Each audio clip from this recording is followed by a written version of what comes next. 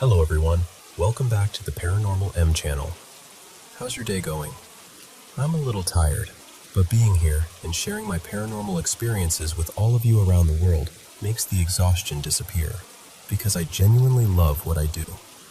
Drop a comment and let me know where you're watching from.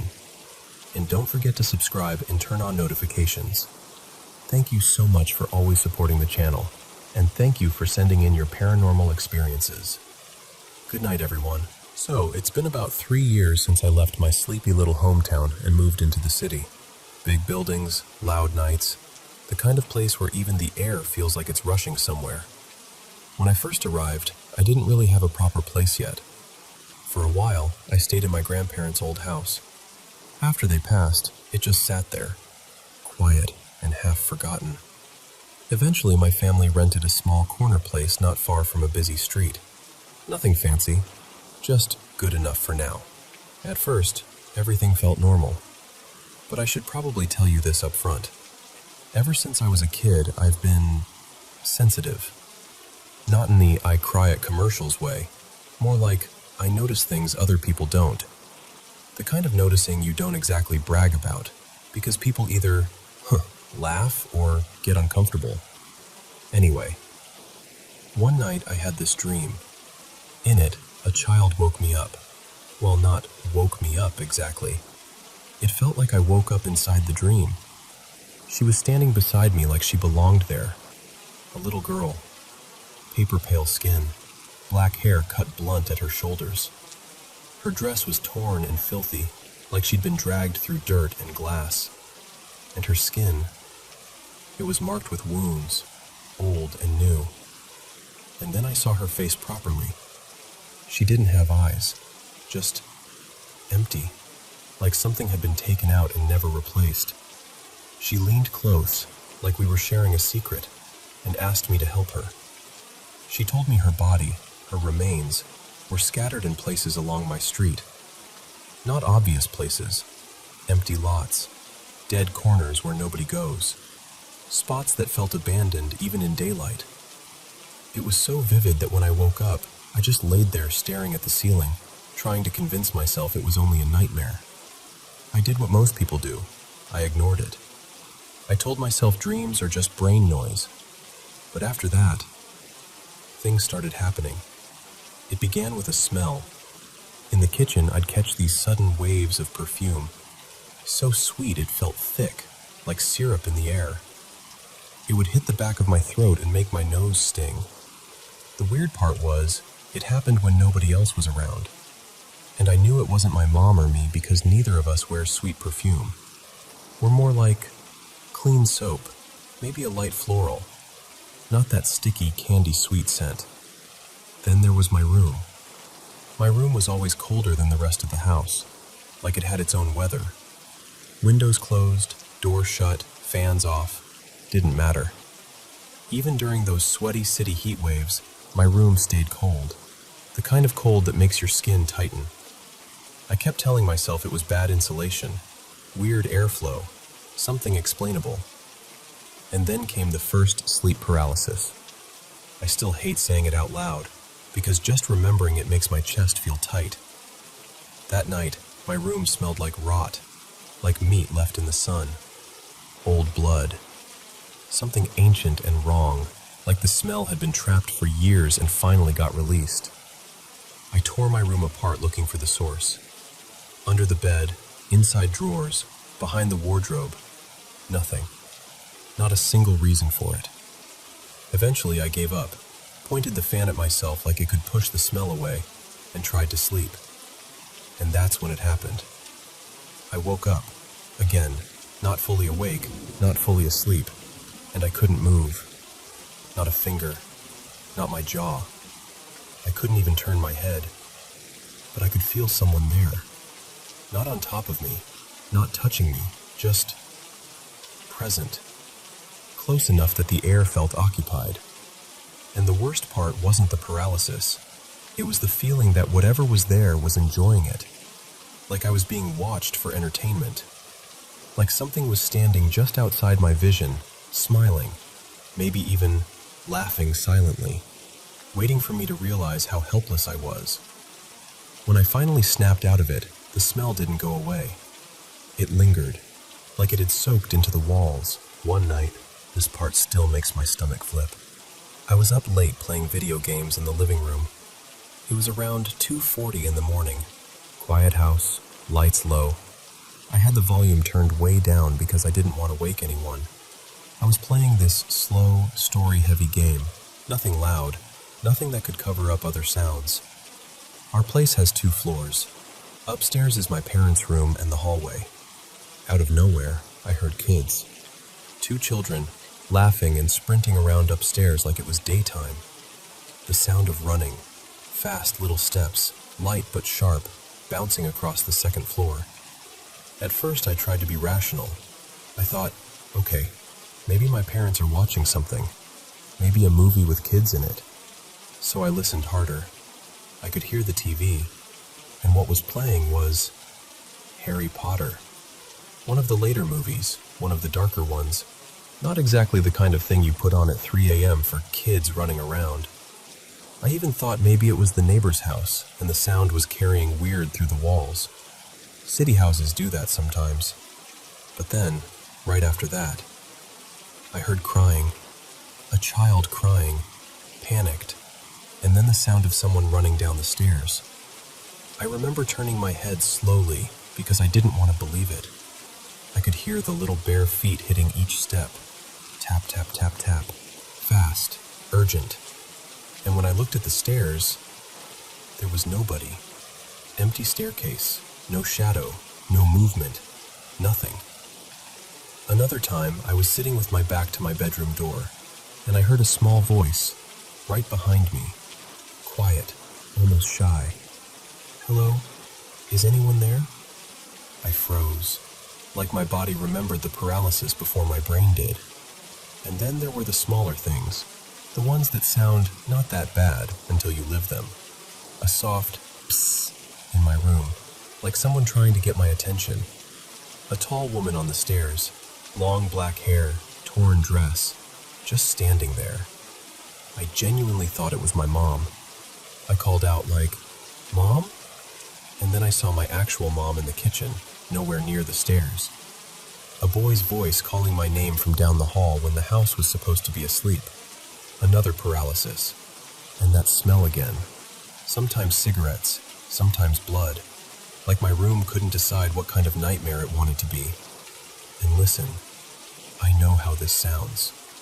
I know people want to say stress, sleep deprivation, old house noises. But when you're the one sitting there at 3 a.m. in a quiet living room, hearing bare feet on the stairs and seeing nothing, it stops feeling like a story. It starts feeling like something is living beside you, and it wants you to notice.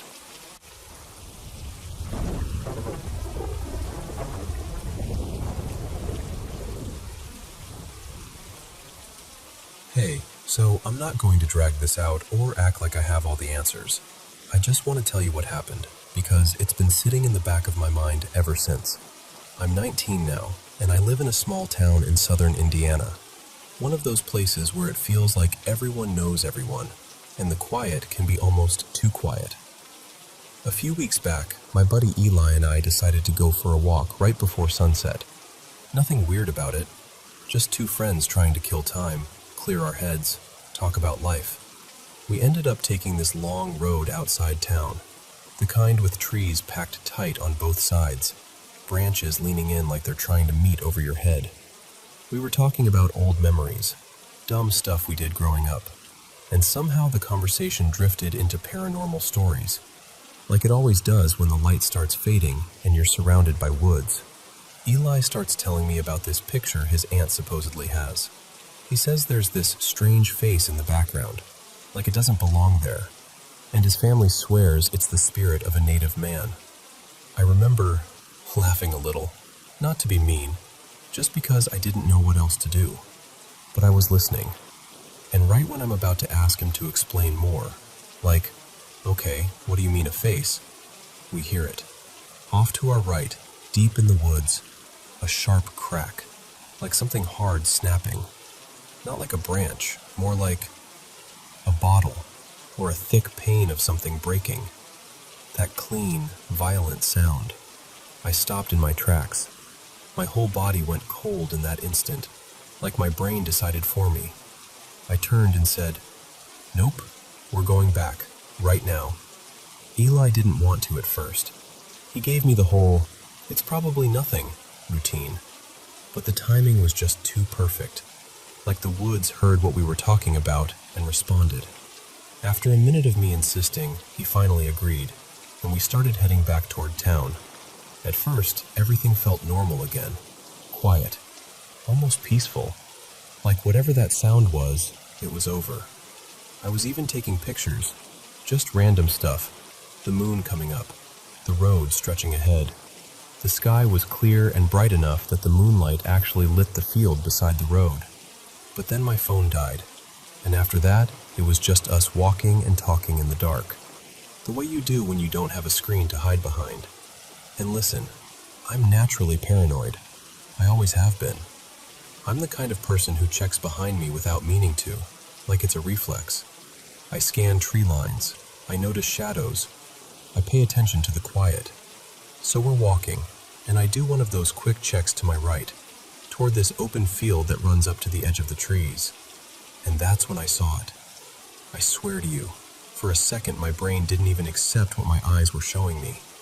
It was standing near the tree line, maybe, I don't know, 70 or 80 feet away. Tall. Too tall. Like the height of a small tree. 7, maybe 8 feet. It wasn't thin in the normal sense. It was wrong-looking. Broad shoulders, a thick back, but also this stretched-out, lanky length to it, like it was built to move fast. Its skin looked slick under the moonlight, like it reflected the light instead of absorbing it. And it was this deep, dull gray, almost metallic. And the head, God, the head was flat and long, not shaped like a person. I couldn't make out any face the way you'd expect. Just these hollow-looking pits where eyes should have been. No shine, no reflection. Just emptiness. Then it moved. It dropped down and started running. But not like a person. Not even like an animal I recognize. It ran on all fours, arms and legs working together, with its weight forward like an ape, but smoother, almost effortless. Like it didn't need to fight the ground at all. And for the briefest moment, the briefest, it turned its head toward us. I felt my whole chest tighten, like my lungs forgot how to work. I didn't even speak. I couldn't. I just snapped my eyes forward again, like looking at it any longer would make it real in a way I couldn't survive. I stopped walking without meaning to. Eli stopped too, a step behind me, and we stood there for a few seconds that felt like an hour. He was still staring. Finally, when my brain caught up enough for words, I whispered, "Did you see that?" Eli didn't even hesitate. His voice sounded thin when he answered, "Yeah." And then he described it, without me prompting him, almost exactly the way I'd seen it. Huge, not human, moving fast. Wrong. That was the part that really did it.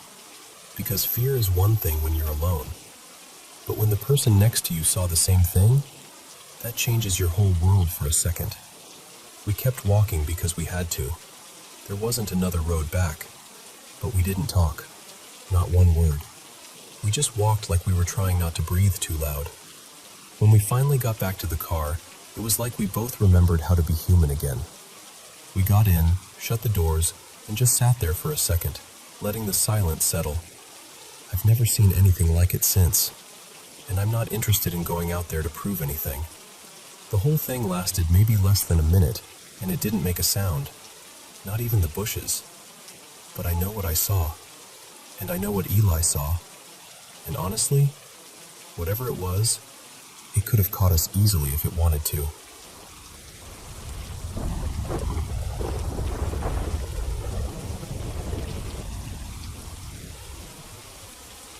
So before I tell you this, I want you to understand where I'm coming from.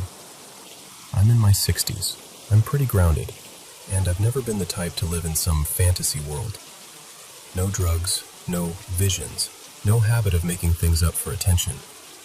If anything, I'm the guy who doesn't talk about weird stuff, because I'd rather not have people looking at me sideways. But there's this thing that's followed me since I was a teenager. And every now and then, when I get pushed into a certain kind of anger, real, deep, shaking anger, it's like something in me moves. And then something out in the world moves too.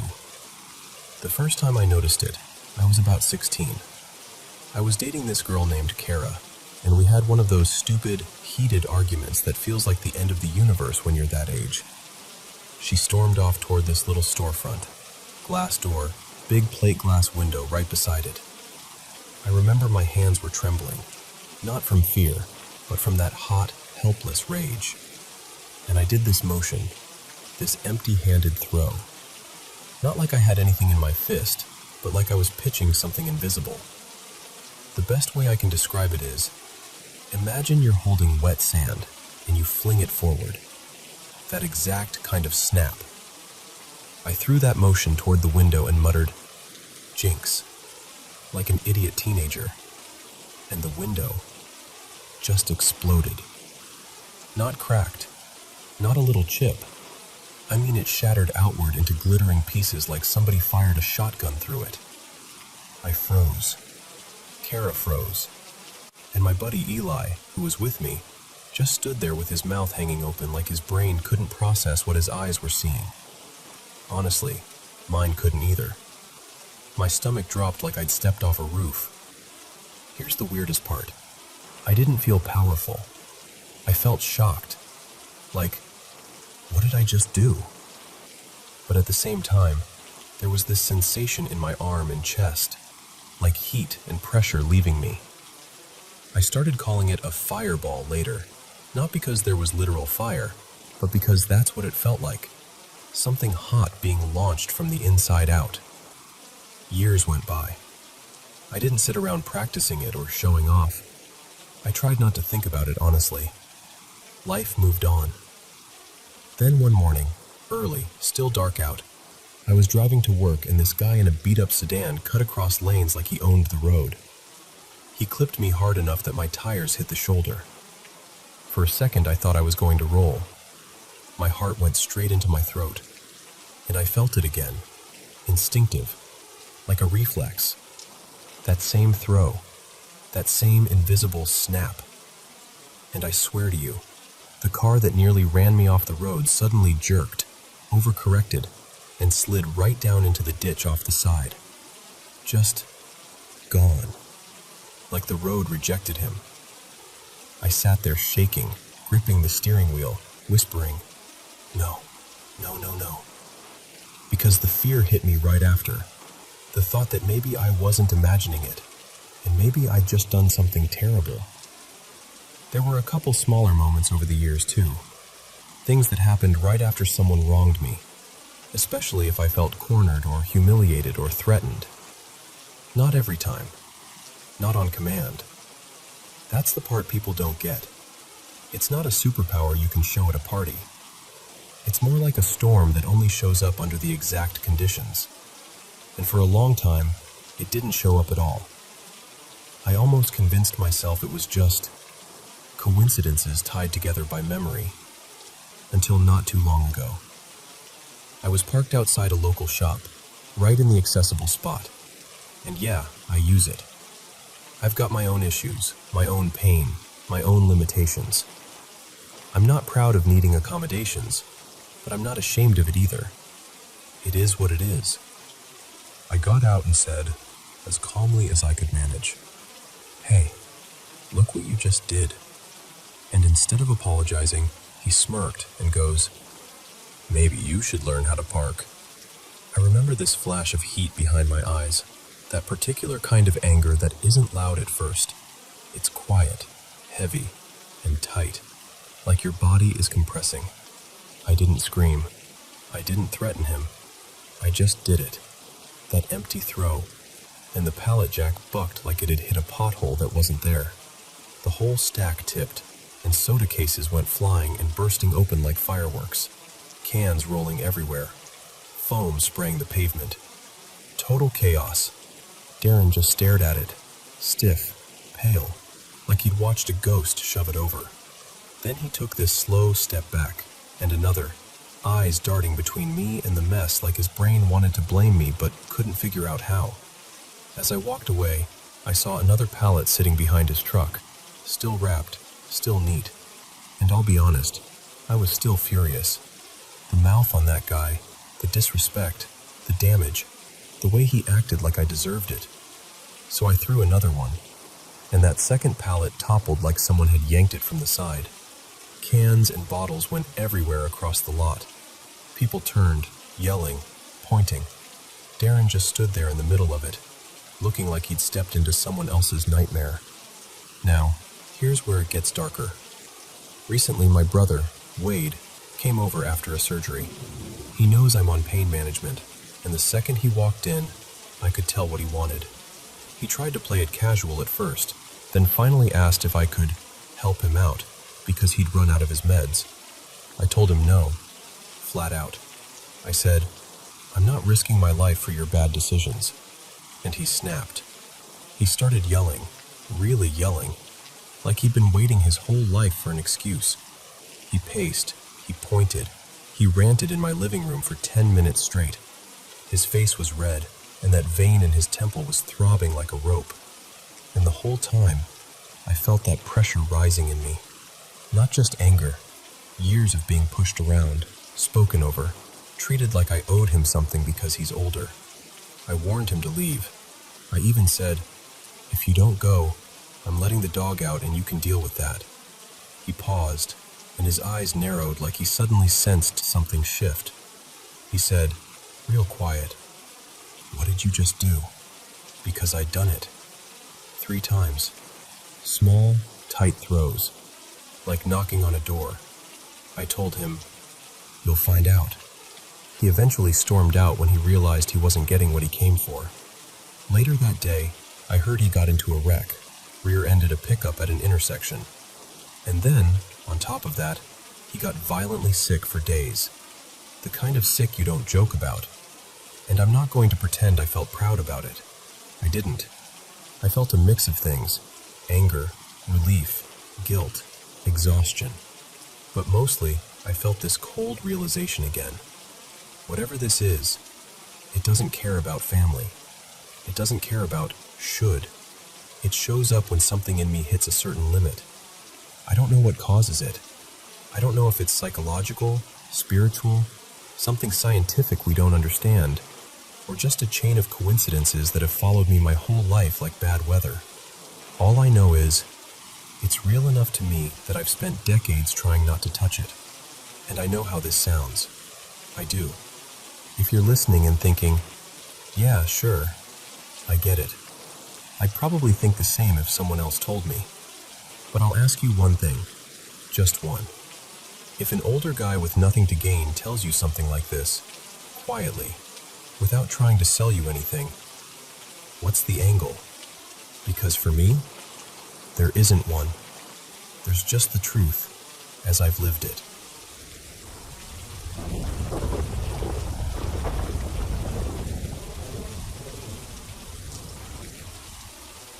So this was years ago. One of those stretches in my life when sleep just didn't come easy. It was way past midnight, the kind of hour where the whole house feels like it's holding its breath. Everyone else was out cold, and the hallway outside my room was completely dark. I remember having to get up to use the bathroom, and I was being ridiculously careful because my bedroom door was so loud. Like, it didn't just creak, it complained. And the latch? The latch would click if you so much as thought about letting go too fast. So I moved like I was trying not to wake a dragon. I slowly turned the knob, eased the door open, slipped out, did what I needed to do, and came back the exact same way, quiet as I could possibly be. I even waited until I felt the door fully settle shut before I gently released the knob. Then I got back into bed, still wide awake, just staring into the darkness, hoping my brain would finally get bored and power down. And that's when it happened. I heard my doorknob move. Not a rattle, Not a random creak. I mean the slow, deliberate turning, like someone was doing the exact careful motion I'd just done. I was lying there with my eyes open, fully alert, and my bed was close enough that I could see the door clearly in the dim light from the street outside. The latch released. The door opened, just a little, maybe an inch, and I waited for a face. I don't know why, but my first thought was, oh, it's probably my mom. Maybe she heard me moving around.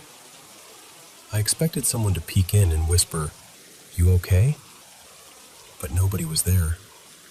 Just the door, cracked open, like it had decided to do it on its own. I remember my stomach going tight, because I knew I'd latched it. I'd practically treated it like a bomb I was trying to disarm.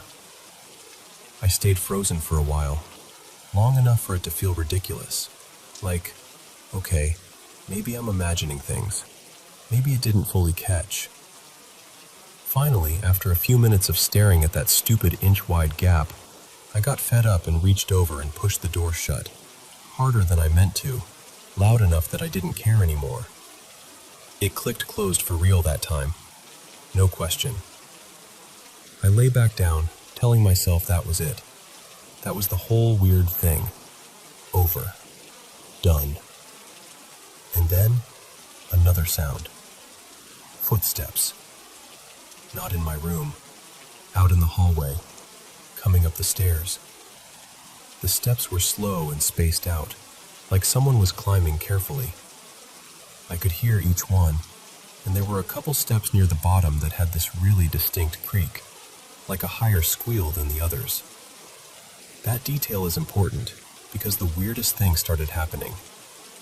The footsteps would get almost to the top, and then they'd start over again, at the bottom. I know how that sounds, but I swear that's what it felt like.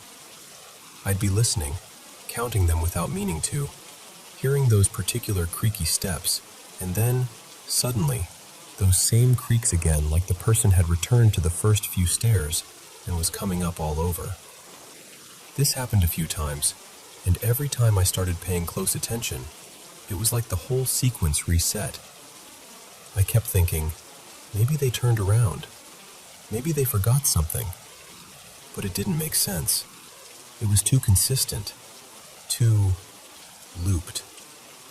Eventually I tried to ignore it, because what else do you do in the dark when you're alone and half convinced your brain is making everything up? But then the footsteps didn't restart.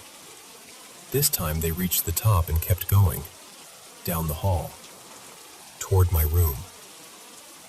There was this heavy silence that followed, and in it I heard the smallest sound, like feet settling into carpet, shifting weight, finding a stance. And then the breathing started. At first it was so light I wondered if I'd imagined it, but it got louder, heavier, like someone was standing inches from the door just breathing on purpose. Slow inhales turned into deeper, hungrier breaths. Then it became rough, like a struggle, gasping, crackly, wet in the back of the throat, the kind of breath that makes you think of someone who's been smoking for decades. It sounded close, not down the hall, not on the stairs, right there. I went completely rigid, like my body decided for me. Don't move, don't look, don't do anything that tells it you're awake. My heart was pounding so hard I felt it in my ears. I remember staring at the wall beside the door because I couldn't make myself look directly at it. It felt like it lasted forever. If I'm being honest, it was probably only a minute or two, but in my head, it stretched out into this long, horrible tunnel of time. And then the breathing stopped. There was another pause, so quiet it almost felt like my whole room was listening. And right before it ended completely, I heard it. A sound like a raspy little chuckle. Not loud, not dramatic, just there. Like whoever or whatever was outside my door found something funny. After that, nothing. No footsteps leaving, no door sound. Just quiet again, like the house had snapped back into normal. I know how easy it is to explain something like this away. Sleep deprivation, that weird half-awake state where your brain fills in gaps. An overactive imagination. I've thought all of that too. But here's what gets me. I've had sleep issues on and off ever since I was a kid. And in all the years since, more than 2 decades, I've never had anything else happen like that night. And even now, just talking about it, I still get that cold, crawling chill. It makes me wonder, has anyone else ever had something like this happen? Like your house was familiar and safe, until it suddenly wasn't.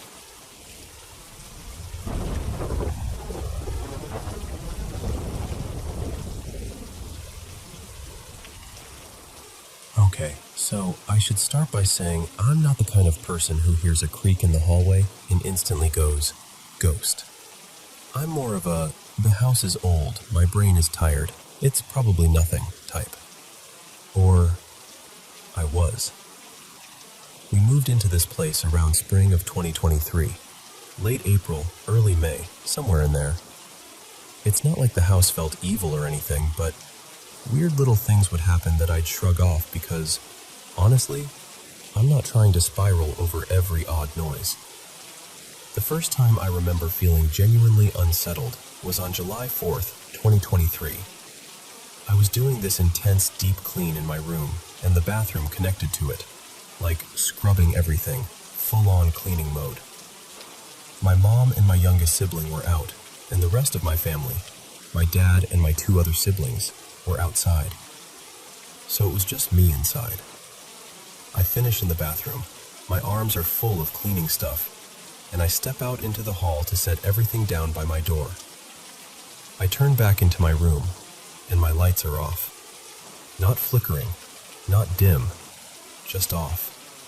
And when I look at the switch, it's flipped down too, like someone physically turned it off.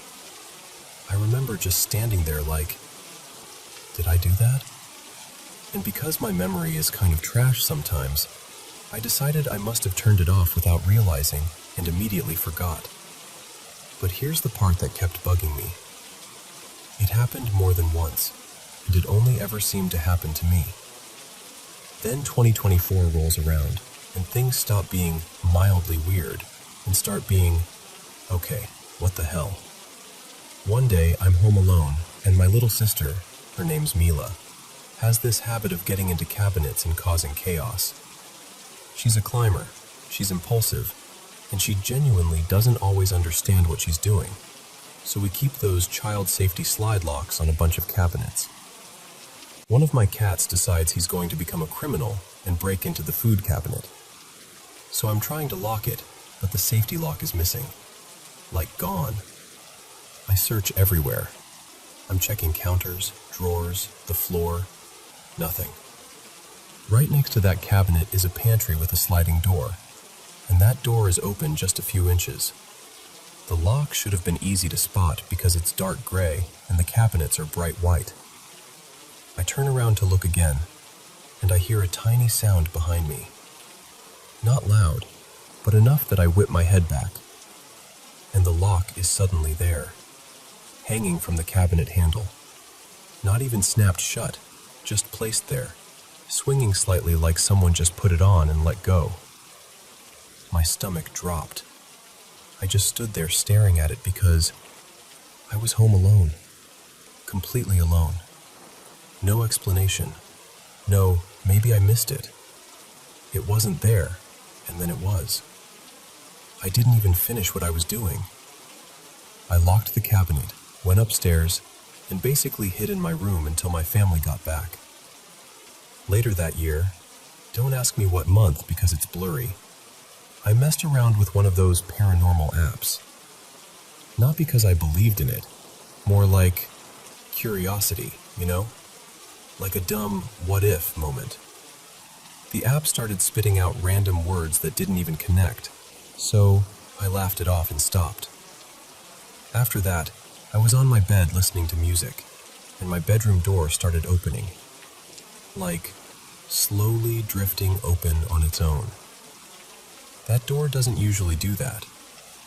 I got up, closed it, and locked it, trying to be logical, like, maybe the latch is loose. Then I realized I had to use the bathroom. So I unlock my door, step toward the bathroom, and when I push the bathroom door open, there's this dark shape inside, in the middle of the day. Not a shadow from the window, not a towel hanging weird, not something on the counter. It looked like a person-shaped mass standing there. I froze. My brain went blank. The second it did, I ran. Ran out of the house and waited outside until my mom came home, pretending I was totally fine, even though I was basically vibrating with fear. After that, there were smaller things, little moments where I'd feel watched, or hear something and then convince myself it was the house settling. I didn't want to give it power by obsessing over it. But then, about 2 months ago, I started getting scared of my bathroom at night. No big event triggered it. I just felt this deep, irrational dread when it got dark, like my body knew something my brain didn't. So I did something that sounds ridiculous when I say it out loud. I dragged a chair in front of the bathroom door, like a barricade, and I started burning lavender incense at night because it calmed me down enough to sleep. And then the nightmares started. Every night, I'd dream about this woman. Same feeling every time. Cold, heavy, wrong. In the dreams, she'd say, "When I get out, I'm coming for you." Not screaming it, almost calm, like it was a promise. Here's the creepy part. I didn't even connect it to the bathroom being blocked. I just thought, cool, my brain is punishing me for being stressed. Then last week, I moved the chair away because I was tired of feeling like a crazy person in my own room. The nightmares stopped immediately, like someone flipped a switch. But instead of feeling relieved, I started feeling worse when I was awake. My room felt heavy. I felt tense all the time, like the air itself was pressing down on me. A few days after that, Mila and I were home alone. Everyone else was out. My mom and siblings at the store, my dad at work. Our rooms are close, like 2 doors apart. I'm on my phone when there's this loud banging on the front door. Not a knock, a pounding. It goes on for almost a full minute. Our front door has these long glass panels, so you can usually see who's there. Mila cracks her door open, and I'm like, okay, it's probably our brother messing around. So we go downstairs together. And the second we get to where we can actually see the front door, the banging stops. No one's there. My mom's car isn't in the driveway, and we live up on a hill with stairs leading to the door, so it's not like someone could have sprinted away in the half second between us looking and the sound stopping. Mila looked at me with these wide eyes, and I realized she was as freaked out as I was. And that's when it got even harder to deny, because now it wasn't just me. 2 days ago, Mila told me she saw a woman in her room. She thought it was our mom at first, like she genuinely believed our mom was standing there. Then she blinked or looked again, and it was just gone. I tried to be the calm one. I told her it was probably her imagination, or she saw a shadow weird, or her brain filled in details. I didn't want to scare her. Then yesterday, I was cleaning up in my parents' bedroom, and out of the corner of my eye, I saw a woman in white. Short black hair. Not my mom. My mom has lighter hair and doesn't even wear anything like that. I turned fast, heart in my throat, and nothing was there. I told myself it was a trick of the light. I needed that to be true so I could sleep. But this morning I saw her twice. My bedroom door was cracked open. My dad checks on us in the mornings before work, and he always leaves doors slightly open when he's done. He'd already left for work hours ago. I'm scrolling on my phone, half awake, and I get this sudden urge to look at the doorway, like something pulled my attention. And she's there, just standing in the crack of the door, staring at me. I didn't think. I bolted up and slammed the door so hard it rattled the frame. Then I stood there shaking, telling myself to breathe, telling myself I was overreacting, telling myself it was nothing, and then it felt like she turned her attention toward me. Like she knew I was there. Like she was looking at me again, even without fully moving. I didn't try to be brave. I didn't investigate. I ran straight to my mom's room and stayed there. My mom has said she's been feeling uneasy lately too, like the house feels off, but she hasn't actually seen anything. And honestly, part of me wishes she would, because then I'd feel less crazy. But the other part of me is grateful she hasn't, because I wouldn't want her to feel what I've been feeling. So yeah, I still don't want to believe in the paranormal. I'm not out here trying to summon spirits or claim I have some sixth sense. But I also don't know how to explain a lock appearing out of nowhere, a door refusing to close, nightmares that stop the second I unblock the bathroom, and a woman in white showing up in my home when no one else is there. And I'm tired, and I'm scared, and I don't really know what I'm supposed to do with any of it.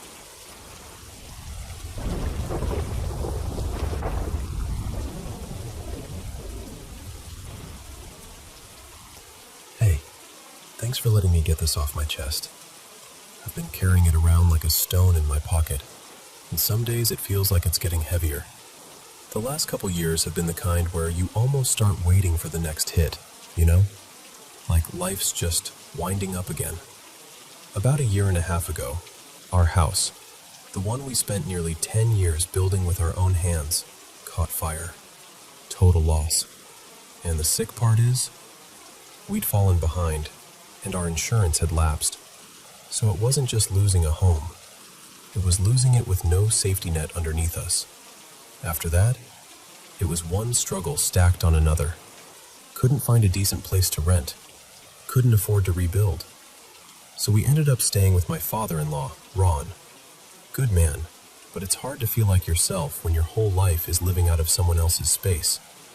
My wife, Marissa, has been trying to keep things steady for the kids, and I've been trying to act like I'm fine even when I'm not. And then there's my dad. My dad, Caleb, was a hunter and trapper his whole life. The kind of guy who always smelled like smoke and pine and old leather. He passed away a few years back, and it happened fast. Stage 4 lung cancer, and then 2 weeks later he was gone. I loved him, but I'll be honest with you. I used to give him a hard time. He was always watching those alien and cryptid shows. Bigfoot, strange creatures, all of that. I'd roll my eyes and laugh, and he'd just look at me like he knew something I didn't. He used to tell me, "One of these days, you're going to be out there hunting, and you'll see something that isn't supposed to exist." I always brushed it off as old man talk. I'd been in the woods for over 20 years by then, never had anything weird happen. Not once. Until the night it did. I was in a new area, later in the evening, and maybe half a mile in, I got that feeling. Like the woods had turned its head and noticed me. Not just nervous. Watched. Stalked. The kind of feeling that makes your skin tighten. I kept moving, but slower, listening harder than I ever had. Then I came across something on the trail that stopped me cold. It was scat, but not like anything I'd seen. It looked almost human, except the size was wrong. Way wrong. Like someone had laid down a thick, dark, U-shaped mess that had no business being there. It was packed with deer hair. I'm telling you, every hair on my neck stood straight up. And I swear, this sounds dramatic, but it's the truth. I heard a voice in my head that said, "Leave. Now." So I did. I didn't run. I couldn't. I just started backing out, walking with that slow, careful kind of fear where you're trying not to make yourself prey. I got within maybe 100 yards of my truck, and that's when I saw it. From behind this big old pine, something stepped out. I don't even like saying what it looked like, because it sounds insane, but it was tall, towering, broad shoulders, thick through the chest like it was built for violence, and the shape of it, It wasn't a bear. It wasn't a man. It was like if you took the idea of a wolf and forced it to stand up like a person, and then made it bigger than it should ever be. I froze. My hands went where they always go when I'm scared in the woods. I started to raise my rifle. And then, it smiled at me. Not a cute animal smile. Not even a human smile. It was this sharp, knowing expression. Like it was amused. Like it was saying, if you do that, you're not leaving here. When I looked back to where that thing had been, gone. No footsteps. No snapping branches. Nothing. Just gone. Like it had never existed at all. I made it to my truck, and I don't remember my hands working the keys. I just remember getting in and locking the doors like that mattered against something like that. I've been scared before, plenty of times, but that was the first time I felt small out there, like I didn't belong. For a long time after that, I wouldn't hunt alone. I wouldn't go in before first light or come out after dark. I changed my whole routine, my whole world, just to avoid feeling that helpless again. And yeah, I tried to explain it away. Stress, lack of sleep, my mind filling in gaps. But it didn't sit right, because it wasn't like a dream. It had weight, detail. That look it gave me felt personal. A few weeks after that night, there was another moment, different, but it rattled me all the same. We were outside near the vehicles, and I saw this silhouette move behind them. Tall, wrong, like a big canine outline walking upright. It slipped into a heavy fog and disappeared, just swallowed by the night. After that, I started reading. I didn't want to, but I couldn't stop. And I found out people have a name for what I described. They call it Dogman. Here's the part that gets me. Our dog, Diesel, 90-something pounds of pit bull muscle, not afraid of fireworks, not afraid of strangers. He acted like a different animal after that. One night he started whimpering at the door like he wanted to crawl out of his own skin. He actually peed on the mat, right there. He was pawing and begging to be let inside like something outside was the worst thing he'd ever smelled or sensed. And if you've ever seen a fearless dog suddenly terrified, you know it hits you in the gut. I tried to keep living like normal. I really did. But it's like once you've seen something you can't unsee, your brain keeps checking the edges of everything. Then yesterday happened. I woke up at 2 a.m. on the dot. Not around 2. Exactly 2. And it wasn't because of a noise. It was like my body hit an alarm that my mind couldn't explain. Just this instant feeling that something was wrong. I couldn't fall back asleep, so I went out onto the porch to calm down. We've got this small grow tent out there, nothing crazy, and I figured I'd check on the plants while I was up. When I opened it, the bottom was flooded. Inches of water pooled up, soaked into everything, even splashed up near a heater we just bought. So now I'm wide awake, cleaning it up, frustrated and exhausted. I went out to the shed to grab the shop vac, and when I came back onto the porch, I heard heavy footsteps inside the house, like someone running. My first thought was our little girl, Tessa, had woken up and got scared when she didn't see me, and took off toward her grandpa's room. So I swung the door open and called out, "Hey, Bug, I'm on the porch, back to bed." No answer. I walked inside, heart thumping, and checked the bedrooms. Marissa and Tessa were both dead asleep, snoring softly. Our baby, Eli, was out cold in his crib, and Ron was passed out in his room like a rock. Nobody was up. Nobody had run anywhere. I went back out to the porch feeling silly, but also uneasy, like my instincts were trying to speak and my logic kept shushing them. I finished cleaning the tent, got it back together, and before I turned the fans and everything back on, I sat down again to try and settle my nerves. And right after I lit up again, I heard it, like something running across the roof.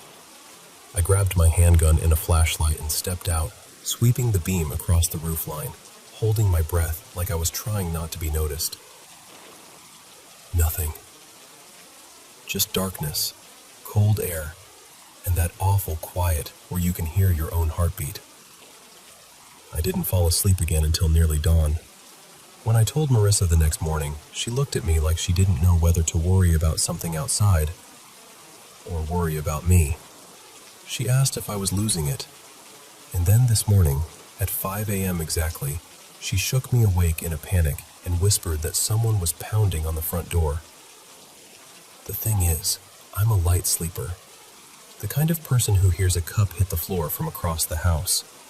If someone was pounding on the door, I should have heard it. But I didn't. I got up, checked the door, checked outside. Nothing. Motion light wasn't even on. No footprints. No sign of anyone. A couple hours later, around 9, my brother-in-law, Nate, called Marissa and said, "You're not going to believe this. Someone was pounding on my bedroom wall early this morning." And Marissa just went quiet and told him what happened at our place. Same morning, same kind of pounding. Here's another detail that makes it feel like some weird loop.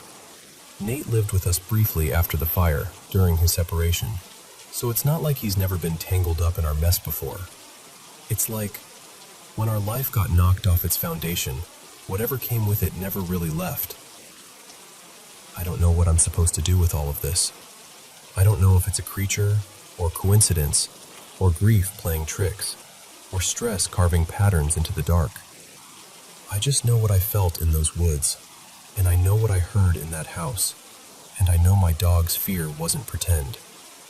And some nights, when the world goes quiet, I can still see that smile in my mind, like the woods itself grinned at me and said, "Now you know."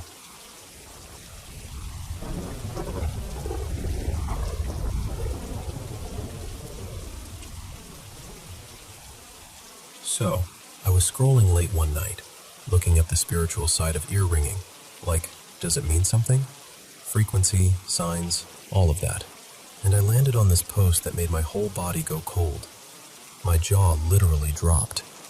The way the writer described the weirdness of it all, I'm not even exaggerating when I say I got chills just sitting there reading. And it hit me because I'd just come out of surgery not long before that. After my procedure, the doctor told me I had to stay mostly on my stomach for weeks. It wasn't comfortable. Nothing about it was, but I made it work. I set myself up on my bed with pillows, tried to keep still, tried to heal. But then, the bed started doing something I can't explain in any normal way. The first time it happened, I was lying there and suddenly it felt like hands, so many hands beneath me. Like fingers moving fast, hundreds of them, fluttering and sliding in waves under my body. Not on top of the blanket, under me. Inside the mattress, like the mattress had turned into something living. I remember whispering, "No, absolutely not." And I got up and looked under the bed because there had to be something down there. A pet? A loose spring? Something vibrating? Anything that would make it make sense. There was nothing. And listen, I've had strange experiences my whole life. I'm not new to paranormal or unexplainable, but this was different. This felt personal. It felt invasive. When the finger feeling would stop, the next thing would start. The bed would vibrate. Not violently like in movies, but enough that you couldn't pretend it wasn't happening. A steady, small shaking, subtle but unmistakable. I even tested it because I needed proof for myself. I set a cup of water on the mattress beside me and just stared at it. And sure enough, I watched the water tremble, ripple, shift, like something was pulsing through the bed. This went on for about 5 weeks, almost every day. And I'll be honest with you, I was terrified. Not just scared in a "this is weird" way, but that deep, sick feeling in your stomach where you don't want to be in your own home anymore. I prayed constantly, like constantly. I kept calling on the Lord Jesus, out loud sometimes, asking him to remove whatever this was from my bed, from my room, from my home. And every time it happened, it felt disgusting. That's the word. Like something trespassing, like something trying to wear me down. I started thinking about spiritual warfare in a way I hadn't before. I used to believe in it, sure, but living through something that relentless, it made it feel very, very real. It got so intense that I actually searched online. Are there any aftershocks or minor earthquakes in this area? Because my brain kept trying to bargain. Please let it be something normal. Please let it be the earth. Please let it be anything but what it feels like. Some nights I couldn't take it, and I slept on the bedroom floor, just to get away from the bed. Imagine that, your own bed feeling like the last place you want to be. And I didn't tell anyone. I didn't. Because how do you even say it out loud without hearing yourself and thinking, I sound insane? But the reason I'm sharing it now is because reading that post, seeing someone else describe something eerily similar, did something to me. It made me feel less alone. It made me feel like I wasn't losing my mind. Like maybe there are things people experience in silence because they're afraid they'll be laughed at. And that wasn't even the only thing that happened during that same stretch of time. There was another moment in my home that still makes me shiver. I had been given a prescription after surgery, strong pain medication. I'd never taken anything like it before. In my head, I thought, okay, it'll just take the edge off like regular pain relievers. It did not. One day I took one pill and later went to shower. I remember stepping into the tub, putting soap on a washcloth, and feeling a little dizzy, just a light swirl, like maybe I stood up too fast. And then, everything went black. Total blackout. I don't know how long I was out, but even in that darkness I heard this heavy, ugly thump, like part of a body hitting the tub hard. When I finally came back to myself and opened my eyes, I was lying in the tub in the most unsettling position. Flat on my back, perfectly straight, arms crossed over my chest like someone had placed me there, like a coffin pose. That's the only way I can describe it. The shower water was still running, but here's what's strange. I couldn't even hear it until I started moving, like my senses were delayed or muted. The moment I realized I was in the tub like that, panic hit me and I scrambled up and basically fled, half slipping, half stumbling, just trying to get out of there. And I couldn't tell if the water was hot or cold. My body felt disconnected, like it didn't trust reality yet. The first thing I did was check myself for injuries. I was sure I had to have hit my head. Sure I had to be bruised. I kept touching my scalp, my shoulders, my arms, my hips, searching for pain, blood, something. There was nothing. Not a mark, no bruises, no tenderness, no scratches. Even the shower curtain was still in place like nothing had happened. And I didn't just check once. I checked again and again, even days later, waiting for soreness to show up. It never did. And I know what I believe. I believe the Lord protected me. I believe His angels were watching over me, because there is no reason I should have come out of that with absolutely no injury. I threw those pills away, straight in the trash. After that, I stuck to simple pain relief, nothing strong, and I just kept thanking Jesus, over and over. Because whatever was happening in my home during those weeks, I truly believe I wasn't facing it alone. Glory to the Lord.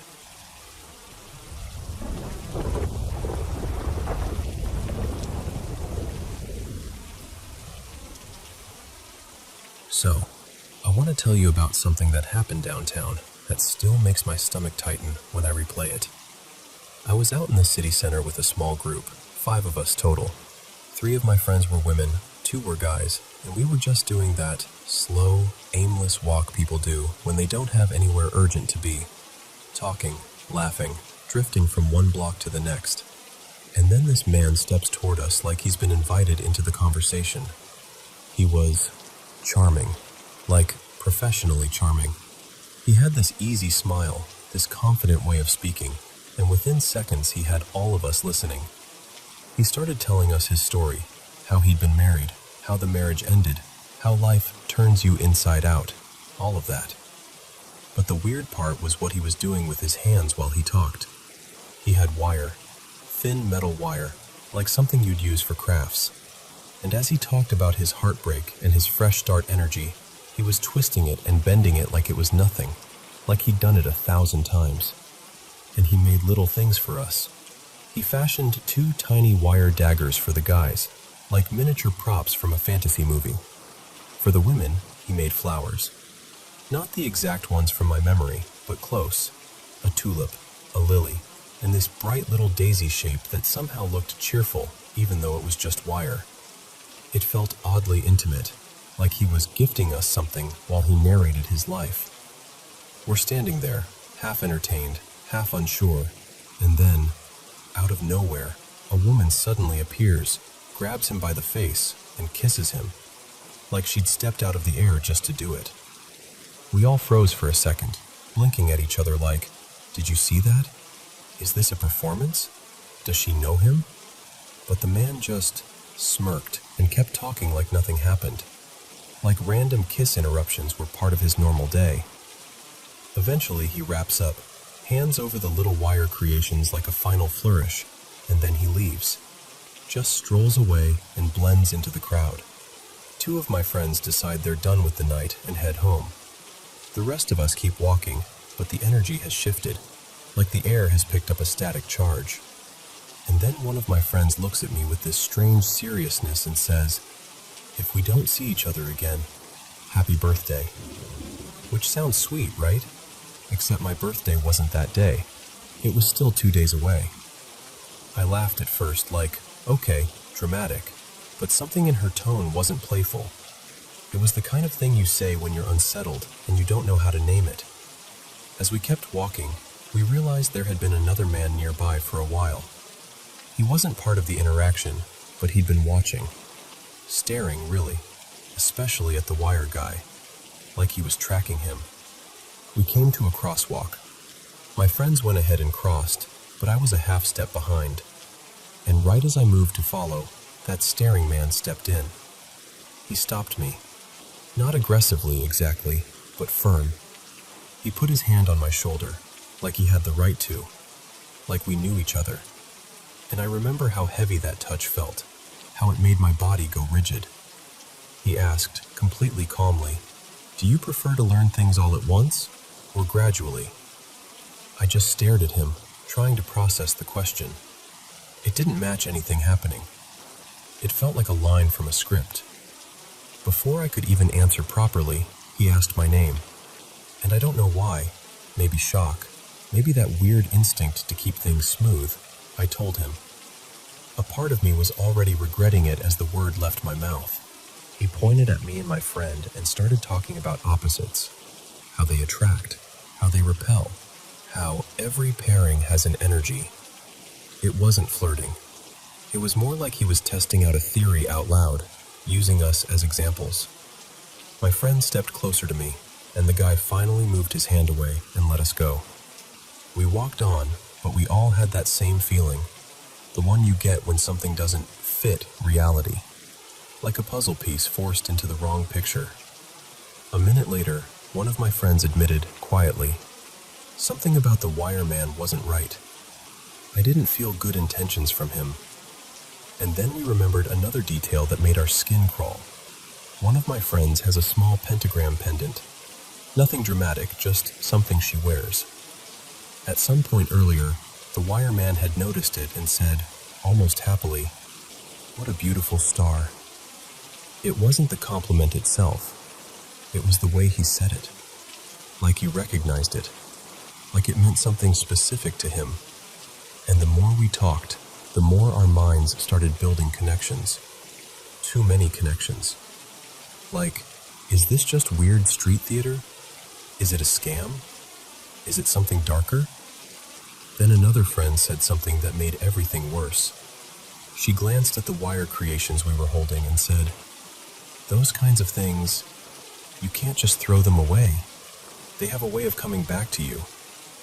I know how that sounds, I do. But in that moment, with our nerves already buzzing, her words landed like a weight. My friend with the pendant started spiraling. She got visibly shaken, then suddenly she was crying. Real crying, not dramatic crying. She kept saying she didn't want symbols, didn't want attention, didn't want any of that energy attached to her. And right there, in the middle of the street, she threw the wire pieces down like they were burning her. We walked faster after that, trying to get away from the whole scene. And then I looked down. There was a thin wire loop on the ground, right by my feet, like the tail end of a little star shape, like it had followed us. And I don't care how rational you are. When you're already scared and you see something you just got rid of show up again where it shouldn't be, your body reacts before your brain can explain. I panicked. I actually ran to catch up with my friends. But the moment that really got to me happened a little later. We went down a set of stairs, just a normal staircase leading to a lower street. And at the bottom, there was a homeless man sitting close by. And in his hands, less than a meter from us, he was holding something shaped like a star. I remember us all stopping at the exact same time, like our feet hit an invisible wall. It was one of those moments where nobody speaks because speaking would make it real. We didn't stay there long. We ended up going straight to one of my friends' homes. We prayed. Simple, sincere prayers. The kind you say when you don't know what else to do but ask for protection anyway. Later, a pastor prayed over me too. And he said something that has stayed in my mind ever since. That he felt the two men, the wire man and the one who stopped me, weren't separate. That they were connected. That they had done something intentional. And now I'm stuck in this strange in-between place. Because part of me wants to say, okay, coincidences. People are weird. Cities are full of random encounters. It felt aligned. Like too many things clicked into place in a way that didn't feel accidental. So I don't know what to make of it. Was it a ritual? Was it some kind of street manipulation? Was it just our fear stitching unrelated moments into one story? All I know is, praying helped. It grounded me. It made me feel like I wasn't alone in it. But even now, when I think about that wire in the street, right at my feet, I still get chills.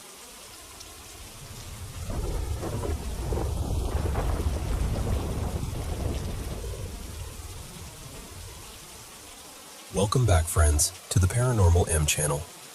Been having trouble sleeping lately? Don't worry, we've got you.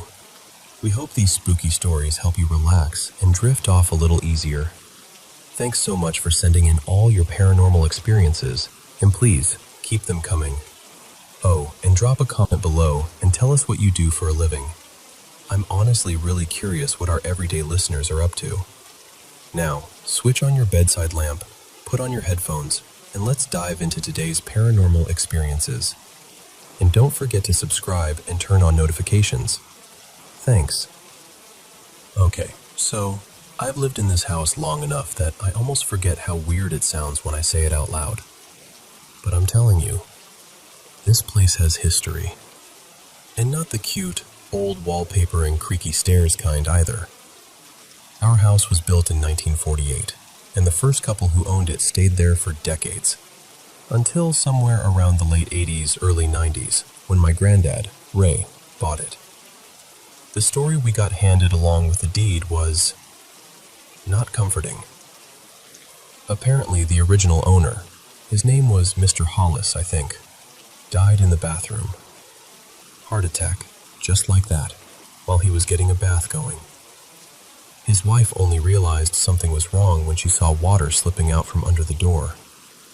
And when she opened it, she found him. I've heard different versions, like whether he fell beside the tub or collapsed right near it. But either way, that bathroom has never felt like just a bathroom since.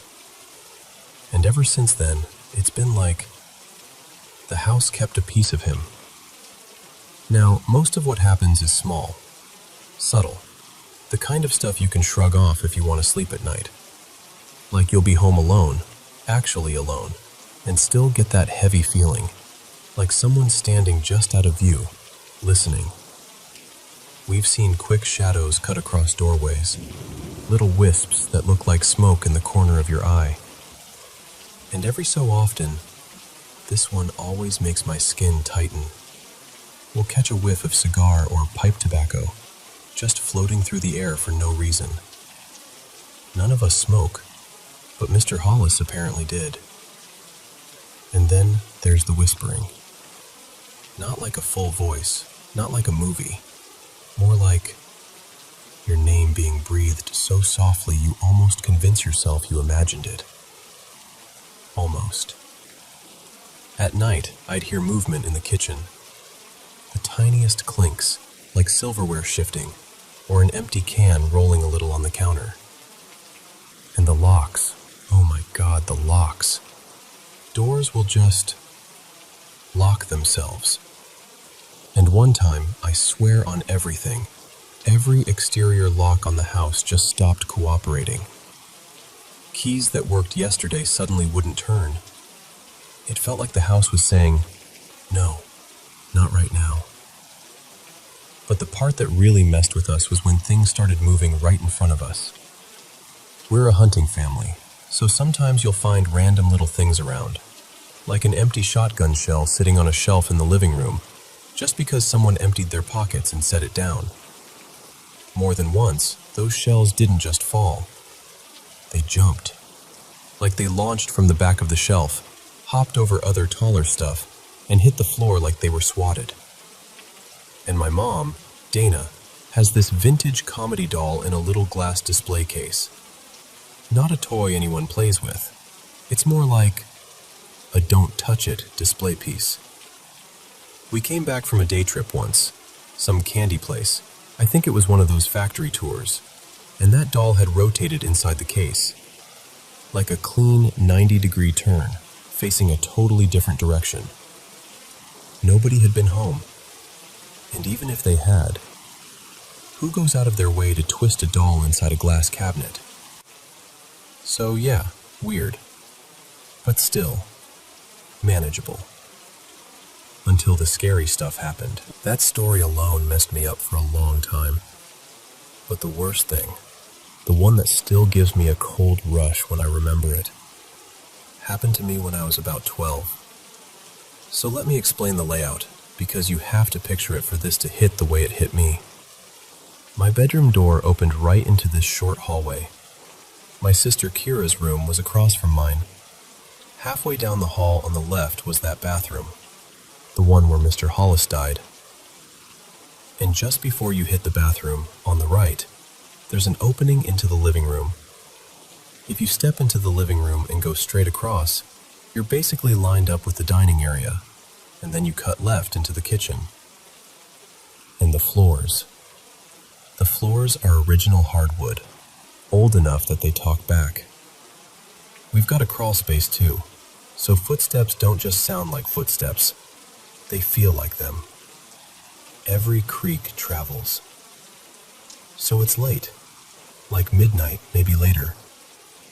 I should have been asleep, but my door was open, just cracked enough that I could see a sliver of the living room opening down the hall.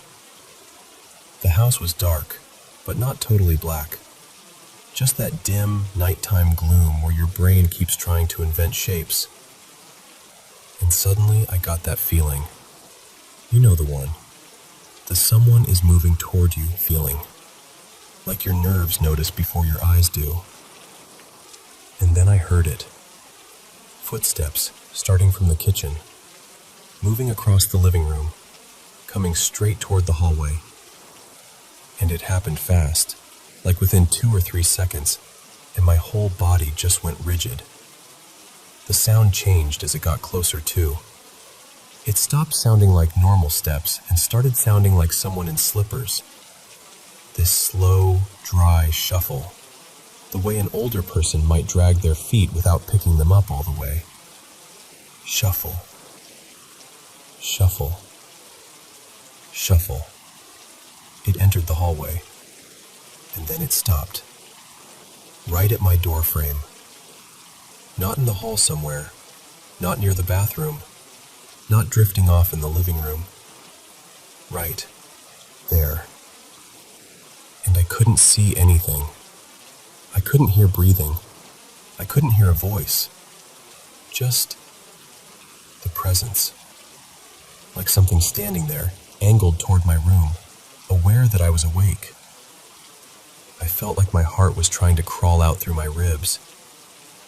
And then, after a second, maybe two, it started moving again. Shuffle. Shuffle. Shuffle. Backing away the way it came. Out of the hall, back across the living room, and toward the kitchen. And the second it was gone, I swear to you, I didn't breathe until it left. I didn't scream. I didn't move. I just laid there thinking, if I move, it'll come back. And I'm not proud of this, but I'll be honest, I almost peed myself. That's the kind of fear it was. The kind that doesn't feel like scared. It feels like your body has decided you're prey.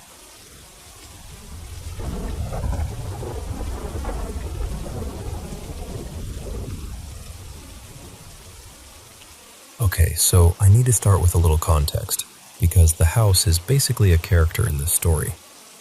When I was about 10, my family moved into this older place. Mid-century kind of old, like 50s-ish, maybe early 60s. It had this weird little cluster near the front.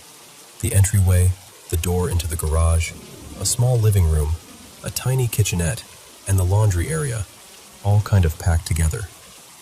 The important part is, sound traveled really easily. If someone opened the front door, you could hear it from the garage. If someone spoke in the entryway, you'd hear it in the laundry room. Nothing was insulated from anything. Fast forward a few years. I was 14, taking the bus home after school. Most weekdays, I'd have the house to myself for a bit, about an hour, hour and a half, before my mom got off work and my sister Maya got home from campus. I had a routine. Let the dogs out, do whatever little chores I'd been assigned, snack, start homework. Same thing every day. And then there was the garage. I hated the garage. Not for any logical reason, really.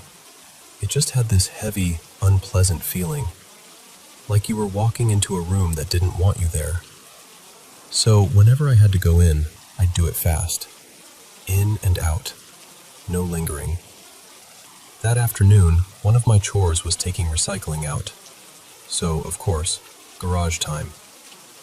I'm in there, dumping bottles and paper into the bin, trying not to look around too much, when I hear it, clear as day. The door opens. It shuts. And then this loud, bright voice goes, "Hi, Riley." And it's Maya's voice. Like, unmistakably her.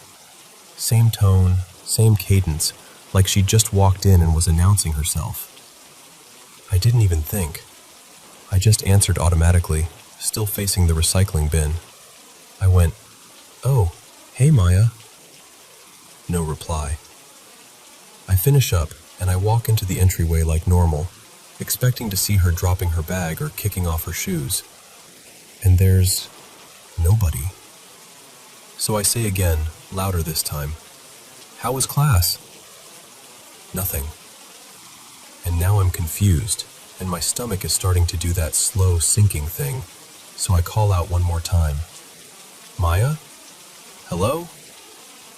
Silence. I check the front door. It's still locked. I check the back door. Locked. I even stand there staring at the lock like it's going to tell me the truth if I glare hard enough. Then I look at the time, and my brain goes, "Wait, she can't be home yet. because Maya was painfully punctual. Like the kind of punctual where you could set your watch by her schedule. And she wasn't due back for at least another half hour, maybe 40 minutes. So now I'm standing in the middle of the house with the dogs looking at me like, "Why are you vibrating?" And I realize, very calmly and very desperately, that whatever just greeted me was not my sister. I didn't scream. I didn't do anything dramatic. I just said out loud, like I was speaking to a person who could hear me, "Okay, I'm going outside now." And I grabbed the dogs and went straight into the backyard. And I stayed there. Like, I stayed out there the whole time, just pacing and petting them and trying to act normal, while also listening for any sound coming from the house. I waited until my mom's car pulled in. Then I waited until Maya actually walked through the door for real. Only then did my body finally unclench. Just like that. Casual. Like he was saying the microwave ran hot. He told me he felt watched constantly, like almost all the time, and that certain areas of the house made his skin crawl for no reason. And hearing him say that was such a weird relief, because I realized I wasn't the only one who'd felt that strange heaviness, but nobody really talked about it while we lived there.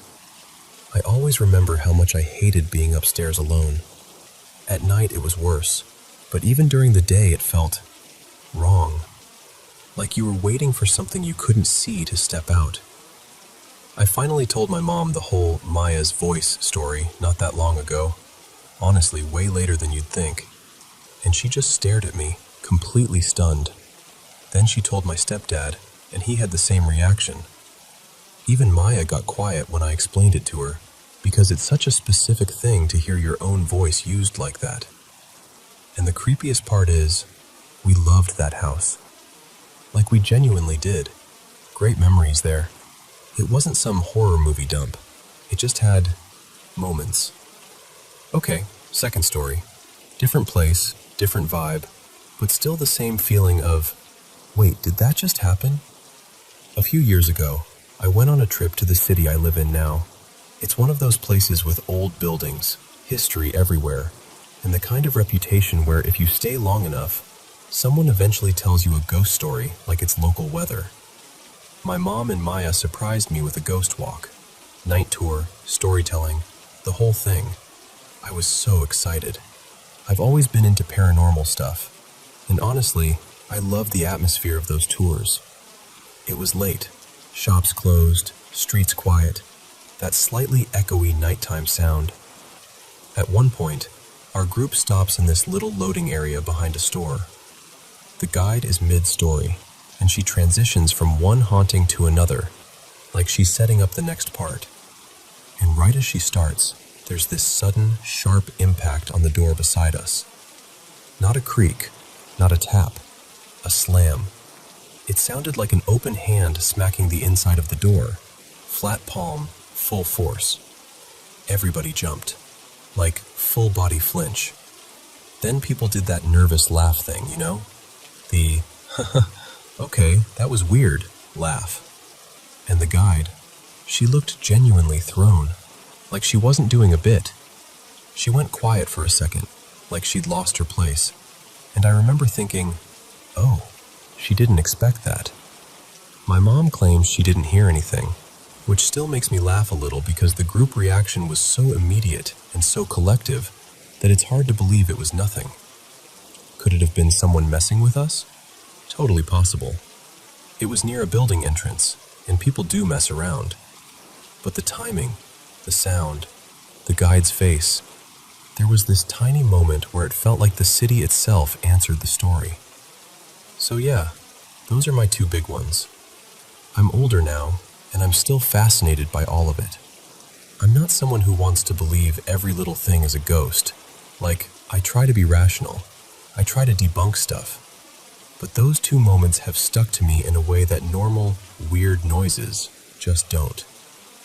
And honestly, even if there's a simple explanation, the feeling of being 14 in that garage, hearing Maya say my name like she was right there, I don't think I'll ever forget that.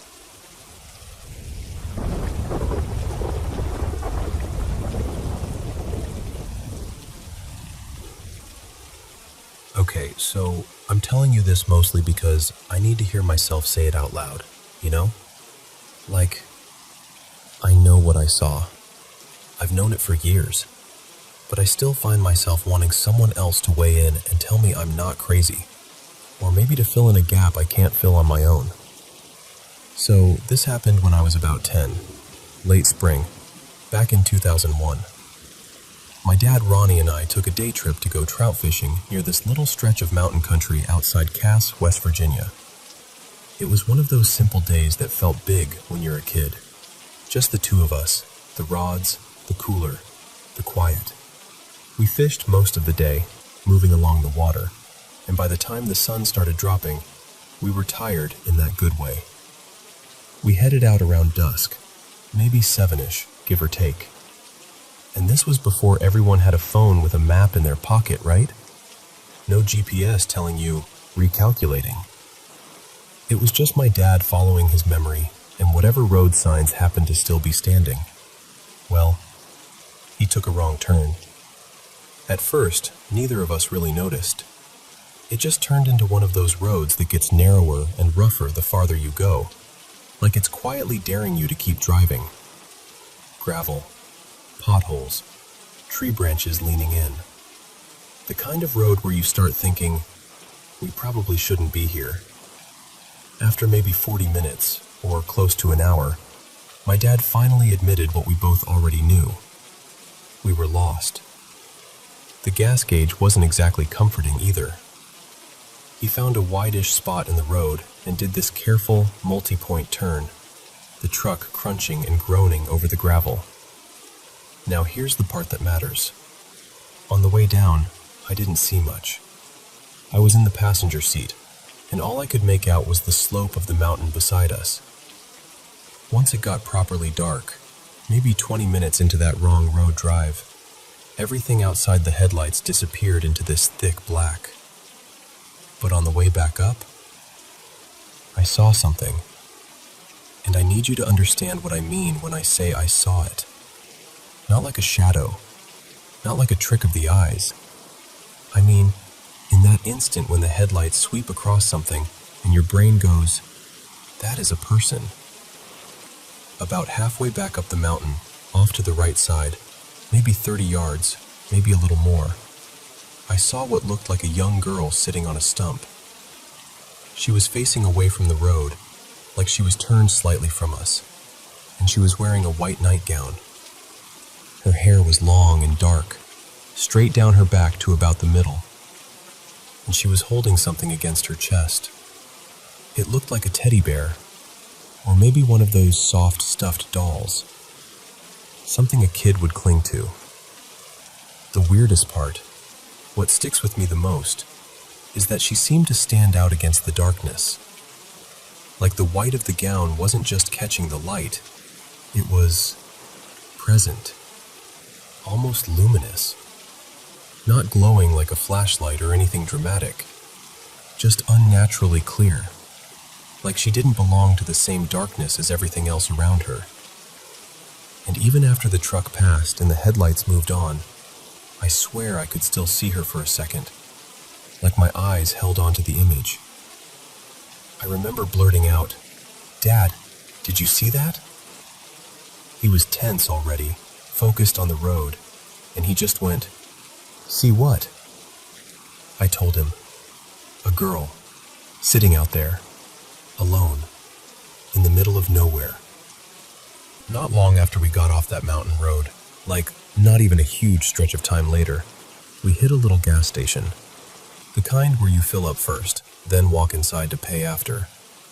Dad got out, started pumping gas, and before he went inside, he asked if I wanted anything. Obviously I did. I told him what snack I wanted, and I reminded him, again, about the girl.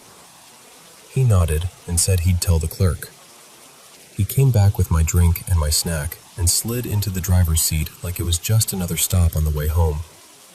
And I asked him, right away, "Did you tell them? About the girl?" He said yes, but I stayed in the truck. I didn't hear the conversation.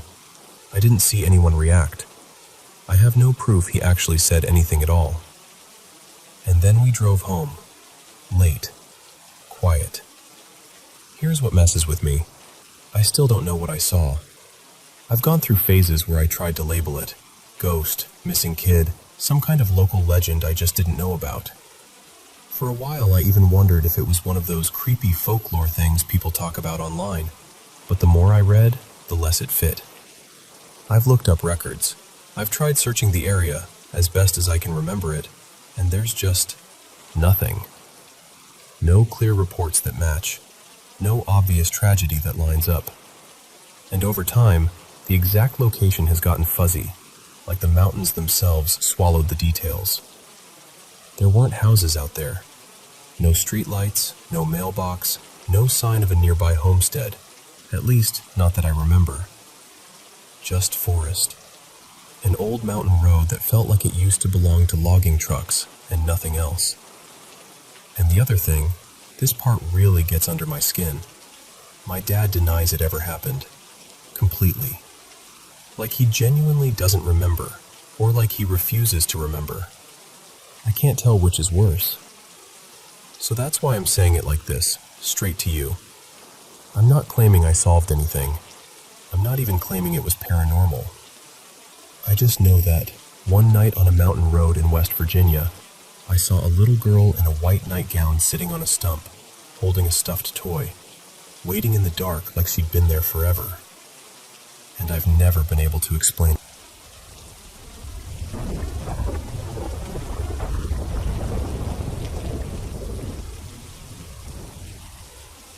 Okay, so I should probably start with a little context, because otherwise this is going to sound completely unhinged. My partner, Lena, and I got engaged in late 2015, and right around that same time, I'd just started a new job that had me driving all over the place. We moved into our first apartment together that winter, one of those older complexes built in the late 70s, not super run down, just dated. Brown doors, weird carpet, that kind of vibe.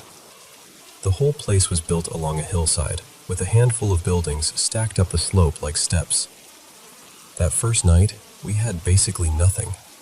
An air mattress, 2 pillows, and our little dog Mochi, a tiny spaniel mix, maybe 12 or 13 pounds soaking wet. And I remember lying there thinking, why does this feel like someone else is in here with us? Not like a boo moment, more like the air was wrong. But we brushed it off. New place, new sounds, new nerves. Then the little stuff started. At first, it was lights. We'd leave the living room light on for Mochi when we ran out, and come back to find it off, and the hallway light on instead.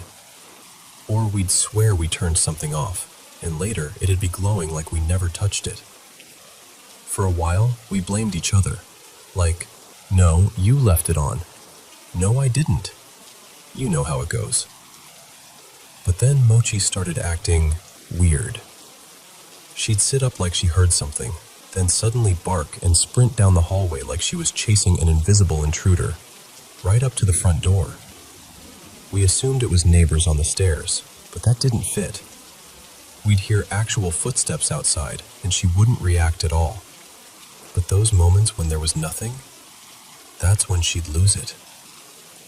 One day, Lena worked late, and I was out of town for my job.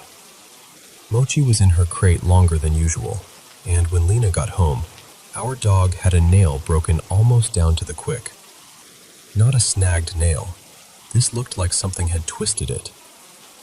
The emergency vet patched her up and said she looked fine otherwise, but after that, we barely used the crate. It just felt wrong. And then we had the first, okay, what the hell was that moment? Lena's brother, Dylan, came over one afternoon. She was telling him all the weird little things, and he's laughing, waving it off like we're being dramatic. And I swear to you, the moment he says, "You guys are overthinking it," a metal baking sheet we had wedged in the entry closet suddenly launches out and slams into the inside of the front door. Not falls, not slides. It came out like someone grabbed it and threw it. And the stupid part is, We stood there in this heavy silence, all three of us, just staring at the closet like it might do it again. Dylan didn't laugh after that. Closet stuff became a theme. We'd hear the latch click, then the door would slowly open by itself. Not swinging wildly like a draft, just creeping open like someone was easing it from the inside. There was also this locked utility door in our second bedroom, the HVAC closet. No knob, deadbolt. Only maintenance had the key. One day, Lena's sitting at her computer and she hears a click, like a lock turning. The door opens. Just opens. Like someone unlocked it from the other side. We called maintenance. They acted annoyed and insisted it must have been loose. Sure. Another time, we'd hung a full-length mirror on the outside of that bedroom door so Lena could check her outfit before leaving. We were goofing around one evening, kind of play-chasing each other, and she closed that door gently. Not slammed. Barely even a thud. The mirror exploded. That was the point where we stopped joking about it. And then the seeing things started. One morning, Lena took Mochi outside, just down the hill near a patch of trees. She came back in, pale and quiet, and told me she saw a figure, humanoid but wrong somehow, like it had a kind of tall headpiece or crown shape. No clear face, no clear gender. It stepped behind one tree, and when she stared at that tree trying to make sense of it, it leaned out from behind another tree farther away, like it had moved without walking. We started digging online, trying to find anything, and we found this story about construction in a nearby area years ago, workers accidentally disturbing what was believed to be a burial site. The remains were later reburied in a cemetery, on the same hill. I'm not saying that's definitely connected. I'm just saying we read that and sat there like, oh, great. But the worst stuff didn't feel old or sad. It felt predatory. Later on, after I switched to a night shift job, Lena was home alone one evening. She'd just cleaned the kitchen and was in bed winding down when she heard what sounded like absolute chaos. Pots and pans clanging, things crashing, like someone was wrecking the kitchen. And then she heard a voice. Not loud, not screaming, just clear as day in her head. Lock the bedroom door. So she did. And right after she locked it, she saw shadows under the door, like someone standing right outside. She said the air felt thick, like the room had filled with something heavy and hateful. She stayed frozen in bed until sunrise. In the morning, the kitchen was spotless, not a single thing out of place. Another night, she woke up and saw something kneeling beside her side of the bed. It looked like it was dressed in black, but the face was pale, too pale, like bone under skin. And it had something on its back, like spines or feathers, she could never decide which, and it smiled at her. Then it dipped down and disappeared under the bed. She didn't scream. She couldn't. She said it felt like her body forgot how. And I didn't have a lot of experiences like that, until I did. One night I woke up to Mochi trying to climb into bed, which she almost never did. I lifted her up, and the moment I did, it was like the temperature dropped and the whole apartment filled with this pressure, like a storm cloud inside the walls. I turned toward the ceiling and saw a dark mass coming down through it, like the ceiling wasn't even there. It wasn't shaped like a person exactly, but it was huge, easily 6 feet tall if it stood upright. And it had this spread out shape, like a cape or wings extending several feet on either side. My brain went fully primitive. I pulled the covers over Lena, over the dog, over myself, like a blanket could fix this. And I just laid there, shaking, trying to pretend sleep was a force field. Eventually the heaviness faded, like it left. Another time, I got up to use the bathroom, and for some reason I went to the hall bathroom instead of the one in our bedroom. I flicked on the hallway light, and it started dimming, like someone was slowly turning a dial down. Then the bathroom light did the same thing. I stood there, and this icy panic hit so fast I swear my body just shut down the need to pee out of self-preservation. I ran back to the bedroom and blurted out, half asleep and terrified, "They're coming." Lena barely registered it at the time, but the next morning I told her what happened. And of course, the lights worked perfectly fine, like nothing ever occurred. We also had a neighbor, sweet woman, young kid. One time Mochi was still alive and we brought her over. Our dog started pacing the apartment like she was guarding it, moving room to room like she was tracking something. And the neighbor's toddler kept smiling and waving at empty space in the corner like someone was playing peekaboo. That same neighbor told us her lamp once turned on, even though it was unplugged, and the bulb had burned out days before. She looked genuinely freaked out when she told us, like she hated even saying it out loud. Eventually, we had a small group of paranormal investigators come by. They didn't burst in with holy water or anything dramatic. They mostly walked around, asked questions, listened, ran some devices. The only real takeaway was, they agreed something felt off. Not boo ghost off. More like the apartment was a place where boundaries didn't behave normally.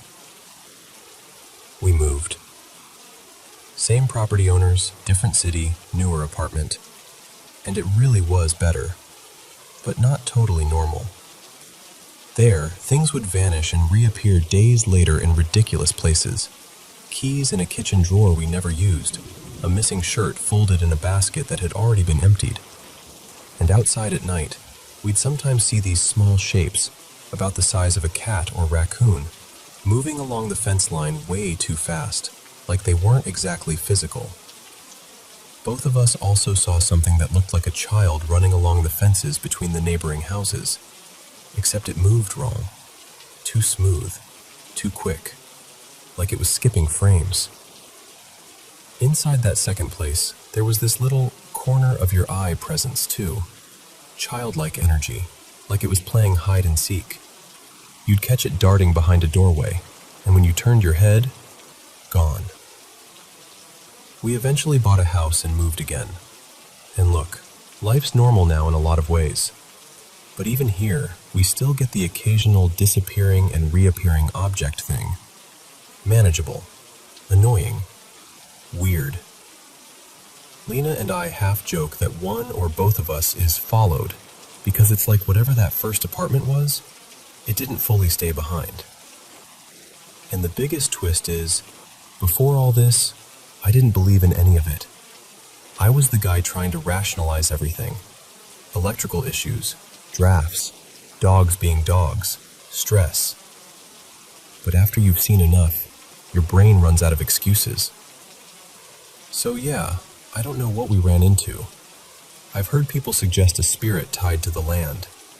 I've heard people say something darker, something that imitates, feeds on fear, pushes into your life. All I know is that apartment on the hill didn't feel empty. It felt occupied. And whatever was there noticed us.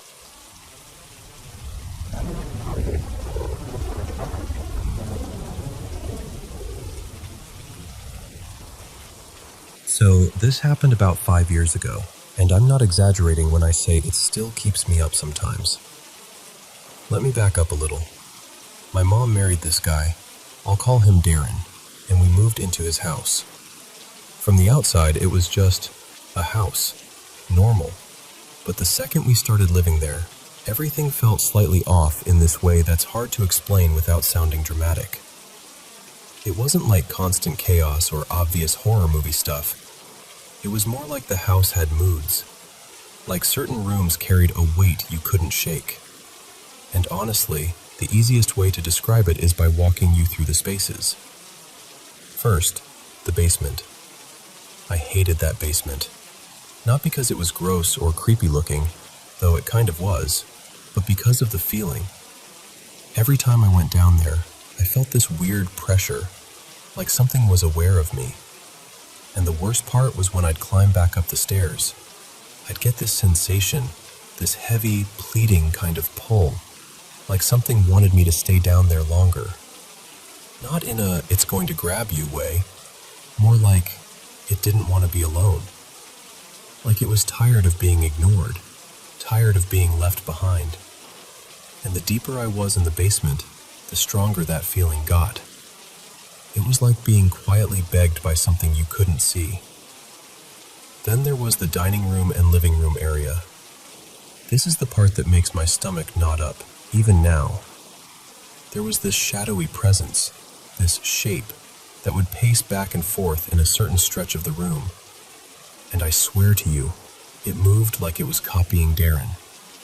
Not perfectly mimicking him exactly, but following the same pattern, like it had learned his steps. Sometimes I'd sit outside on the front porch. There was this big window that gave you a clear view into the living room, and if I looked in from out there, I'd see it. That shadow would move in slow loops, almost like it was waiting.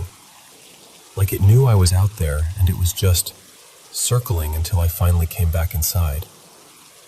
I started doing this thing where I'd pretend I didn't see it, because somehow acknowledging it felt like the wrong move. And the dreams. Oh my God, the dreams. Living in that house gave me the most vivid, ugly dreams I've ever had. Not symbolic dreams, not weird random stuff.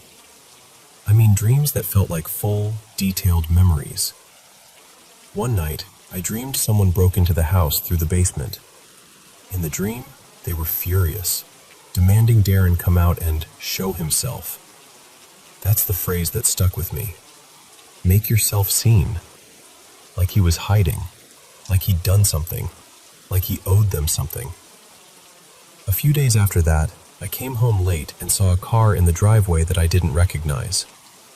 And there were people getting out, strangers, talking like they were confident. I distinctly heard someone say, "This is the right place." It hit me like ice water because I was home alone. I didn't confront them. I didn't ask anything. I just rushed inside, locked the door, and stood there listening, waiting for the knock that never came. They didn't approach. They didn't even circle the house. And later, this is what messes with me.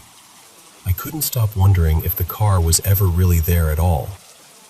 Like, did that actually happen? Or was it the house bleeding into my head? Then there was my mom's bedroom. My mom started covering it at night, just so she could sleep. And she had her own dreams too. Vivid ones. One morning she told me she dreamed of her grandmother, Nana Ruth, who had passed away years before, standing there, dead serious, saying, "You need to remove the item in the basement." The item.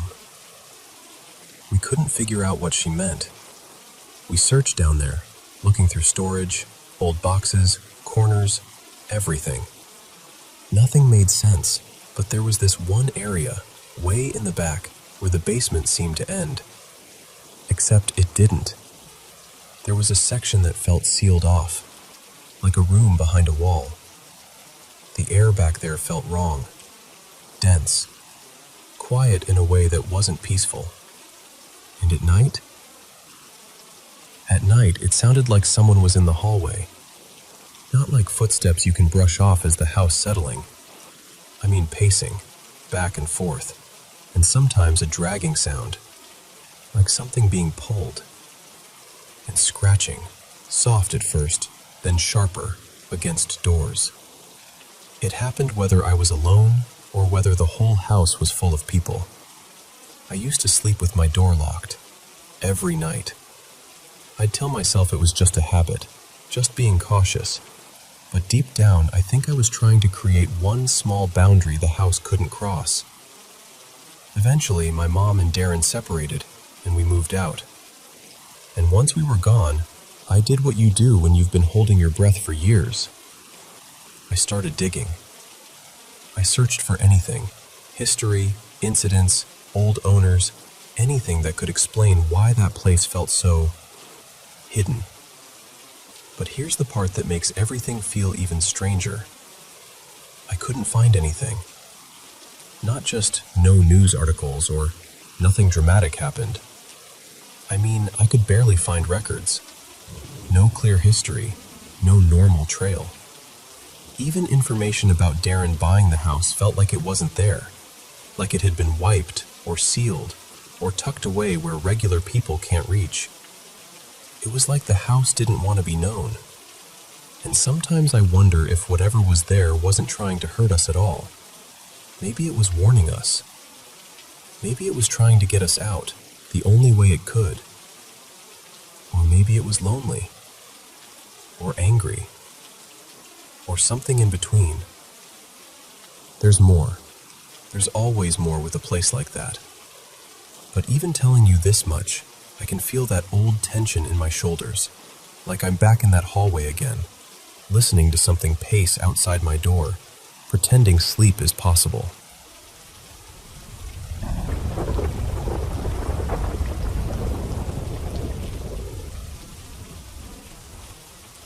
Okay, so until 2 nights ago, I would have told you pretty confidently that I don't do ghosts. Spirits? Sure, maybe. Weird energy, eerie vibes, whatever. But an actual, in-your-face, something is here with you kind of presence? No, not me. Not my reality. And then I finally take this long overdue vacation. My family covered the travel and let me stay at their place overseas, which sounds amazing, right? Like, perfect setup. Free stay, different country, break from work. I genuinely thought I was about to breathe again. Except, this house is haunted. Like, actively, unapologetically haunted. And the worst of it hits between midnight and about 4 in the morning. I'm not even talking about big dramatic movie stuff where you see a floating woman in a hallway. It's subtler than that, which somehow makes it creepier. You'll hear footsteps when everyone's in bed. You'll catch a shadow moving where it absolutely shouldn't be. There are these little bell-like sounds sometimes, like tiny chimes, but not in a cute wind chime on a porch way. More like a warning. And then there's the sound of things shifting, like someone's pushing a chair leg against the floor, or dragging something just an inch and stopping. And the voice thing? That one gets under my skin the most, because you'll hear someone call your name in a voice that sounds almost right. Like your brain recognizes it, but your gut says, nope, not that. The first time it happened, I actually sat up thinking someone needed me. But the hallway was empty. Totally empty. And the doors. I hate the doors. I hate them so much. Not slamming, just the little clicks, like a lock turning. Then the soft, slow creak of a door opening. Then closing again. Like whatever it is has all the time in the world and wants you to know it. I keep trying to convince myself it's the house settling, or weird airflow, or old hinges. I've tried every logical explanation I can grab onto, but it's happening too consistently, and it always ramps up after midnight like it's on a schedule. Here's the thing. I needed this vacation. I'm not being dramatic. My job has been grinding me down for months. I've been walking around permanently tired, like my body forgot what rested feels like. And sometimes, when it gets really bad, I get this tight ache in my chest, like stress has claws in there. I hate it. So imagine, I show up here already drained, and the haunted house decides I don't get to sleep. I've slept maybe 10 hours total in the last 3 days. That's not an exaggeration. I'm running on fumes and dread. And now my chest is doing that same stressed out ache it does when I'm overloaded at work, which is so unfair because I came here to escape that. My family kind of treats the haunting like bad plumbing. Like, yeah, it's annoying, but you get used to it. Which is insane to me, but they've lived with it for a while, so I guess they've built this mental callus. They told me, very casually, that a priest came once. A Catholic priest. And separately, a medium too. And both of them, independently, were like, Yeah, this isn't just a quirky ghost situation. They used the word demonic. Like, what do you even do with that? And then there's the basement. Everyone avoids the basement. Not in a, meh, it's creepy down there way. In a, we do not go down there unless it's daylight and absolutely necessary way. They call it the hot spot. Like it's a bad signal area, but for your soul. The first time I asked what was down there, my cousin Eli just looked at me and went, "No, seriously, don't." So I didn't. But even without going down there, I'm still waking up both nights like clockwork, somewhere around 2 or 3 a.m. It's like my body gets yanked out of sleep, fully alert, heart thudding, eyes wide open. And once I'm up, that's it. I'm stuck listening to the house do its weird little routine. The steps, the shifting sounds, the faint ringing, the door clicks, the almost voices. And I'll lie there staring at the ceiling, trying to bargain with myself. Just ignore it. Just breathe. You're safe. But it's hard to feel safe when it feels like something is moving around just outside your room, like it owns the place. And no one's been hurt, technically. That's what everyone keeps saying. Nothing bad has happened. As if the only thing that counts as bad is getting dragged across the floor or something.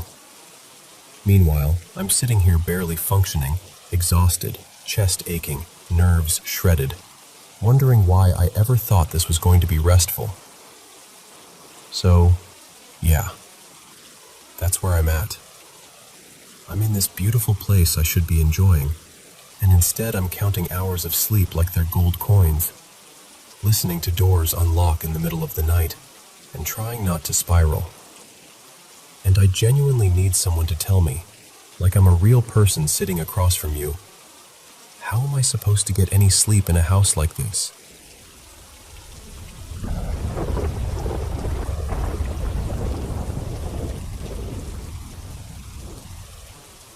So, this all went down in late August, and I've been sitting with it ever since. I figured I'd finally tell the story the way it felt in the moment, because I still don't totally know what to make of it. For a little background, I'm a Michigan student filmmaker, freshly graduated, and over the summer I shot my thesis project. It was a short western, and we had this incredible location lined up, an old Wild West themed resort out in the Irish Hills. It had that vintage, half-faded charm, like the place had been pretending to be a town for decades and forgot how to be anything else.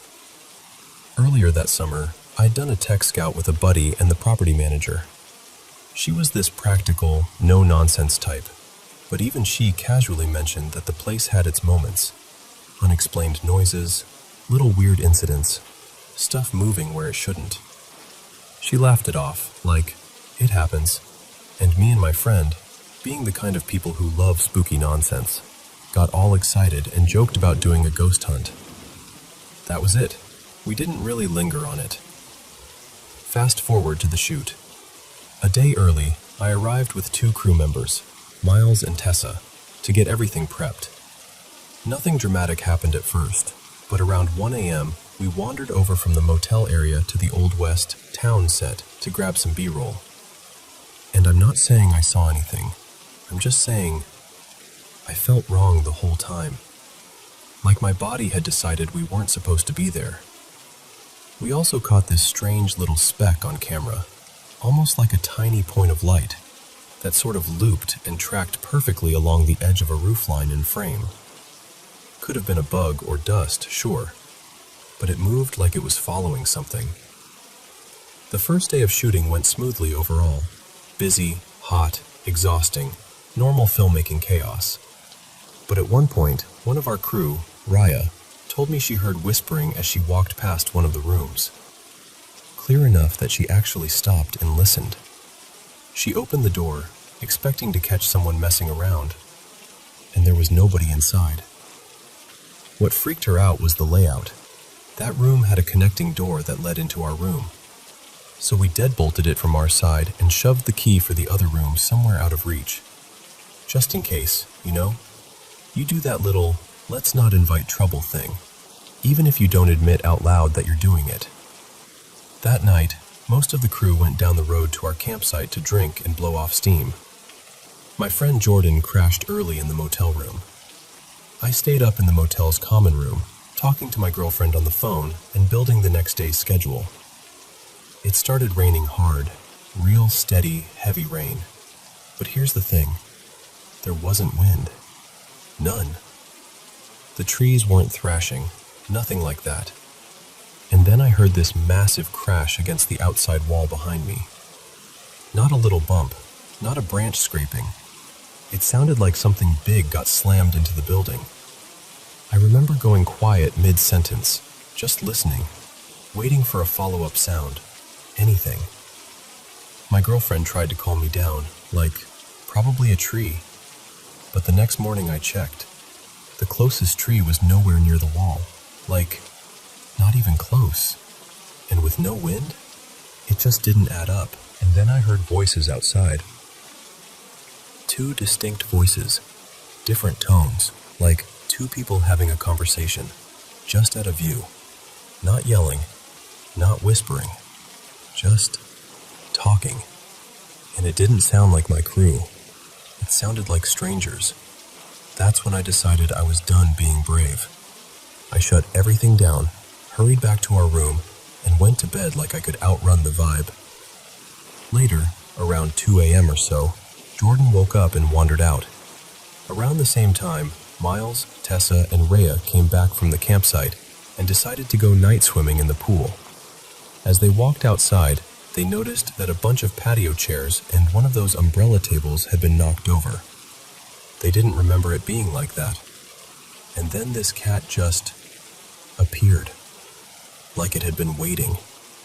None of us had seen a cat there at all the previous day, and suddenly, here's this cat acting like it belonged to the place.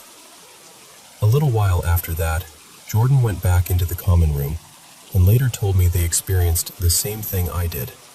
That edgy feeling, the peripheral movement, the sense the room was crowded somehow. Out by the pool, it got worse. Miles told me he heard something coming down from the hill, from the direction of the Old West town. At first, he thought it was one of us messing around, but then he noticed the footsteps didn't have a normal rhythm. It wasn't like step, step, step. It was like step, rustle, 2 steps, rustle, step.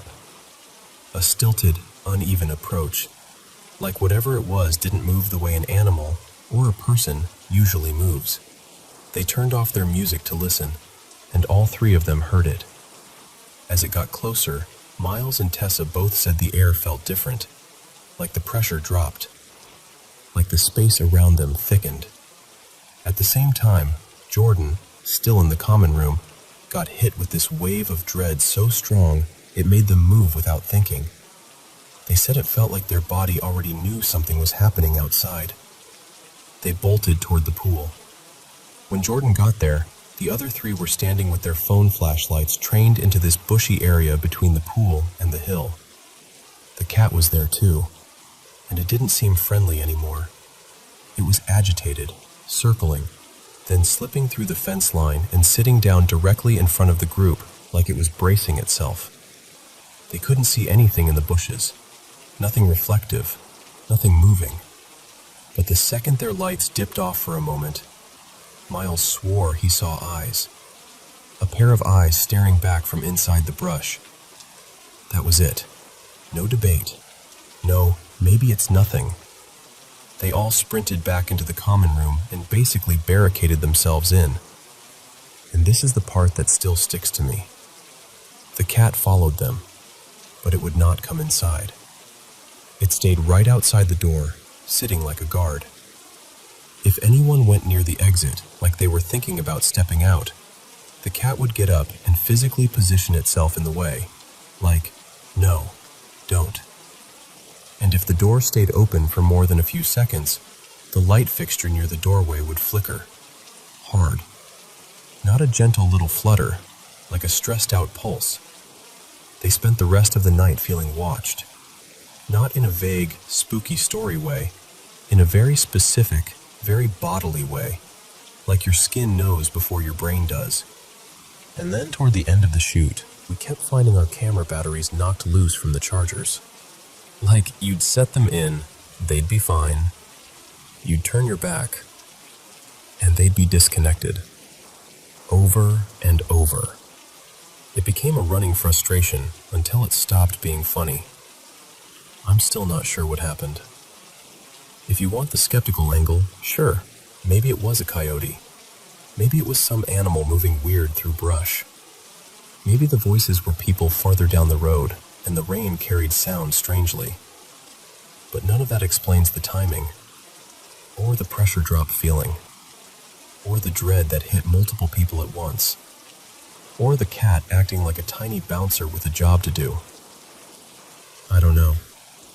I just know it was a strange couple of days, and that one night especially felt like the location stopped being a set and started being something else entirely.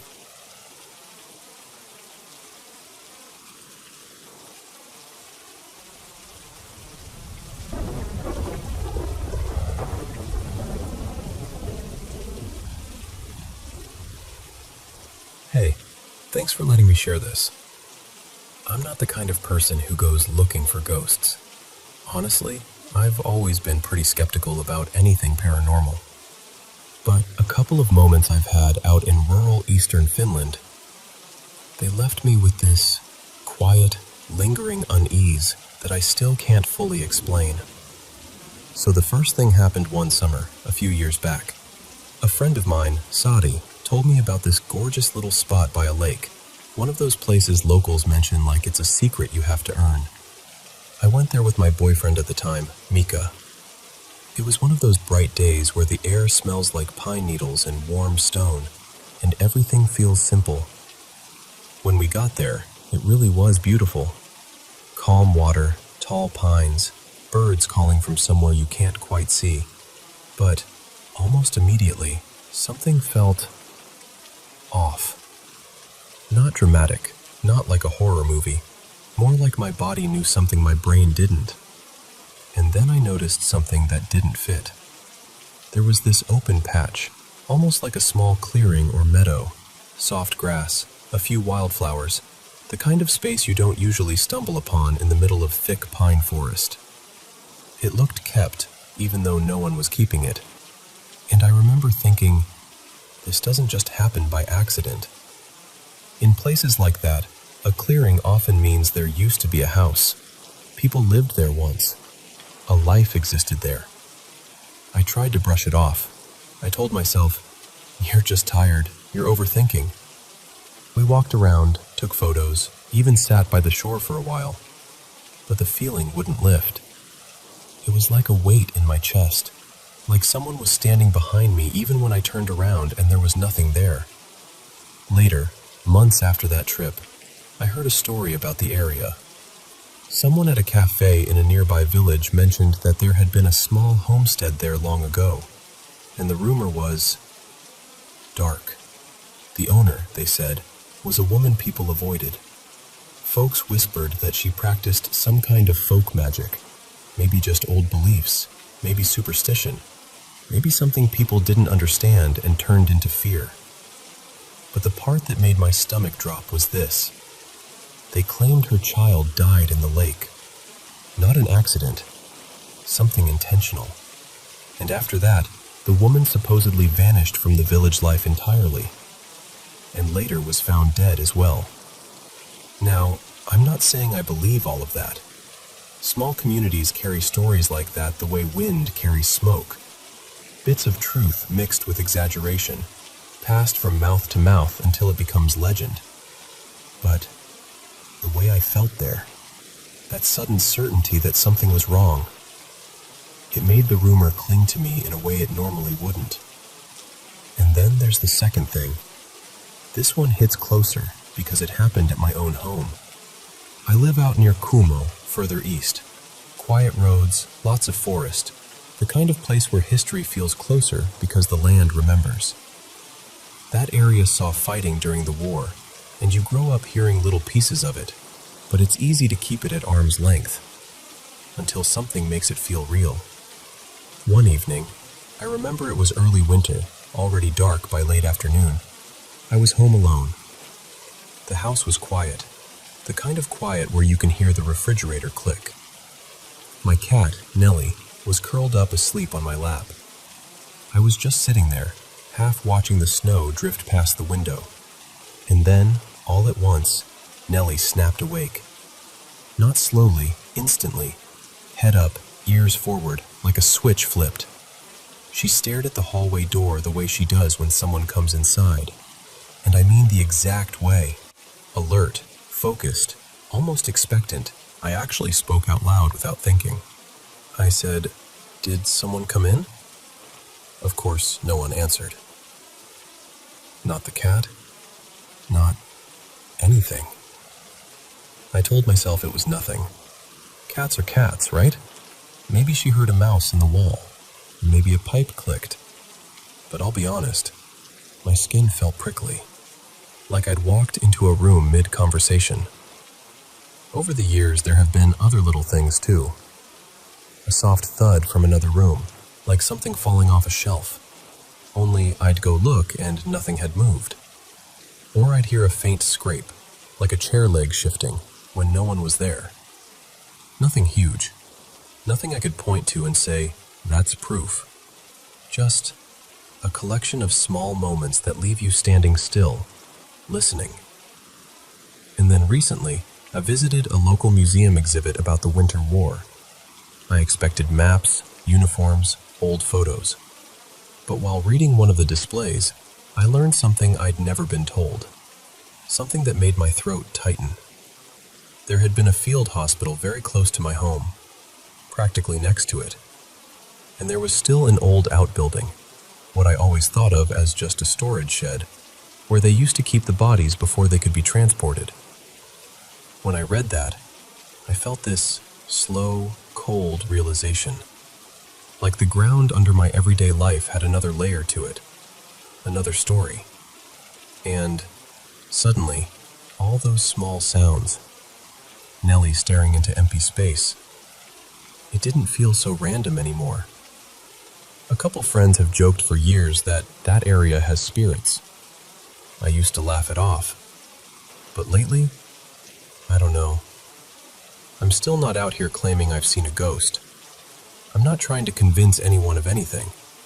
I'm just saying, some places hold on to something. Memory, grief, whatever you want to call it. And sometimes, when you're quiet enough, or alone enough, you feel it noticing you back.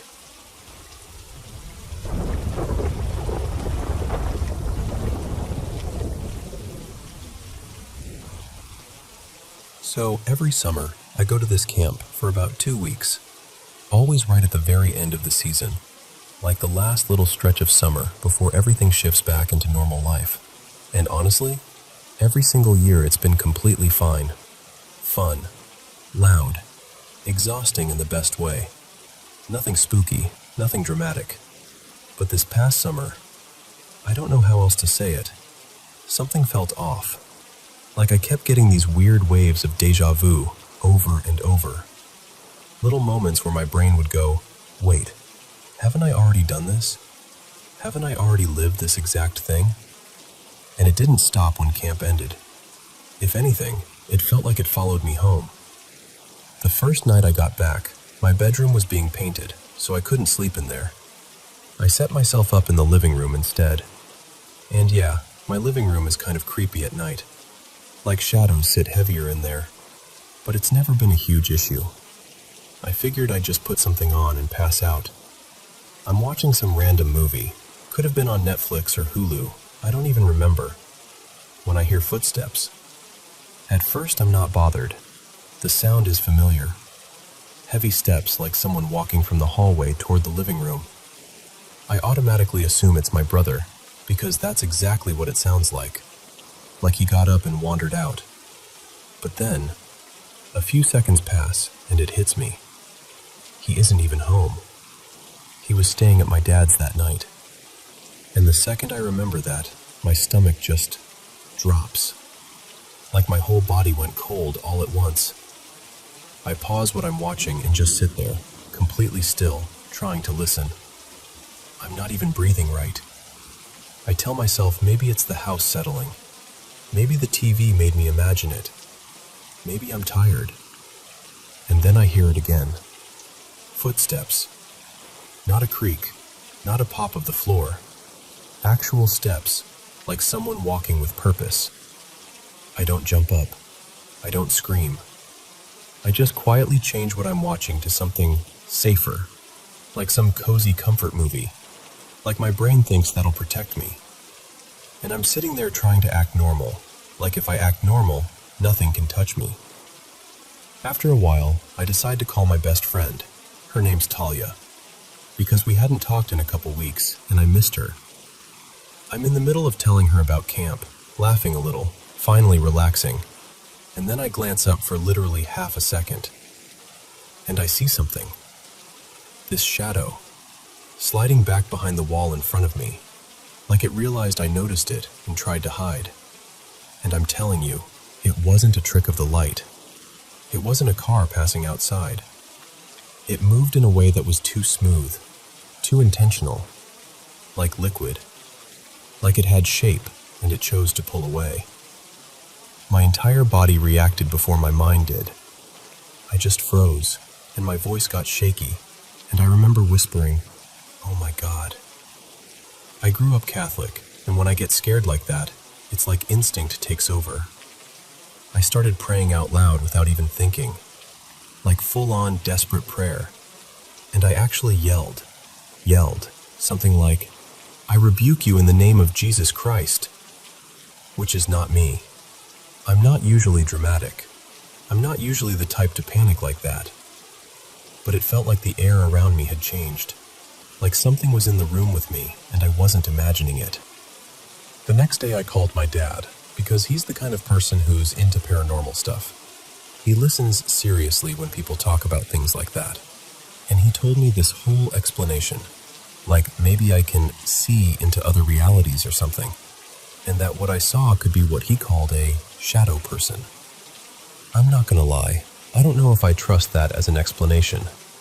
It felt a little too convenient, like slapping a label on something you can't prove.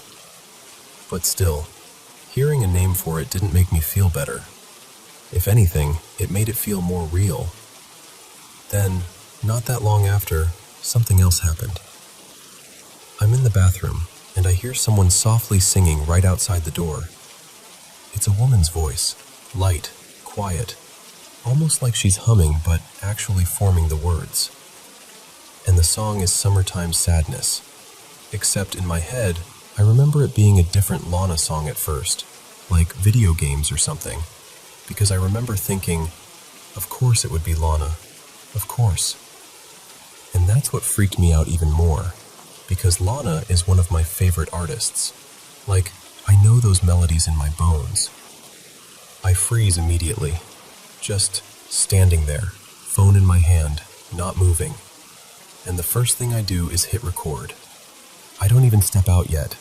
I just record, hoping the sound picks up so I can prove to myself I'm not losing it. Then I open the door and step out slowly, and the singing stops. The hallway is empty. No one is there. My mom wasn't home. No TV was on. No neighbors above me, below me, nothing. Just quiet. So I go back and listen to the audio, expecting at least something. Nothing. Absolute silence. Like the recording never captured a single sound in the first place. Later that night, Talia comes over, and I tell her everything. Like I'm trying to make it sound casual, but I can hear how nervous I am. She's like, "Show me the video." So I open my camera roll, and it's gone. The video I know I recorded isn't there. And that part wasn't as terrifying as it was just wrong. Like reality was glitching. Like something didn't want proof. Then the most recent thing. That's the one that still messes with me, because it felt so direct. It was late, like around 2 in the morning, and I went into the kitchen to get food because I couldn't sleep. Ever since that first night, the kitchen at night has felt hostile. I don't know how else to describe it, like it's waiting for me to walk in there. But I was hungry, and I told myself I was done letting fear control me. So I put on a YouTube video, shoved my AirPods in, and tried to act like it was nothing.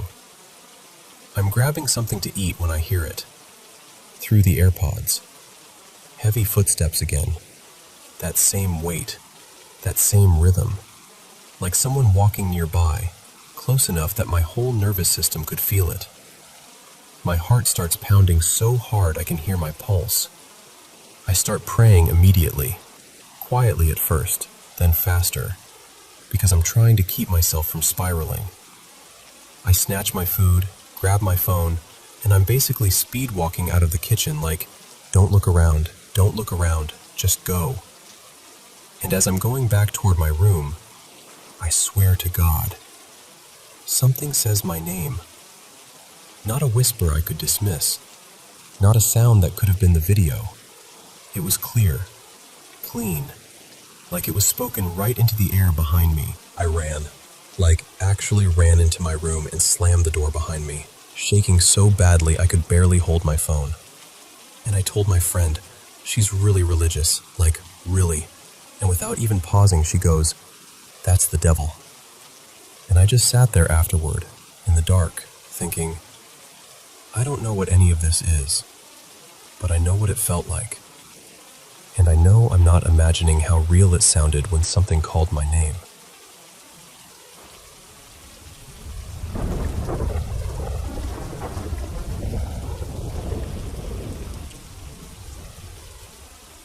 So, this is going to sound strange right from the start, but just stay with me. I had this dream where I knew I was dreaming, like I was inside a dream that was happening inside another dream. And in it, I'm sitting at this oval table, the kind that feels too familiar even when you can't place where it's from. Across from me is a woman, maybe late 40s, early 50s, nothing dramatic about her. Soft brown hair pulled back like she'd done it 1,000 times, thin-framed glasses, a calm face. The kind of person you'd pass in the grocery store and never think twice about. And beside me at the table is my partner.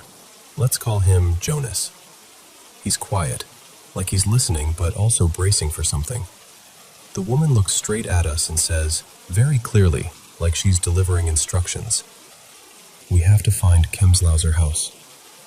Then she pauses, and her voice drops just slightly, like she's being careful with the words. That's where the trauma in Jonas's family is buried. Not metaphorically buried. It felt placed there, stored there, like the building itself was holding it. And then I wake up, but only from the inner layer of the dream. I'm still dreaming, just in a different scene, and somehow that makes total sense. In that half-awake dream logic, the very first thing I do is grab my phone and look it up. Not slowly, not doubting it, just, of course I'm going to search it. And here's the part that made my stomach flip. It comes up immediately, like it's a real thing, like it's been waiting for me. The search result is this unsettling snippet about a priest, someone described as unstable, dangerous, the kind of man whose name gets whispered long after he's gone. The story says he drove people into madness, and then, this is the part that chilled me, he put them to sleep. Not gently, not kindly. The phrase felt wrong, like sleep was being used as a weapon. In the dream, Jonas and I go right away. No debate, just movement. We're suddenly traveling, and I can't tell exactly where we are, but everything outside the car looks flat and gray-green, with that neat, damp countryside feeling. It could be the Netherlands. It could be somewhere along the German border. The sky hangs low, like it's pressing down. Then we reach it. The building looks old, heavy, and somehow unfinished, like it never decided what it wanted to be. And on the outside, there are these little letter tiles, like Scrabble pieces, stuck all over the facade. Dozens of them. maybe hundreds. Different colors, different sizes, scattered without a pattern. And it's not cute. It's not artsy. It's like language broke apart and got pinned there. Like someone tried to spell something and gave up halfway. Or like the house rejected meaning. While we're standing there, I call my mom. Let's call her Mara, because in the dream it feels urgent that she needs to know. I tell her, kind of breathless, I'm here. I found it. This place from my dream. Kemslauser House. And she just goes, flat as anything. Okay. No questions, no concern, just, okay. Like I told her I bought milk. That almost scares me more than the priest story, honestly. How normal she sounds while I'm standing in front of this nightmare house. We pull into the parking lot and everything feels grim. Not spooky in a fun way. Not, ooh, haunted.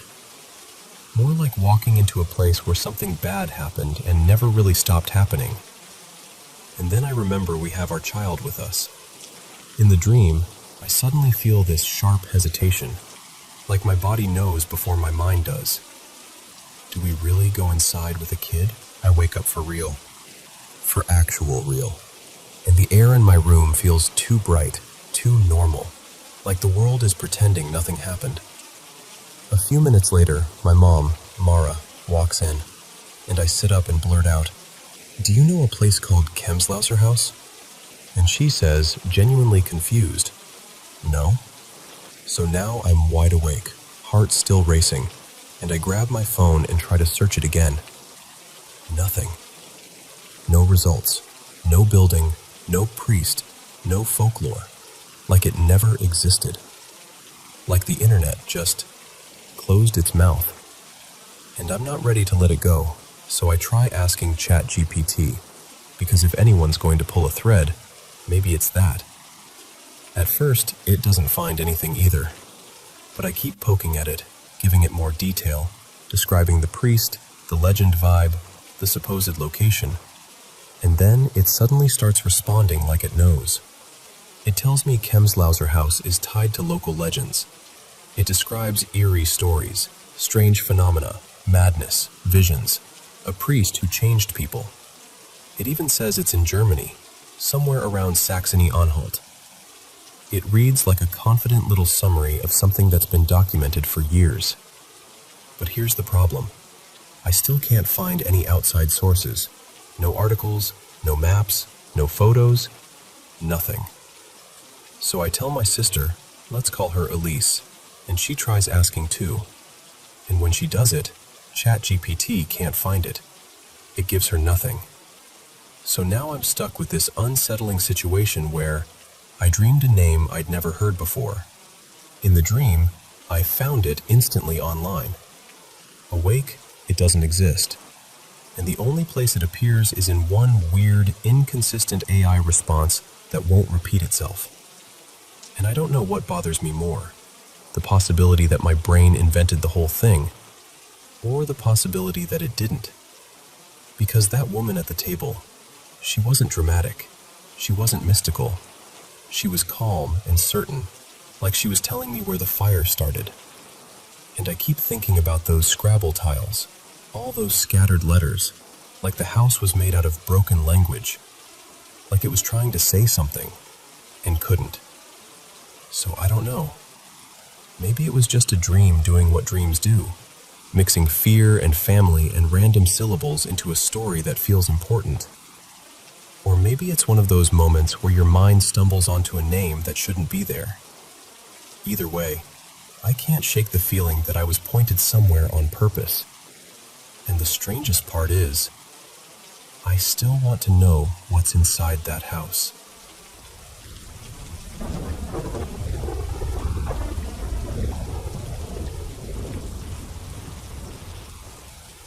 Okay, so this happened a little over 15 years ago, back when I was about 16, and I still get that tight little shiver in my shoulders when I think about it. I grew up in this small Midwestern town where old houses are just part of the scenery. Big porches, creaky floorboards, those towering maples that make everything feel a bit older than it is. One Saturday, my parents, Mara and Glenn, dragged me along to an open house across town. They were in that let's just look phase, which everyone knows is never just looking. The house was this huge 2-story farmhouse, built sometime in the 1800s, I want to say 1860-ish, and it sat way, way back on the property. Like you drove up a long gravel lane and the house just waited for you at the end of it. The land was a few acres at least, with these mature trees and overgrown shrubs that made it feel like the place was half hidden on purpose. The yard was okay. Someone had tried, but you could tell nobody had really lived there in a while. And honestly, from the outside, it was kind of gorgeous. Not polished, not renovated, but charming in that slightly forgotten way. The kind of house where you can almost picture warm lamps in the windows, except instead, it had that tired old carpeting everywhere. Like that thick, beige, stubborn carpet that looks like it's survived 3 decades of spilled coffee and bad decisions. There were other people touring too, 4 or 5 little groups wandering around, so it wasn't empty. And yet, the second I stepped inside, something felt off. Not like a monster is going to jump out off, more like the house swallowed sound. Everything felt muffled and still, like the air wasn't moving. We started upstairs with the rest of the crowd. The rooms were big, technically, high ceilings, wide doorways. But up there, I felt weirdly cramped anyway, like my chest couldn't quite expand all the way. I remember getting dizzy too, like I'd stood up too fast and it never settled. I kept thinking, I just want to be outside again. My parents were chatting about paint colors and repairs like it was normal, and I was already mentally halfway out the front door. But we kept going, because that's what you do when you're 16 and trapped in family outings. Downstairs felt better. Still quiet, still strange, but at least I wasn't fighting that dizzy, claustrophobic feeling. I started relaxing a little, enough to think maybe I'd just gotten in my own head. Then the real estate agent, bright voice, jangly keys, the whole thing, started directing everyone to the basement. The door was right off the kitchen. And listen, you know those basements in old farmhouses? The ones that feel like they were dug out by hand and then politely ignored for the next 100 years? Yeah, that kind. The basement door opened onto steep stairs, and at the bottom was one lonely light bulb hanging from a cord like it was barely committed to the job. The walls were unfinished, the floor was dirt, and the whole place had that damp, mineral smell that sinks straight into your clothes. The steps looked like the kind where horror movies begin, where something grabs your ankles from the dark and everybody screams and nobody learns anything. We all went down together, like a little field trip into a nightmare. People poked around politely. Oh wow, look at the stonework. Needs new wiring. That kind of thing. I barely looked at anything because my whole body was focused on one thought. Get me back upstairs. I remember exactly where I was. 3rd step from the top. And then, out of nowhere, something yanked my hair. Not like a breeze, not like static. A tug. Like someone reached from behind and grabbed a small fistful right at the crown of my head and pulled, sharp and deliberate. I froze so hard I swear my brain went blank. My first thought was, okay, I caught it on something. So I whipped my head around, looked at the wall, looked at the railing, looked for a nail, a hook, anything. There was this fire extinguisher mounted nearby, but I wasn't close enough to it, not even remotely. And there was nothing else, no protruding wire, no rough wood, nothing. And the second I realized there was no logical reason for that pull, I was done, completely done. I stepped into the kitchen like my life depended on it, and basically power walked out of the house. My parents followed, confused, asking what was wrong, and I didn't even answer until we were in the car with the doors shut. Then I told them, something pulled my hair on the basement stairs. They didn't laugh it off, which I appreciated. They got quiet, exchanged that look adults do when they don't want to freak you out, but also don't know what to say. And after that, it just became one of those stories we brought up every once in a while, usually over dinner, in that half-joking, half-serious tone. Like, remember that creepy farmhouse? Remember the hair thing? The kind of story you tell because it's the only one you've got that actually happened to you. Later on, the property got bought by this local guy who opened an Italian restaurant out front. He cleared out a bunch of the trees and the lawn to make room. Kind of sad, honestly, but the old house stayed put way back on the land. It's still there, last I heard, like it refused to budge. And then time passed. I went off to college. Life got busy. The memory faded into the general pile of weird teenage moments. Until one day, about 4 years after the open house, my mom called me with this, "You are not going to believe this," kind of voice. She'd been at an appointment with her hairstylist, and somehow the Italian restaurant came up, the one on that property. And the stylist goes, totally casual, something like, "Oh, that place? Yeah, there's supposedly an older woman spirit out there. People say she messes with folks on the basement steps, especially men. Just little stuff, like she'll tug hair or touch you when you're going up." And here's the part that got me. My mom hadn't told her anything. She hadn't mentioned my story. The stylist just offered that up on her own, like it was common gossip. When my mom repeated that to me on the phone, I swear my entire scalp prickled. That same cold, crawling feeling climbed right up my spine, like my body recognized the moment before my brain could. My mom, of course, told the stylist what happened to me back at that open house. And the stylist was apparently like, "Yep, that's exactly what people say." So, yeah, that's it. The house is still standing. The restaurant is still open. And every so often I think, maybe I should go back, just to see. But if I'm being honest with you, there's a curious part of me. And then there's the much louder part that remembers that third step from the top and wants absolutely nothing to do with it.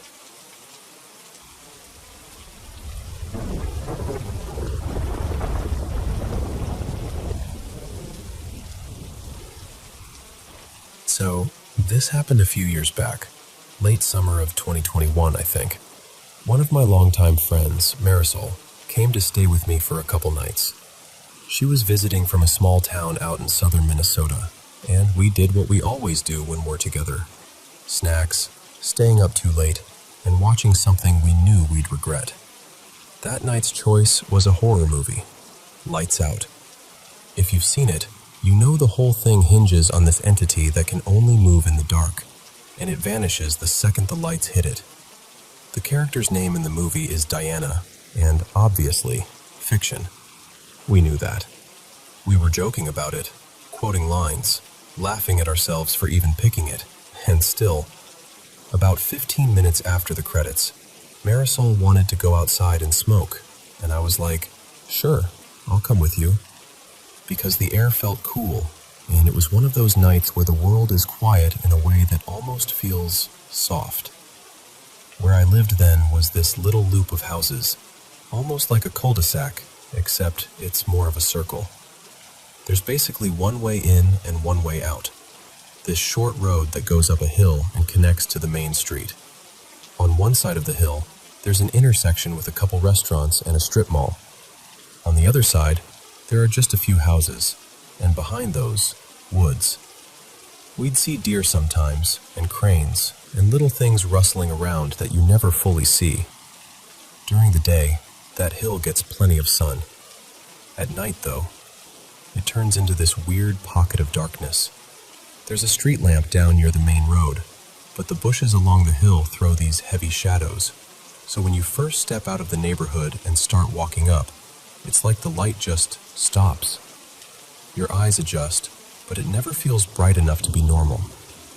It was close to 11 p.m., and we were walking side by side, talking about something completely unimportant. Like we were debating which horror movie is actually the scariest, when Marisol suddenly slowed down. Then she lifted her arm across my chest, like a gentle stop, and she whispered, "Do you see that?" I remember the exact way my stomach dropped, because she wasn't joking. She wasn't doing that playful, ooh, spooky thing. Her voice had that tightness people get when their brain is trying to decide if something is real.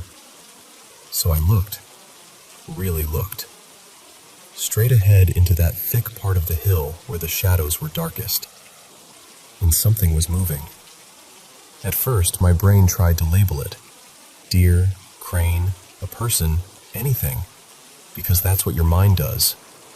But the more I focused, the more my thoughts just slid right off it. It was darker than the shadows around it. Not like hard to see, but like it was made of a deeper black, the way a silhouette looks when it doesn't belong in the lighting.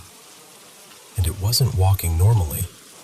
It was moving in this slow, circling pattern, almost like it was turning around itself.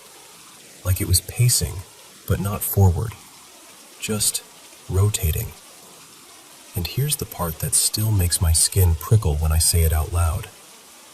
It looked like only legs. 2 long legs. Too long, honestly. Not thin like a bird's, not thick like a deer's. Just wrong in a way I can't neatly describe. And there was no torso, no shoulders, no head, no arms. Nothing above where a body should be. Just legs, moving like they belonged to something that wasn't fully there. But Marisol saw it too. I could feel it in the way she went completely still beside me.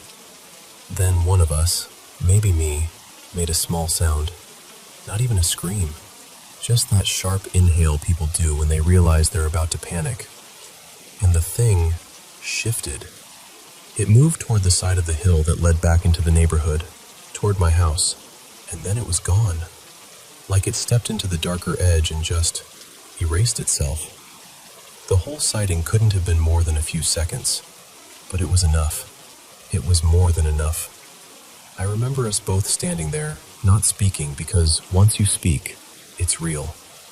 And once it's real, you have to decide what to do next. Neither of us wanted to walk back toward my house, not after it went that way. So we kept going forward instead, toward the strip mall. We didn't even discuss it. Our bodies just chose the direction that felt safer. We went under the lights, stood near the storefronts, smoked like it was a chore we needed to finish, and tried to pretend we were normal people having a normal night. But we weren't. When we finally headed back, we held hands the entire way up that hill. Like kids. Like we could anchor each other to the ground just by staying connected. And here's what really messed with me afterward.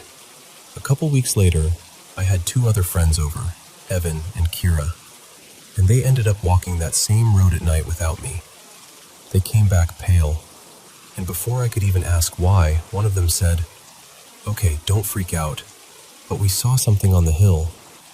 Same place, same darkness, same impossible movement."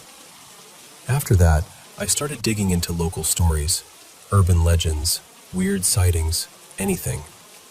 I even posted about it online, hoping someone would say, "Oh yeah, that's just a heron doing something creepy," or "There's a known optical illusion there," or literally anything that would let my brain exhale. But I didn't get anything that fit. And what's wild is that I'm not someone who wants it to be paranormal. I've tried to talk myself out of it every way imaginable. I've wondered about hallucinations, fear contamination from the movie, misperception, stress, all of it. But the details don't line up neatly, especially because it wasn't just me, and it wasn't just one night. I haven't seen it in a long time, over 2 years now, but the fear didn't leave with it. That hill still feels wrong to me. Even now, if I have to walk alone at night, and I hear the crickets stop, or the sound shifts, my whole body reacts like it's bracing for something. And sometimes I catch myself thinking, maybe I imagined it. But then I remember Marisol's voice, the way she reached her arm out to stop me. Do you see that? And I did. So yeah, I don't know what it was. I don't know what kind of thing can look like legs without a body. I just know that for a few seconds on that dark hill, something moved in a way that didn't belong to anything I've ever seen in real life.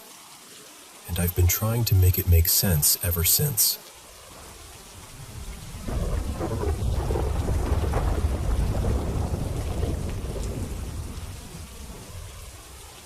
So, a little while ago, my friend Maya and I took a trip to Belgium to visit our friend Elise. Elise told us we'd be staying at her partner's family place while they were away. Nothing fancy, just somewhere with a pool, she said. You know, one of those don't worry about it situations. Except, it wasn't a house. It was a castle. I'm talking full-on 18th century storybook castle vibes. Stone towers, little turrets, and this faintly ridiculous moat that made me feel like we should have arrived by carriage instead of a rental car. The whole place sat back from the road, surrounded by wide lawns and stretches of trees that just kept going. We pulled into this long, elegant driveway, completely lined with tall trees that arched overhead like a tunnel. And as we rolled forward, the building grew bigger and bigger in the windshield until it started to feel unreal, like we'd accidentally driven onto a film set. Then we got closer to the front entrance and noticed the main door wasn't being used at all. Instead, someone had put up a sturdy gate across the entryway area, like a little fenced-off section right in front of the grand door, apparently so the dogs could be safely outside without roaming the whole property. And the dogs were losing it when we arrived. We could see them bouncing and scrambling behind the gate, all excitement and wagging tails. As the car crept closer, I started to make them out more clearly. There was a border collie stretched out low to the ground, another one springing up and down like it had springs in its legs. And then, between them, there was a third dog. And the second I really saw it, my stomach did this weird little drop. Because it wasn't just a big dog. It was wrong in the way it looked. This thing was tall and black, like truly pitch black, as if it drank the light around it. It had a sleek, short coat, but its limbs were long and oddly angular, like it was all elbows and knees. It reminded me of a lurcher or a greyhound shape, but heavier somehow, bigger through the chest, longer overall. Like it didn't quite fit the proportions my brain expects when it sees a dog. I leaned forward slightly in my seat, then twisted around toward Maya in the back and whispered, without even thinking, "Okay, what is that monster in the middle?" I didn't mean monster, literally. I was trying to be funny. But the word came out because I genuinely didn't know what else to call it. Maya didn't laugh. She just stared past me, eyes narrowed, and quietly went, "I was just about to ask you the same thing." And then, like the universe didn't want us lingering on it, we got distracted. Because the castle was right there. The grounds were enormous. The air smelled like wet stone and grass, and the whole place felt like you should speak softer just out of respect for it. We parked, dragged our bags out, started gawking at everything, and within minutes we were absorbed in the excitement of exploring. We spent the day wandering, through gardens, along little paths, near the edge of the water. And the two border collies trailed us everywhere, like friendly little tour guides. They were constantly underfoot, popping up beside us, reappearing around corners, following us like we belonged there. Hours later, at some completely random moment, it hit me like a tap on the shoulder. "Wait, where's the other dog?" I stopped and said to Elise as casually as I could, "Hang on, what happened to the third dog?" Elise looked genuinely puzzled. "Third dog?" She actually laughed a little, like she thought I was doing a bit. "What black dog? There are only two." And I remember this exact chill that went through me. Not dramatic, just cold realization. because Maya and I looked at each other at the same time, both of us with that expression of, "Please tell me you're about to say you saw it too." And she did. Maya immediately goes, "No, Elise, there absolutely was a third one. It was massive, black, right between them." Elise's face shifted from amused to uneasy. She told us we must have been mistaken, or seeing things in the shadow, or maybe it was a trick of the gate and the collies moving around. But here's the thing. We described it to her the exact same way, without prompting, and our descriptions matched, too specifically to be coincidence. Elise tried to reason it out.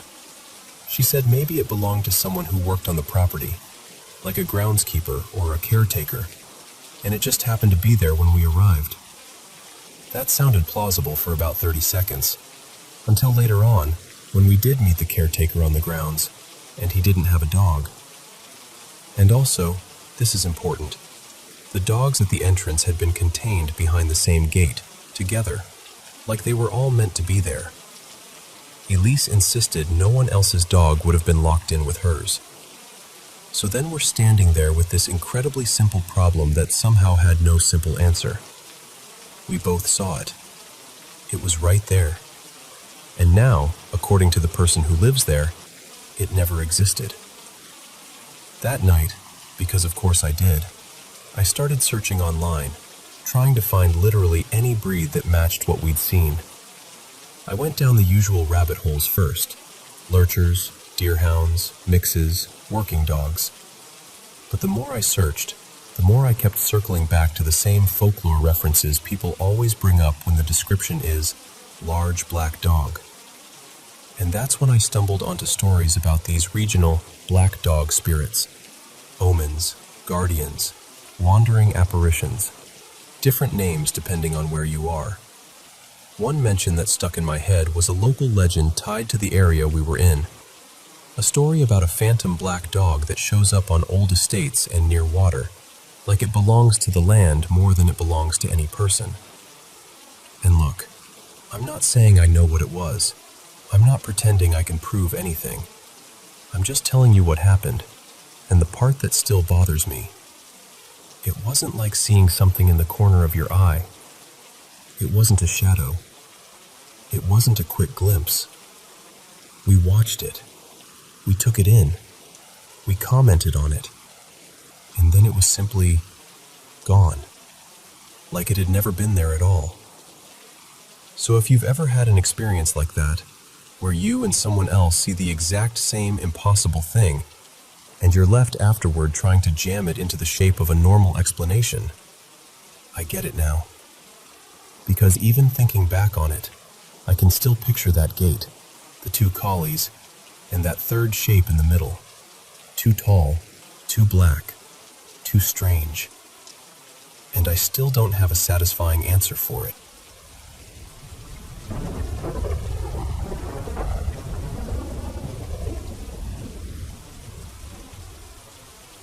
Hello everyone, welcome back to the Paranormal M channel. After a long, exhausting day, this is honestly my favorite part. Sitting down with my mic and sharing my paranormal experiences with you. Thank you so much for always supporting our team. And please don't hesitate to send in your own paranormal stories. I love reading them. I always check the comments, so feel free to drop yours down below. Don't forget to subscribe and turn on notifications so you won't miss any new videos. Thanks again. Now, let's jump into today's paranormal experiences. So, let me take you back to one of my earliest memories. I was about 4 years old, and my parents had just moved us into our very first real house. Like, our house. Everything still felt new and a little echoey, you know? To celebrate, my family decided to make a whole thing of it. A big sleepover in the living room. Cousins everywhere. My aunties and uncles laughing and talking late. Blankets piled up like a fort. Somebody put on a movie, E.T., which, as a grown-up, I get is supposed to be sweet, but as a tiny kid, absolutely terrifying. I remember trying to act brave while secretly wishing it would just end already. Eventually, the lights went off and everyone settled down. And I swear, That night is still crystal clear in my head. At some point, I woke up because someone was standing near me. It was a girl, but not like a normal girl. She looked like she'd stepped right out of a cartoon. Bright blonde hair, this bubblegum pink dress, and the colors were so vivid that even now, years later, I can still see her like she's right in front of me. And she's holding this paint bucket, and this ridiculous paintbrush, like comically huge, the kind you'd see in an old animated short. She leans in, like we're friends, and in this calm, casual way, she asks me to come outside with her because she wanted to paint some things. And for some reason, this is what gets me.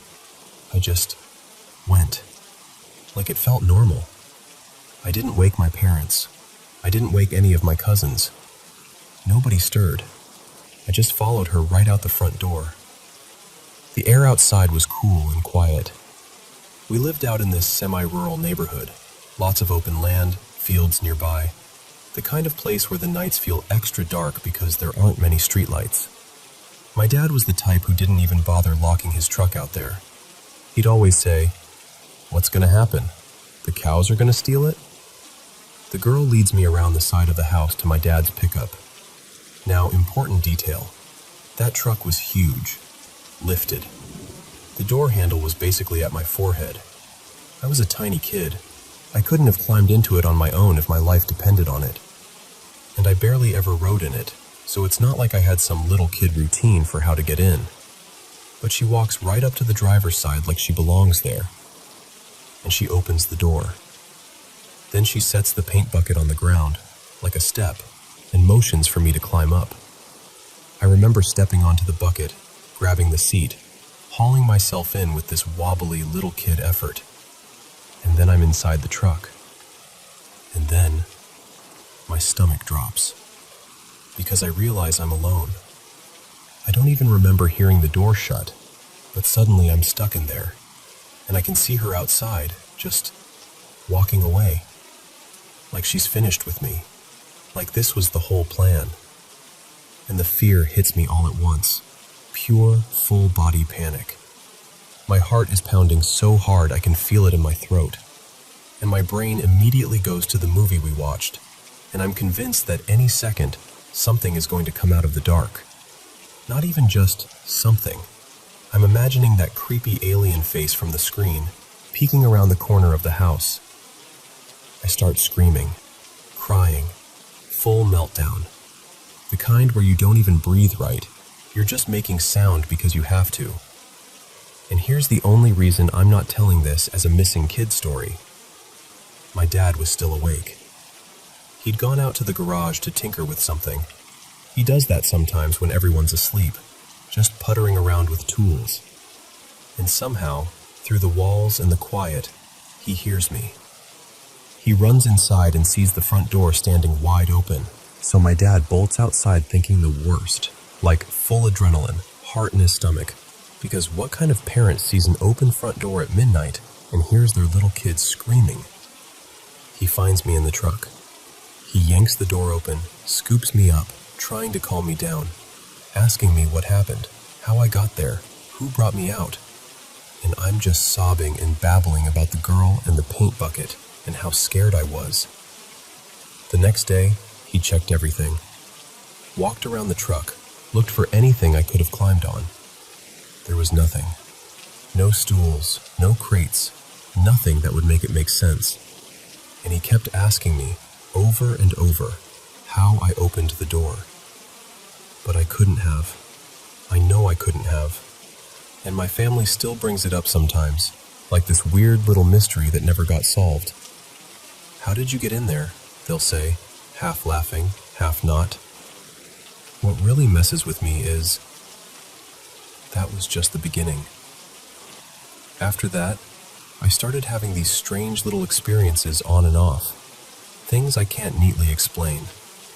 And it honestly feels like whatever was around that night kind of stayed interested, like it noticed me. But I'll admit something. As creepy as it is, it's also kind of a perfect story to tell when I want to freak someone out. Because I mean, come on. A cartoon girl with a paint bucket led me into a locked truck in the middle of the night.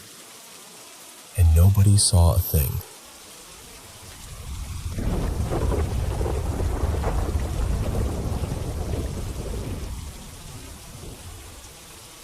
Okay, so I've been quietly reading people's stories for a while, and it hit me that I'm sitting on a few moments from my life that I've never really told all in one place. They're spaced out over years, and none of them feel like campfire spooky when I remember them. They feel personal, like the room got close around me. So, here we go. 3 experiences, and I'm genuinely curious what you make of them. The first one happened when I was a kid, maybe 13 or so. My aunt had this older place up in New England, creaky, drafty, the kind of house that always smells faintly like wood and old books. My cousin Mara and my cousin Jason and I were in the guest bedroom, sprawled across the bed like we owned the world, laughing at ghost stories and basically roasting the whole idea of anything paranormal. We were being obnoxious about it too, like, if something's here, do it right now. That kind of energy. And I swear, it was like the house took that personally. The ceiling fan light blinked, just once, then again, like someone was tapping a switch. And then the closet door. The closet door was one of those sliding ones, and it was fully shut. No gap, no wobble. It didn't slide open gently. It snapped open so hard it banged against the frame, like someone yanked it with both hands. All 3 of us froze for half a second, like our brains couldn't catch up. Then we lost it. We bolted out of that room screaming, tripping over each other, full panic. After that, I would go anywhere in that house except that bedroom, even in daylight, even with people around. That room never felt the same again, and honestly, thinking about it still makes my stomach tighten. The second one was a few years later, after my family moved to a quieter area, more spread out, lots of fields and long roads where everything feels a little too empty. I used to catch the bus early, like painfully early, around 7:10ish. It was October, still dark out, the kind of morning where the streetlights feel like they're doing all the work. We were riding through this newer neighborhood, fresh-looking houses, neat lawns, that just-built vibe. The bus stops, a couple kids climb on, and I'm half awake, staring out the window. And that's when I see her. A little girl, tiny, maybe 5 years old, standing near the sidewalk. She had this pale dress on, and she was holding a stuffed rabbit tucked under her arm like it was her favorite thing in the world. She wasn't crying. She wasn't waving. She was just standing there, still as a cutout. At first my brain goes, oh, she's someone's little sister. But then this cold logic hits me. Why would a kid that small be outside alone right now? It's dark. It's early. No adult anywhere. My heart did that weird drop, like when you miss a step on the stairs. I looked away for a second, just a second, because the bus started moving, and then I snapped my eyes back to the same spot. And she was gone. Not walking away, not running up a driveway, not behind a tree, just gone, like someone erased her. I remember sitting there thinking, okay, that didn't happen. But I also remember exactly what she looked like, and how the whole moment felt too sharp to be a daydream. The third one happened when I was older, right after I started my first real job. I had to travel for work, this time to Philadelphia, not too far from downtown. The hotel was one of those older ones with fancy trim and dim lighting and carpets that swallow your footsteps. I tried to laugh it off at check-in. I made a stupid little joke like, this place feels haunted. And the person at the desk, her name tag said Renee, didn't smile. She just said, very flat, we don't talk about that here. Which, okay, weird. Then she tells me they upgraded me and hands me a key for room 1127. She explains it's a corner room, kind of tucked away. And she's not kidding. To get to it, you had to go down one hallway, step through a little side section like a mini corridor, and the room was there by itself, like it didn't belong to the rest of the floor.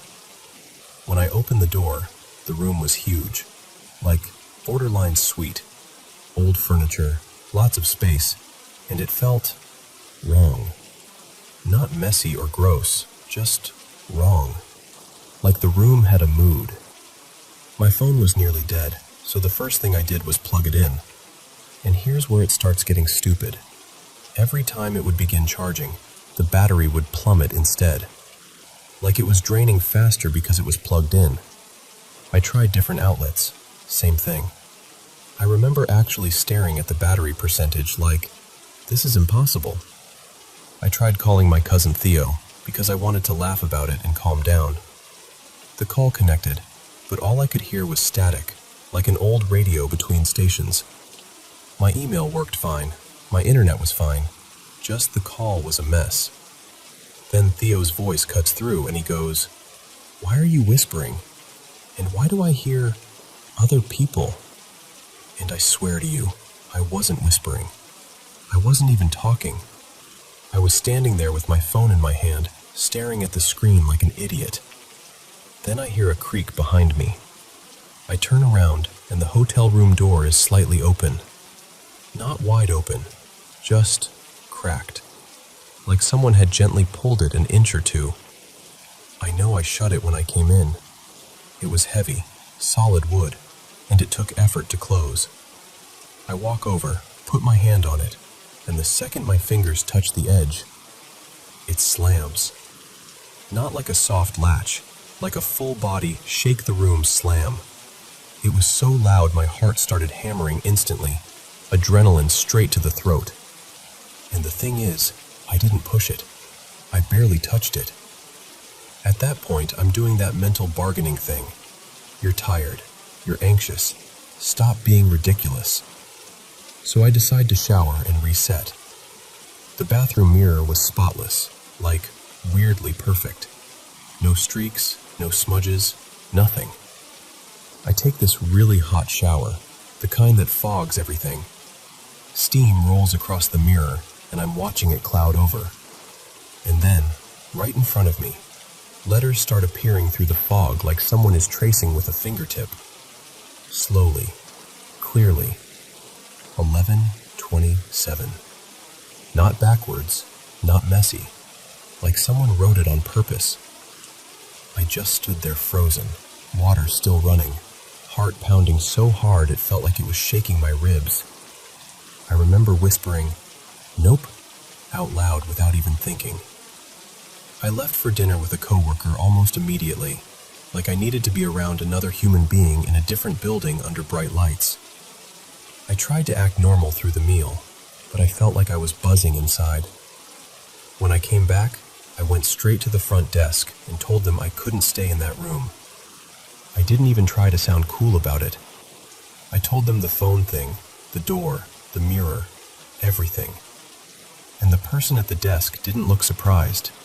They just said, "You're not the first," and moved me to another room. Only problem? I had to go back and get my stuff. Once the lights are on, I start shoving things into my bag as fast as I can. And then it happens. Every hair on the back of my neck rises at once. That unmistakable feeling of being watched. Not imagined, not maybe. Like eyes on you. I stopped, took a breath, and I said, out loud, something like, "I'm leaving. I'm taking my things and I'm going. I understand you want me out." And I don't know why, but I tried to say it calmly, like you talk to a nervous animal. I packed the rest of my stuff without looking into any mirrors, without turning my back on corners, and I left. The new room was mostly fine. Mostly. I still heard running in the hallway at around 2 or 3 in the morning, like fast footsteps that didn't sound like a sleepy guest. And once, I woke up to a loud bang on my door. I didn't open it. I didn't even move. I just waited until I couldn't hear anything anymore. But the strangest part was what happened after the trip. For weeks, maybe a month or two, I felt like someone had scooped the energy out of me. I was tired, down, unmotivated. Not normal work stress tired, more like I couldn't find the brightness in anything. I didn't have a reason. Nothing in my life had changed. I just felt heavy. And then, slowly, it faded. It's been years now, and nothing like that has happened again. But those 3 moments, especially that hotel room, I carry them like little stones in my pocket. I can live my life, laugh, be normal. And then once in a while, I'll remember the closet door flying open, or the little girl with the stuffed rabbit, or that number forming on a fogged mirror like a message meant only for me. And I still don't know what any of it was, but I know what it felt like.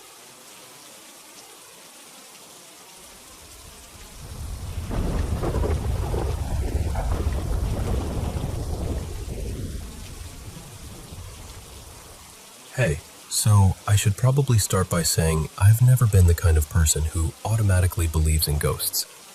I love horror movies. I love a good creepy story. And I've always had that curiosity that pulls you toward places you're not supposed to go, like abandoned buildings at night.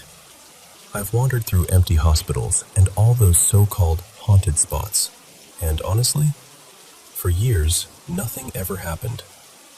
Lots of eerie vibes, sure, but nothing that made me go, okay, that was real.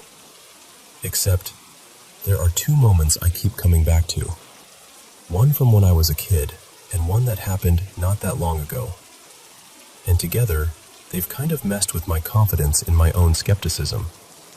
So, when I was little, my grandpa passed away. We were close, and his house had this really specific smell.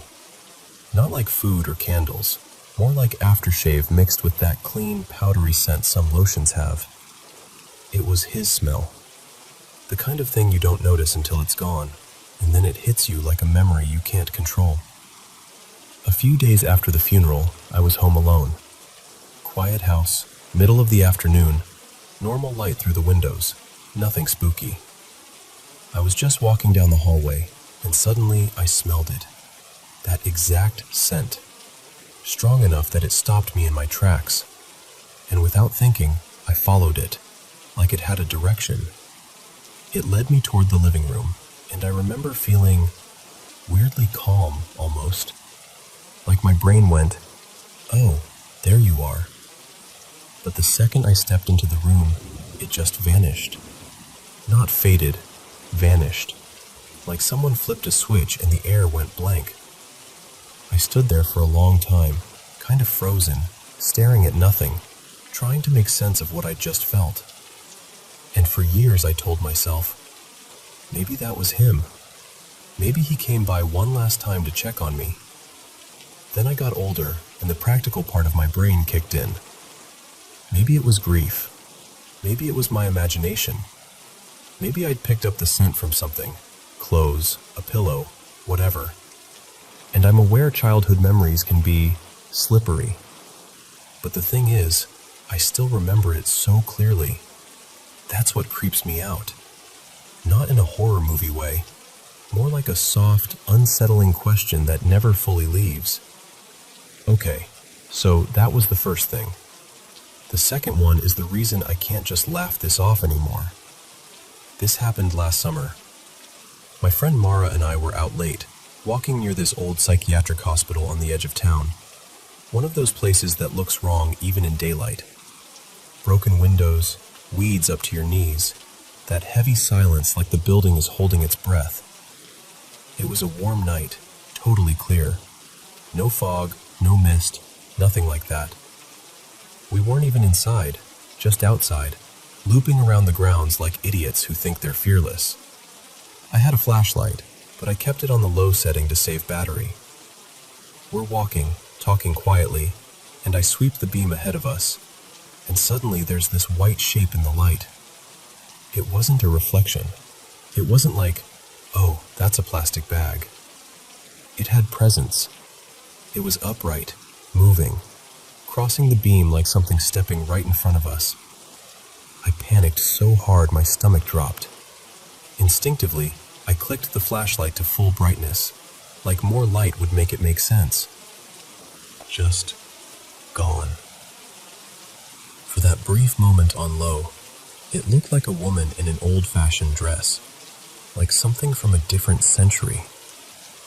And this is the part that makes my skin prickle even now. I swear I saw the motion of legs underneath, like a walking stride. Not floating, not drifting, walking. Mara was looking the other way, and I remember babbling, "Did you see that? Did you see that?" And she went really still and said something like, "I didn't see it straight on, but I saw something white out of the corner of my eye." We stood there arguing with reality for a minute.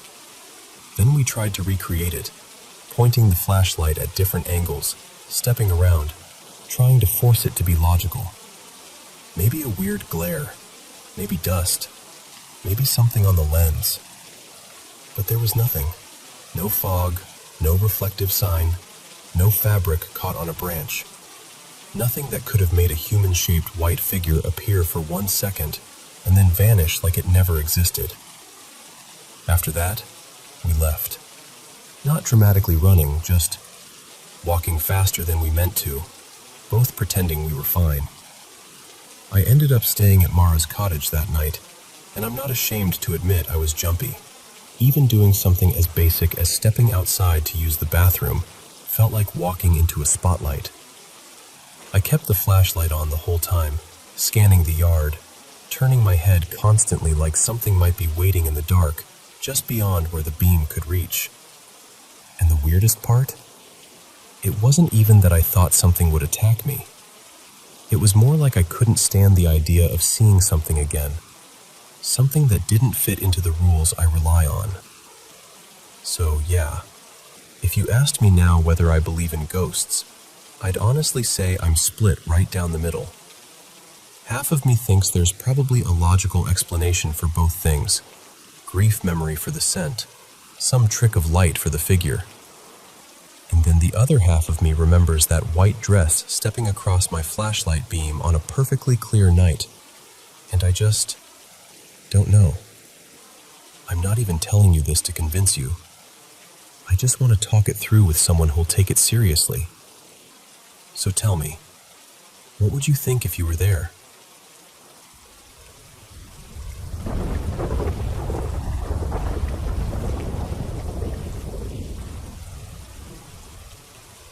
So, my partner Eli and I have been through plenty of weird life stuff, right? Moving stress, sleepless nights, kid chaos, normal. But this felt different. A couple weeks ago, we moved our little girl Maya into her big kid bedroom. We were so excited. New bedding, her favorite stuffed bunny, the whole sweet little setup. And ever since that first night, it's like the room has been fighting her. She won't stay asleep in there. And when she wakes up, it's not the usual "I had a bad dream" whimper. It's full-on, panicked, can't catch her breath screaming. Sometimes she's shaking so hard her little teeth chatter. And then there are these random marks, like tiny bruises, little scratches. Not enough to rush to the ER, but enough to make your stomach drop because you're like, how? When? From what? Earlier today, during her nap, she popped awake crying and reached out her hand like she was offering me something. I thought it was her blanket at first. No. She's holding this straight pin, like a sewing pin, just sitting in her fist like it had been placed there. I took it from her so fast and I'm standing there thinking, we don't even keep these where she can reach them. Where would that come from? Then tonight, well, technically it was early morning. At 11:47 p.m., she starts screaming so loud it jolts me out of sleep like someone set off an alarm inside my chest. I nudged Eli and I'm like, go, check her. I think she got hurt. But the more I listened, the more I realized it wasn't a pain cry. It was fear. Pure fear. Eli goes into her room and I hear him pause, like he stopped moving. When he came back out, his face looked wrong. Tight, pale, serious in a way I'm not used to seeing on him. He said when he opened the door, Maya wasn't facing him. She had her back turned, pressed toward the corner. One foot was on the bed, one foot off, like she was halfway climbing and didn't know where to go. Her shoulders were hunched up, and her hands were beside her head, like she was trying to block something out, just screaming and screaming at the corner, like the corner had done something to her. And then I walked into that room and I don't know how to explain it without sounding dramatic. The air felt sharp, like a prickly, buzzing pressure on your skin. Not cold, not hot, just wrong. It made my chest tighten immediately, like the room was too small even though it's not. I felt claustrophobic the second I crossed the doorway. Instant anxiety, the kind that doesn't feel like your own. Eli told me something else too. He said standing with his back toward that corner made him feel like there was something right behind him. And even when he turned around and looked, nothing there, he still felt it. Like when you know someone is in the room with you, except you can't prove it. We didn't even debate it. We scooped her up and brought her into our bedroom. I sat on the bed with her wrapped against my chest, rocking her, trying to get her breathing to slow down. You know how toddlers are. You can't exactly interview them like little witnesses. So I just asked gentle stuff. Are you okay, baby? Did you bump yourself? Did something scare you? And she sniffled and nodded this tiny nod. So I asked, did you see something scary? And she looks at me with those wet little eyes and goes, very softly, yeah, scary. Now here's where it gets worse. Years ago, before this house, we lived in a cramped old place, and Eli had this one night where he swore he saw something. Not a person, not a shadow from headlights. Something. He hates talking about it because it genuinely messes him up in a way I can't even tease him about. It makes him emotional, like his eyes water on their own, which is so not him. After tonight, he quietly grabbed a piece of paper and drew what he'd seen back then, just from memory. And he didn't show me first. He showed Maya. She was still snuggled against me, calmer now. He held up the drawing and she stared at it for 1 second. One. And then she pointed and gasped like she recognized it, like it matched something she'd already seen. The drawing was simple, but horrifying. A tall, dark shape, big, round eyes, too bright, too wide, and this stretched smile full of teeth, like the kind of grin that doesn't belong on anything living. Around it, he scribbled these dark swirls, like movement or static. Maya pointed right at it, and I felt my stomach drop so hard it was like missing a step on the stairs. Because what are the odds? A 2-year-old doesn't fake that kind of reaction. She doesn't know how to. And then, as if we needed more, we've had other things in this house. Little glimpses at the edge of your vision, tiny shapes darting down the hallway or slipping past a doorway. At first, earlier on, it felt bigger, like adult-sized movement. But lately it's been smaller, quick, almost like skittering. And sometimes, late at night, we hear what sounds like a child's voice. Not screaming, not crying, just talking, even laughing, like it's playing somewhere it shouldn't be. So sitting there with Maya in my arms, staring at Eli's drawing, I couldn't help it. The question just pushed its way out of me. Is something focused on her? Because she's little. Because she's new to that room. Because she's the most vulnerable one in this house. And I know how that sounds. I do.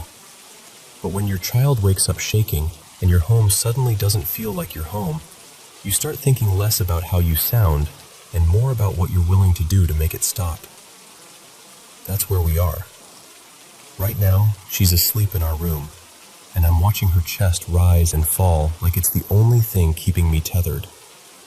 And I keep thinking about that corner, about that pin in her hand, about the way she pointed at that drawing like she knew it.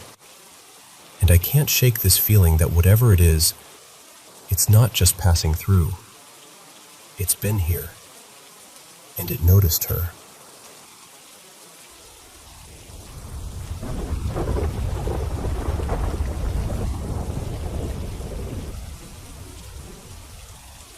So, I'm not saying I know what this is, but if I had to put a label on it, the closest thing I can think of is a mimic. And yeah, maybe that sounds dramatic, but it's been happening for so long and in so many different places that I can't really shrug it off as a one-time weird moment. I've lived in the same house for most of my life, an old, familiar place where everything has its spot and every creak has a meaning. And for years, like years, I've heard voices call my name. Not just random sounds, clear voices. Sometimes it's my mom, sometimes my brother Jamie. Once in a while it even sounds like me. And the weird part is, it'll happen when no one's home. At this point, I'm almost embarrassed to admit it, but I've gotten used to it. It's like living next to a train track. You stop noticing the rumble unless you really focus on it. Most of the time, I ignore it. But every now and then, it catches me off guard, and I respond without thinking. Like, yeah? Or, what? And of course, nothing. No answer. No footsteps. Just empty air and that strange little pause afterward, where you feel like your body is waiting for reality to make sense again. It doesn't even stay confined to my house either. That's what gets me. I'll hear it at work too. Especially there, actually. I've heard coworkers call my name, like right behind me. And when I turn around, they're just staring at a shelf or stalking something, totally in their own world. I'll ask, "Hey, did you need me?" And they'll blink and go, "No, I didn't say anything." Like I'm the one being weird, which, fair. But the scariest moment? The one that still makes my skin prickle when I think about it. I was at work late one evening, cleaning up with a coworker named Tessa. We were side by side, wiping down a counter. Totally normal, mindless, end-of-shift stuff. And then this voice, this woman's voice I didn't recognize, leans in so close it felt physical, and whispers my name right into my ear. Not shouted, not from across the room, not muffled like it came from a hallway. Right there, like lips almost touching my skin. And I swear to you, I felt it. The tiniest warmth at the side of my neck, like breath. I froze so hard my whole body went tight. My skin got that buzzing, tingling feeling, like every hair had decided to stand up at once. I didn't even want to turn around, because my brain was already filling in the shape of what might be standing behind me. Tessa didn't react at all, not even a flinch, which somehow made it worse. Then there was another moment, older, but it stuck with me because of how convincing it was. I've always been a restless sleeper, not the kind of person who falls asleep in 5 minutes and stays that way. More like, I'm always half floating. Eventually it turned into full-on insomnia for a while. One night, years ago, I was in that thin, miserable state between sleep and wakefulness, when you don't know how long you've been staring at the dark. And suddenly I hear my dad's voice, Ed, shouting my name the way he does when he's furious. Not casual, not playful. That sharp, get down here right now kind of voice. I reacted automatically. I stumbled out of bed, heart pounding, and started heading downstairs without even thinking. And it wasn't until I reached the bottom step that I realized the house was pitch black. All the lights were off. No TV noise, no kitchen sounds, nothing. Still, I went looking. Kitchen first. Living room. Empty. Then I cracked open the basement door where his room was, and I called out, "Dad? Did you call me?" And he answers, groggy and confused, like I'd just woken him from a dead sleep. No. What are you talking about? What makes it even stranger is how it comes and goes. Sometimes it'll stop for a month or two, and I'll almost convince myself I imagined the whole thing. And then, one random day, bam, my name again. Like it's checking in. Like it's reminding me it's still around. And the thing is, it doesn't feel malicious. Not usually. That's why when I say scary, I almost feel like I have to put it in quotes. It's more persistent, odd, personal. Like something has learned the quickest way to get my attention, and it keeps using it, but never follows through. I've had other weird experiences too, not just the voices. Things moving when they shouldn't. Once, a decorative ceramic dish that had been sitting on a high shelf forever, seriously, like close to 2 decades, just tipped and slid off like something nudged it. It shattered on the floor and barely missed my grandpa's head. That one shook me up because it felt less like spooky and more like someone could have gotten hurt. And then there's something else I almost hesitate to even bring up because it sounds so out there. A few years ago, maybe 5, I was being reckless and curious and had this stupid idea. Before going to sleep, I spoke out loud into the room, basically inviting something, anything, to come close and interact with me. And that night, I slept better than I had in a long time. Not in a drugged way, in a calm way, like the air in the room had settled. I woke up a few times, but each time it felt like gentle comfort, like soft fingertips brushing my cheek, like someone carefully smoothing my hair back, tucking it behind my ear. I didn't open my eyes. I'd promised I wouldn't.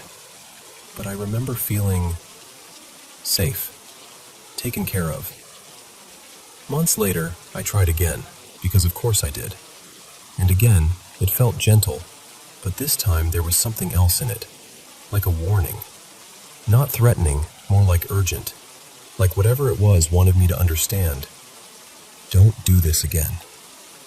Not because it would hurt me, but because something else might notice. So I stopped. I haven't tried since. But here's the part that really messes with my head. The voices were happening long before that. The name-calling, the mimicry, whatever you want to call it, was already part of my life. It didn't start because I invited something in. It was already there, or already with me. So I keep turning it over in my mind. Do mimics stick around permanently? Can something like that follow a person for years, across different places, and still never escalate?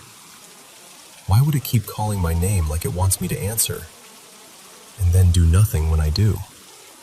I'm honestly open to other explanations. I'm not married to the idea that it's a mimic.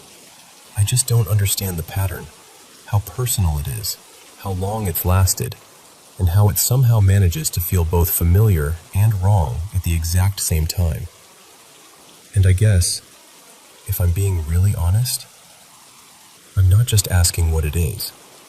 I'm asking why it's been saying my name for most of my life, like it's trying to remind me I'm not alone, even when I am.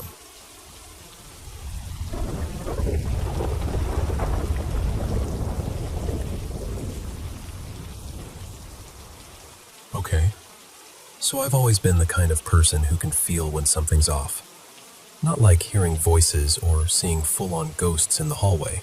More like the atmosphere changes, and your body notices before your brain can talk you out of it. The first time I really, truly knew something wasn't right, I was about 16. My family moved into this run-down old place. Creaky, dusty. The kind of house that always felt a little colder than it should have. And from the second I stepped into one particular section, 2 bedrooms and this narrow hallway, I just hated it. Like my skin didn't want to be there. Of course, guess which room became mine? I can't even explain it properly without sounding dramatic, but it felt like there was a presence in that house that was heavy and loud and only not loud like a noise. Loud like pressure, like something taking up space in the air. It wasn't a shadow in the corner. It was more like a thing that moved around, and I always knew exactly where it was, like I could sense it the way you sense someone staring at you. At night, it was the worst. I'd lie there trying to sleep, and I could feel it coming closer and deliberate, until it was like it settled right on top of me. Crushing, dense. My body would freeze. Night after night, I'd get sleep paralysis, and I'd just be stuck there, panicking, trying to move a finger, trying to breathe like a normal person. Even during the day, I'd be in the living room, just sitting there, and suddenly, I'd feel it approach. That creeping dread, like being hunted. I started sleeping over at my grandparents' place any chance I got, and the weird part was, it only happened in that house, nowhere else. A few years later, different house, also kind of shabby, also old, and this time, it wasn't me. It was my twins. They were about 3, still little enough that they said things bluntly without any sense of how terrifying they sounded. They started talking about the man, just casually, like, "Oh yeah, the man sits in the sunroom," or "The man lives in the wall." And they'd point to this exact spot along the hallway, like it was the most obvious thing in the world. They said he was nice, and that he protected them from the girl. And the girl freaked them out. They'd be halfway down the hall and then suddenly sprint back into the lounge like their shoes were on fire, yelling that they couldn't go that way because the girl was there. They described her the same way every time. About 5 years old, pale white skin, black hair, black eyes, little cuts on her, barely dressed, and she'd hiss at them if they looked at her, like an angry animal. They insisted she lived in my sister Jade's cupboard, and the creepy detail, the back of that cupboard lined up with the same wall the kids swore the man lived in. They didn't understand the layout, obviously, but they kept saying very matter-of-factly, "Lots of people live in there." We tried to look up the house history. Nothing useful. No stories, no records that made it make sense. Just that. Then fast forward again. Another house. Older, but honestly, we'd been fine there for a while. No weird vibes. No drama. And then one day, it's like a switch flipped. One of the twins, Mia, suddenly refused to go to bed.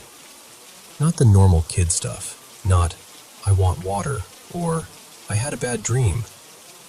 She was terrified in a way I can still picture in my head.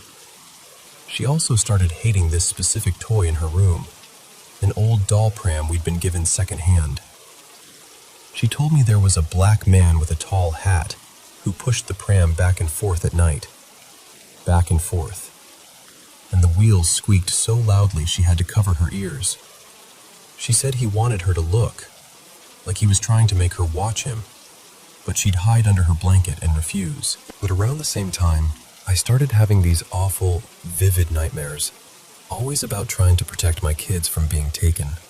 Like, we'd be in crowded places, and I'd be grabbing them and pulling them back, and I'd wake up sweating, heart racing, already stressed before the day even started.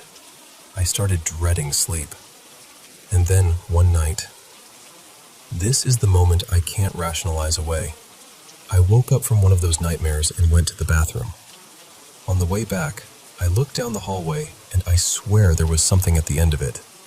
Not a person exactly, more like a shape where a person shouldn't be. So, half asleep and annoyed and scared, I whispered, "If there's something there, leave us alone." And the hallway lights snapped on. I just stood there, frozen, because it wasn't like a faulty switch. It was instant, clean, like a response. Still, somehow, I didn't fully connect it until the other twin, Lila, brought it up. I asked her to brush her teeth one evening, and she walked into the bathroom, then bolted back and jumped onto my bed like she'd been chased.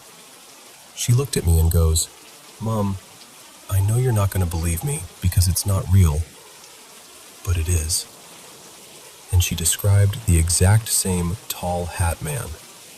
Said he'd been around the house for weeks, following her, watching her when she was in her room or when she was in the bathroom. I asked if she'd told her sister. She said no, so I called Mia in. And listening to them talk to each other, honestly, it was horrifying. They kept finishing each other's sentences, agreeing on little details, reacting like, yes, that. It was like they'd been carrying it separately and finally realized they weren't alone in it. That night, we dragged that doll pram out and basically threw it out the front door like we were in a movie. And yeah, we did the whole cleanse the house thing. Salt, incense, windows open, the whole crunchy ritual. And after that, nothing. It stopped. Completely. After that, we moved again, because apparently my life is just a tour of haunted real estate, and this next place had two totally different vibes. I kept seeing this soft, pale presence. Not a face, not a figure, more like a white mist at the edge of my vision, drifting past a doorway. It didn't feel threatening, so I'd just keep washing dishes or folding laundry like, okay, weird, anyway. But in that same house, Mia refused to sleep in the bedroom she was meant to have, because of what she called the big lady. The first couple nights, she came charging out of that room screaming, saying the big lady stuck her head out of the wall above her and screamed right in her face. After the first week or two, she stopped talking about it, but she never went back into that room willingly. Like her body just made the decision. Nope. Then, later, right before I had my fourth baby, something changed again, but this time it was good. Like this bright, gentle energy in the house. Light and airy, almost like you could see it in the way the air felt. I didn't tell anyone because I didn't want to sound nuts. I just kind of quietly noticed it, like, okay, someone's here. One day, Lila came into my room to chat. While we were talking, I could feel that presence hovering in the hallway near the doorway. She finished talking and started to walk out, then paused in the doorway like she was about to say something. And I don't know why, but I stopped her. I told her, wait, don't say it yet. I grabbed a pen and quickly wrote down what I'd been sensing. White, shadowy, light feeling, right at the door. Then I said, okay, go. And she goes, Mom, have you noticed the white shadowy thing that's been hanging around? That one actually felt comforting, and for whatever reason, I always believed it was my partner's grandmother. Someone I'd never met. It just felt like family, you know? Like someone checking in. And now, this last one is the reason I've been digging all these memories back up. My granddad, Ron, passed away in April this year. A few days after the funeral, my son's toys started turning on by themselves when I walked past his room. Just little sounds, music, lights, random beeps. I tried to brush it off, but it happened enough that I messaged my sister about it like, okay, this is weird, just so someone else knew I wasn't imagining it. And ever since then, my son, he's 5, has been talking about something he calls the magic in his room. He'll come out and tell me, totally casual, that the magic moved my toys, or the magic took my book out, or the magic wants to push my cars. And I'll say, maybe one of us bumped it, and he'll shake his head like I'm missing the obvious. He keeps trying to explain it in kid logic, like, it's like a person, but it's not because that's not real. And then he'll add, it's like fairies and stuff. The strangest part is, he doesn't seem scared. He thinks it's weird but not dangerous, like it's just something sharing space with him. And honestly, after everything I've lived through, the dark heaviness, the hissing girl, the tall hat man, the light in the hallway, this is the first time it feels like whatever it is might not be trying to hurt anyone. It might just be here,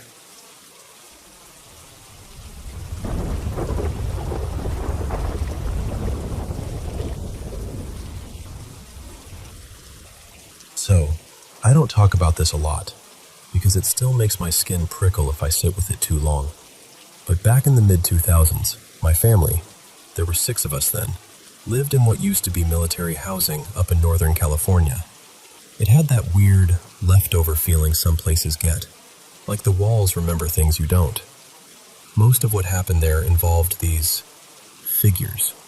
That's the only word that fits. They were shaped like people, but they weren't people. Imagine a human outline filled in with dull gray or oily black, like a smear that learned how to stand up. No real features, just lighter patches where a mouth and eyes should be. That's it. Flat and blank and somehow still watching. And they didn't rush at me or do anything dramatic. That almost made it worse.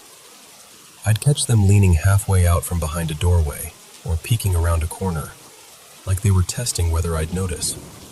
Just hovering there, head tilted, eyes locked on me.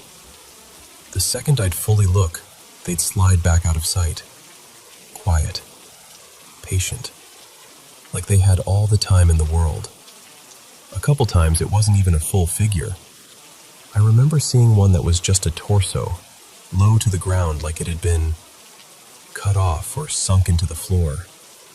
No legs, no arms, just that same gray mass with the pale, unfinished face. My brain kept trying to label it as a trick of light, but my stomach didn't buy it for a second.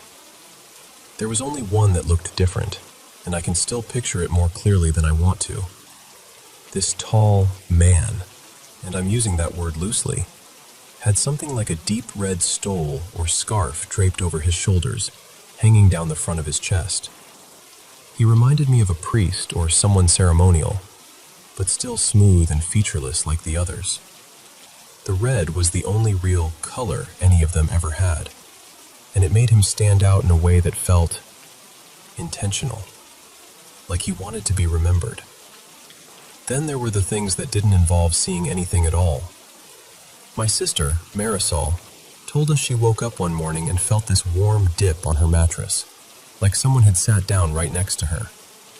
Not just an impression, like a body's weight pressing the bed. And the spot was warm too, like a person had been there long enough to heat the sheets.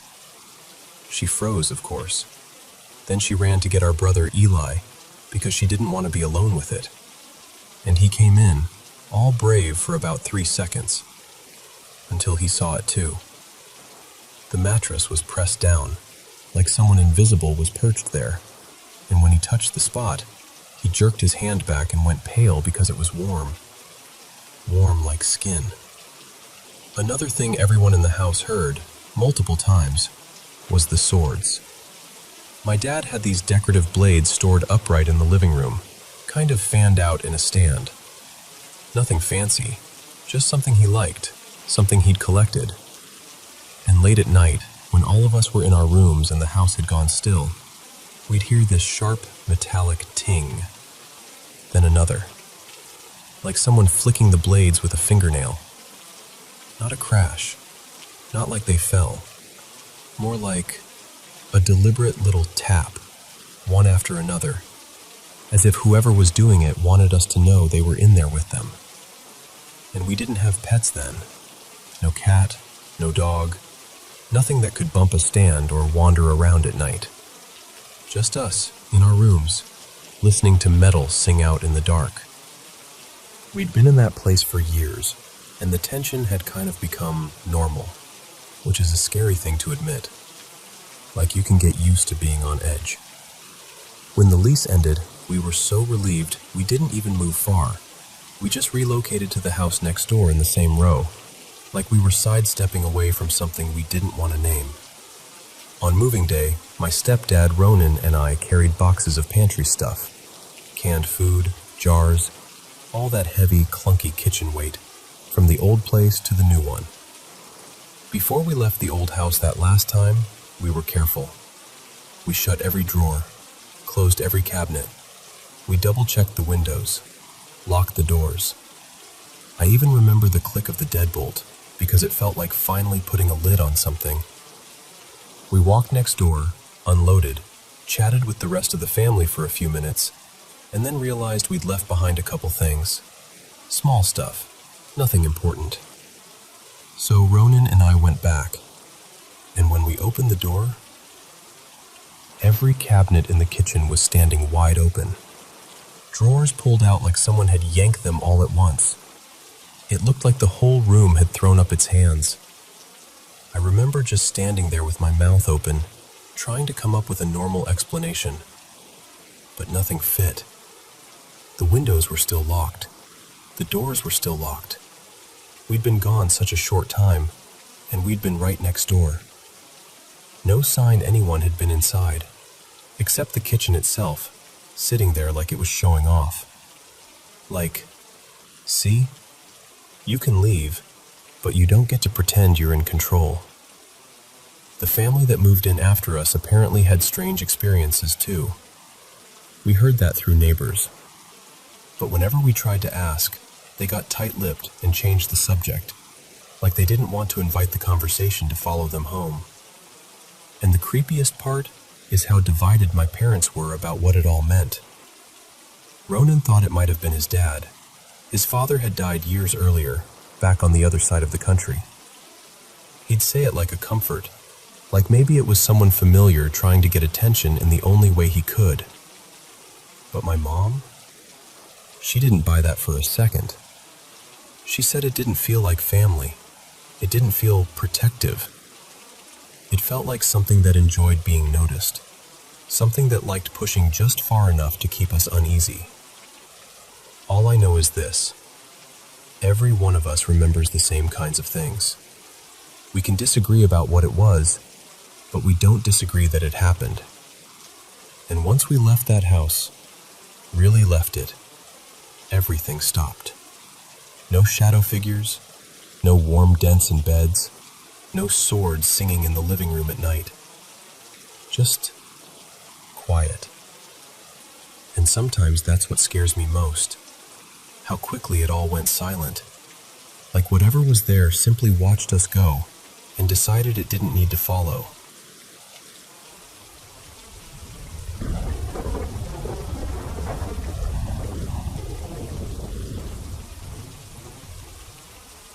Hey, so I'm kind of nervous even saying this out loud, but I really could use some outside perspective.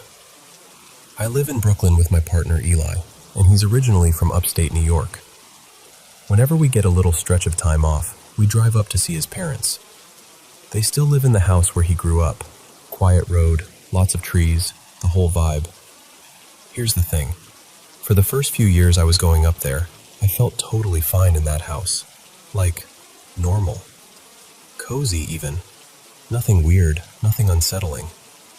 But earlier this year we went up for a long weekend while his parents were out of town. And the first night we got there, something happened. We pulled in after dark, and we both saw something outside. Hard to explain. Just this movement near the edge of the yard where there shouldn't have been anyone. We kind of laughed it off at first, like, okay, deer? A neighbor? But then later, when we were in bed, lights off, the room totally dark, I heard a voice, clear as day, right near the doorway, like someone was standing just inside the room. It said, "Hi." Not shouting, not a whisper either, just a calm, casual, "Hi," like it was normal for a stranger to greet me in the dark. I froze. My whole body went tight. I remember staring into the blackness, trying to convince myself it was Eli messing with me. Except he was right next to me, and I could tell by his breathing he hadn't moved. I didn't want to feed it by reacting, so I just laid there pretending I didn't hear it, even though my heart was pounding so hard it felt like it was shaking the bed. Since that night, the house feels different to me, but not everywhere. It's specific. The basement, and the driveway area right outside the basement door. And what's strange is, there's no obvious reason for the basement to feel bad. Eli used it for years as his little workshop, creative zone. He painted down there, recorded music, built stuff, stayed up late having these big personal growth moments, you know? He loves it. To him, it's like his comfort cave. His parents built the place, and as far as I know, They're the only people who've ever lived there. No tragic backstory, no creepy history anyone's mentioned. It should feel neutral. But now, if I'm down there with him while he's working, I start to feel awful, and it comes on fast. At first it was subtle, like I'd just get quiet and tired. Then it got stronger. I'll be sitting there, trying to scroll on my phone or watch him mess with something, and suddenly I'm zoning out in this really intense way, like my brain is slipping sideways. And with it comes this heavy, sick feeling, like grief mixed with panic, hopelessness, anguish, like the emotional version of walking into a room where someone's been sobbing. And the weirdest part is, it doesn't feel like it's mine. I know how my own sadness feels. I know what anxiety feels like in my body. This feels like I've walked into somebody else's mood and it's crawling into me. It's intrusive and mean. And it took me a while to notice the pattern, but once I did, I couldn't unsee it. It happens in the basement, and it happens in the driveway right outside that basement door. Almost like there's a line, and if I cross it, I get hit with the same wave. Eli doesn't really feel anything like that.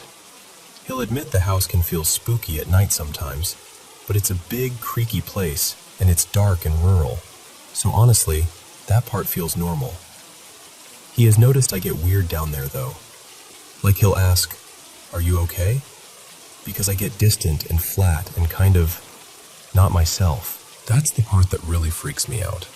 The second I leave the basement area, it's like the feeling drops off a cliff. I'll walk upstairs and suddenly I can breathe again. My thoughts clear. My face feels like it belongs to me. I should probably add, years ago, like closer to 8 or 9 years back, I went through a short stretch where I had some really intense, creepy experiences. Enough that it changed how I think about this stuff. I don't even know what I believe, honestly. I'm not someone who's like, "Oh yeah, definitely spirits." I'm also not someone who can completely laugh it off anymore. I haven't had anything like that happen in a long time, and I genuinely thought that chapter of my life was closed. This isn't as extreme as back then, but it still messes me up, because I don't like feeling hijacked in my own mind. So, I guess I'm asking, what do you think could be going on? If you've ever felt something like this in a specific place, like a certain room carries a feeling that doesn't belong to you, what did you do? Is there anything I can do that's practical, or grounding, or even just symbolic, so I feel more protected when we're down there? Because right now, it's like I can handle the house, except for that one spot. And I hate how quickly it can turn me into someone I don't recognize.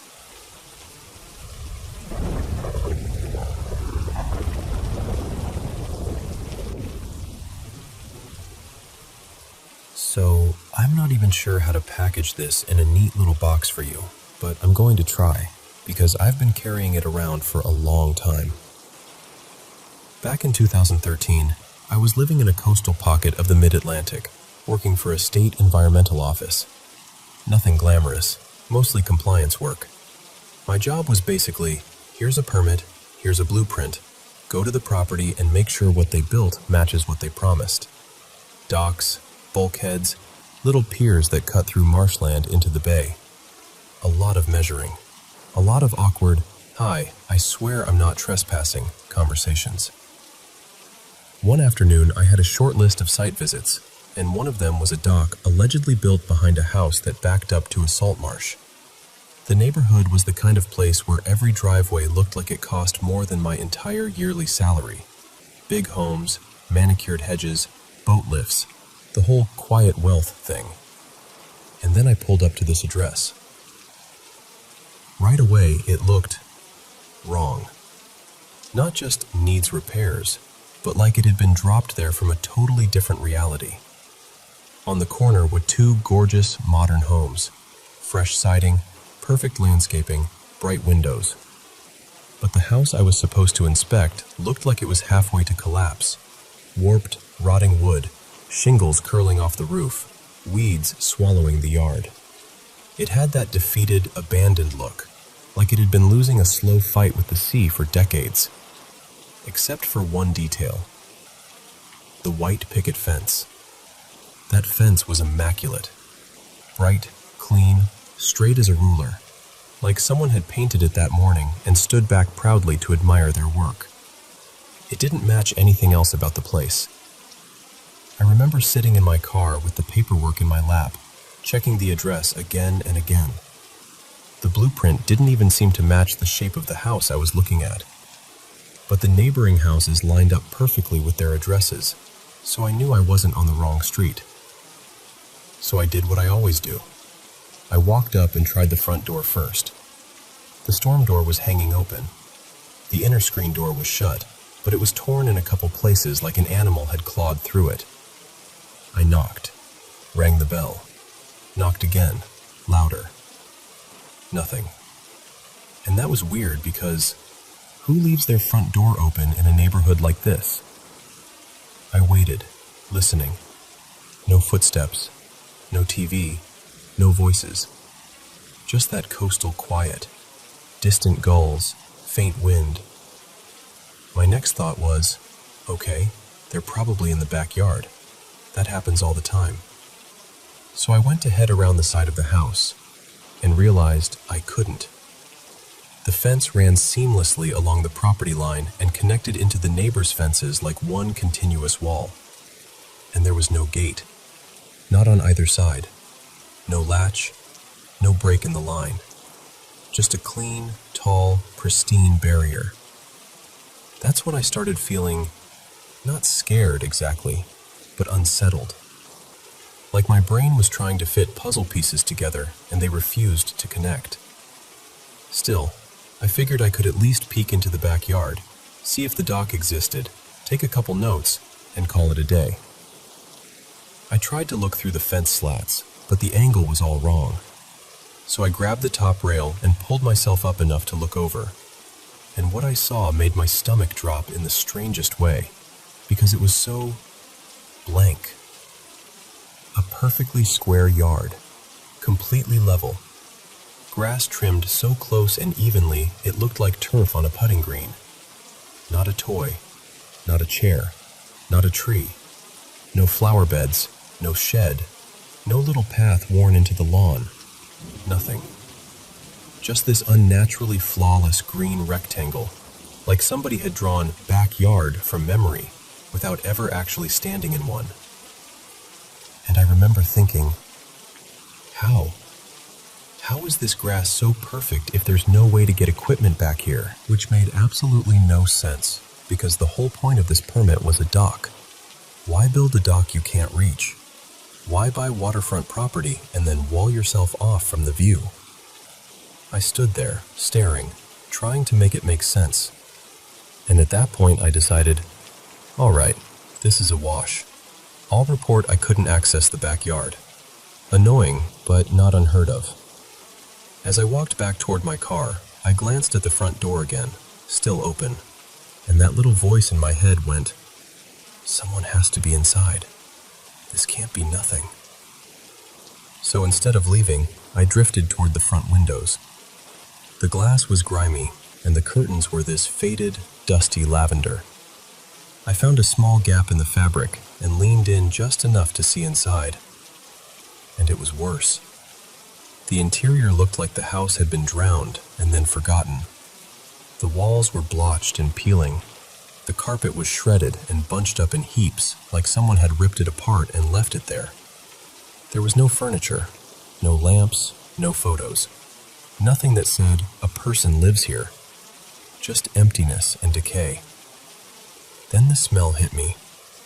At first it was faint, just a whiff when I leaned close. But the more I stood there, the more it crawled into my lungs. Sour, salty, rotten. Like stagnant seawater trapped in a basement. Like low tide baking in the sun, but sealed inside a house. I backed up, heart thumping, and told myself, okay, one more try at the door, then I'm leaving. I stepped onto the porch, called out, hello? Anyone home? No answer. I tried again, louder, and introduced myself. Name, office, why I was there, the whole professional script. Still nothing. And I don't know why, Honestly, I still don't. But my mind went to the worst-case scenario.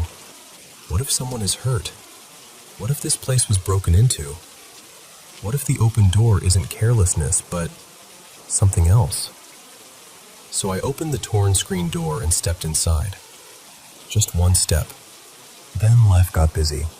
A big coastal storm hit that fall, and suddenly we were drowning in repair permits and inspections. The weird corner house got pushed to the back of my mind. Until the next year, when that old permit resurfaced in my stack. I stared at it for a long time before I finally drove back out there, camera in my bag this time, determined to at least document whatever I could.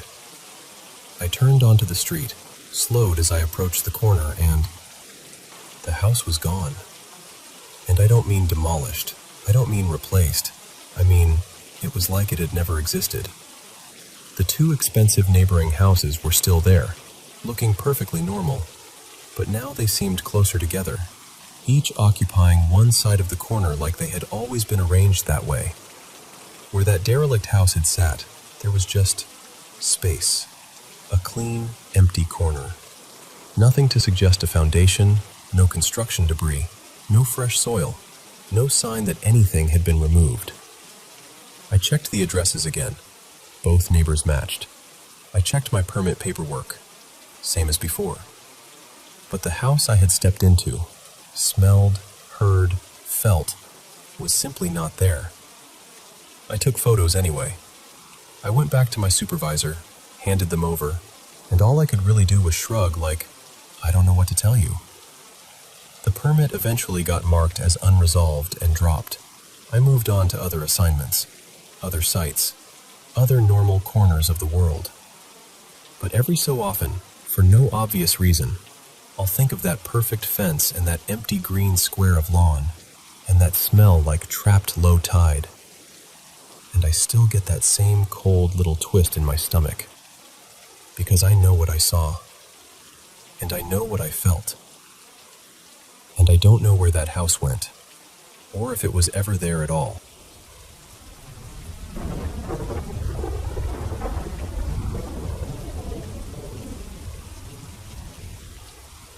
So, let me tell you what's been going on, because it's honestly been a lot, and I'm still trying to wrap my head around how weirdly all of this lined up. A little while ago, I reconnected with an old friend. His name's Darius, and I started hanging around him and his son's mom, Kiara. At first, I was happy about it, like, okay, cool, we're all grown now. But the thing is, they argue constantly. Like, it's not just little bickering. Every hangout somehow turns into drama, tension, raised voices, the whole thing. And I didn't really realize how much that energy was getting into my space until stuff started happening around me too. The first thing was small, but it still bothered me. I was on my way to Darius's place, and he's texting me like I'm late to something important, rushing me, pressuring me. And I ended up getting into this little fender bender. Nothing crazy, just a stupid bump at a light. But still, it felt like, why am I even in this situation? That wouldn't have happened if I wasn't being pushed and stressed out. Then a few nights later, I go out with one of Darius's friends, Malik. And Malik is one of those people who can't just chill. He has to go out. He's like, come on, let's hit a spot. And I'm tired. I don't even feel like going anywhere. But I didn't want to seem boring or antisocial, so I went along with it. Next thing I know, we're in this club, way out in a part of town I don't even hang out in. It's not my scene, not my area, not my comfort zone, but I'm trying to just ride it out and get through the night. And then, it happens. I get jumped, like fully jumped, out of nowhere. I'm trying to protect myself. Everything's chaotic, and by the time it's over, I've lost basically all my stuff. Phone, wallet, gone. And I'm standing there after, thinking, how did I even end up here? But here's where it gets even crazier. Right before that night, my mom tells me something my grandma said. My grandma is completely blind, has been for years, and she told my mom she had a dream about me getting beat up badly. And when my mom told me, I remember laughing it off like, that's wild. but I didn't take it seriously. And then it literally happened. Like, what are the odds? And even before all of that, I had already been feeling off. There were nights I'd be in my room and I'd see weird shapes, like figures in the dark. Not like a clear person, but enough to make my stomach drop. Enough to make me sit up and stare, trying to convince myself my eyes were playing tricks on me. After I got jumped, I was like, okay, I'm not brushing this off anymore. I reached out to 2 pastors. I started going to church. It's a Spanish church, and I don't understand everything. So they give me this little earpiece that translates to English. But honestly, even not understanding every word, I still feel something there. Like peace, or at least the chance of peace. So last night, this is the part that really got me. I had sleep paralysis, and when it's happening, it feels like you're trapped in your own body. Like you can think, you can feel fear, but you can't move. It's terrifying. It felt heavy, like something was pressing down on me. And when I finally could move again, I sat up and I said out loud, like from my chest, something like, I'm good. Nothing negative has authority over me. In the name of Jesus Christ. I tried to calm down, tried to go back to sleep, and I swear I hear a voice in my room say, clear as day, Hola. Just that. Hola. Like somebody leaned in and said it. And the fact that the church I've been going to is Spanish speaking, that made it hit even harder. My whole body went cold, and I remember checking the time when I left my room. It was 3:13 a.m. So I walk into my mom's room, and she has talk radio on. She always does. And the second I step in, I hear these experts talking. And I'm not exaggerating. They were literally saying stuff like, don't let negativity get to you. There will always be dark things around, but don't be afraid. Fear feeds it. Fear isn't real. And I'm standing there in the doorway thinking, are you serious right now? Out of every moment in the night, I walk in exactly when they're saying that. It felt like a message. Like something was trying to get through to me. Or like God was reminding me, you're not alone, but you also don't have to live scared. Even still, I couldn't fully relax. I laid down in my mom's room, and I kept praying in my head. I kept repeating, over and over, something like, in the name of Jesus Christ, whatever is messing with me is not welcome. You have to go. And I'm not saying I have all the answers. I'm not even saying I understand everything that's happening. But I know this. Once I re-entered that chaotic, drama-filled circle, my life started getting chaotic too. And once I started turning back toward faith, I started noticing things more clearly. Like I could finally admit I wasn't okay, and I needed protection and peace. So yeah, that's where I'm at. Shaken up, but also waking up. And I'm going back to church again tomorrow.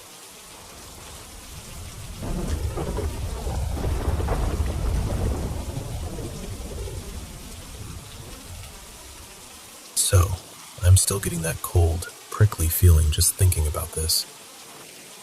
It started on a Sunday night, right after I put my little one, Mila, she's just over 2, down for bed.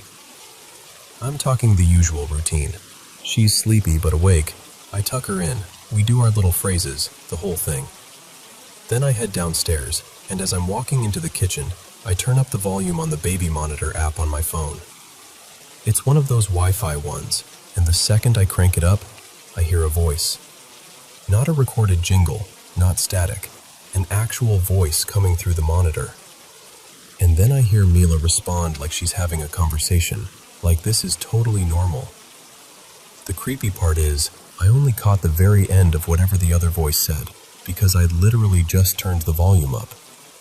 But Mila's response made my stomach drop, because she said something about turning off the lights, using this very specific little phrase that I always say to her. Like, word for word, the same weird little way I say it. And it felt like she was replying to someone who had just said that phrase to her first. For a second I thought maybe it was me, like my own voice echoing somehow. But no, this sounded like someone else. I think it sounded like a woman, and for one horrifying heartbeat, it even sort of reminded me of my own voice. But I was so shocked, I don't trust my memory on that detail. My partner, Rowan, was right there. Just the two of us at home. We both heard it. We didn't even speak at first. We just looked at each other with that same, "Please tell me you heard that too" face. I got full-body chills, like a pit opened up in my stomach. Because logically, it didn't make sense. Only Rowan and I have accounts for the monitor, and we've got two-factor authentication turned on. If someone tried to log in, we should have gotten alerts. We're logged in on our phones, and we also have a tablet that stays in the living room, right near me at the time, totally untouched. In Mila's room, there's basically nothing that could talk, just the camera and a sound machine. No smart speaker, no voice assistant, nothing. So I did the practical thing. I called the monitor company's support line. They pulled up the device details and told me the only logged-in devices were ours. Then they checked the camera's microphone feature, the two-way talk function, and they said it hadn't been used at all that day. Like, not once. So according to them, nobody had spoken through the monitor to her. And that honestly made me feel worse, because at least someone used the microphone is an explanation, even if it's a scary one. This was nothing. No trail, no cause. Then the next evening, Monday, early evening, around dinner time, I'm in my home office. And my office shares a wall with Mila's room. And I hear two knocks. Not little settling house noises. Two sharp, distinct knocks on the wall, so loud I jumped in my chair. Then maybe 20 or 30 seconds later, two more knocks. Then about a minute later, the same pattern again. Two knocks. Two knocks. I remember sitting there frozen, listening like my body had decided it didn't want to move unless it absolutely had to. And then there's this other thing, and I don't even know how to talk about it without sounding ridiculous. And she just casually walks over to her little kid-sized chair, points like she's showing me something obvious, and goes, "He's right here. He's waiting. He's standing on the chair." Like it's the most normal thing in the world. I know toddlers imagine things. I know they invent friends and stories and whole invisible worlds. I know that. But the timing of it, piled on top of the monitor voice and the knocking, it's like my brain can't separate any of it. It all feels connected, even though I can't prove that it is. Since then, nothing dramatic has happened. No more voices, no more obvious knocking. But I'm not okay. I'm completely on edge, especially because Mila's the one in that room at night, and I hate that feeling of not being able to protect her from something I can't even explain. I even did the thing I never thought I'd do. I walked through the house with Sage. Once everywhere, then again just in Mila's room. And what's wild is the knocking happened after I saged the whole house, which, if you believe in any of that, feels like the opposite of what's supposed to happen. And now I'm stuck in this awful place where nighttime makes my chest feel tight. I dread putting her to bed because I'm afraid something else is going to happen, and I won't know what to do in the moment. So that's where I'm at. Trying to be rational, trying to believe there's a normal explanation, but also feeling this deep, instinctive fear that I can't shake. And honestly, if you were me, would you think paranormal? Or would you think sleep-deprived parents spiraling? Over and over. And I still don't have an answer.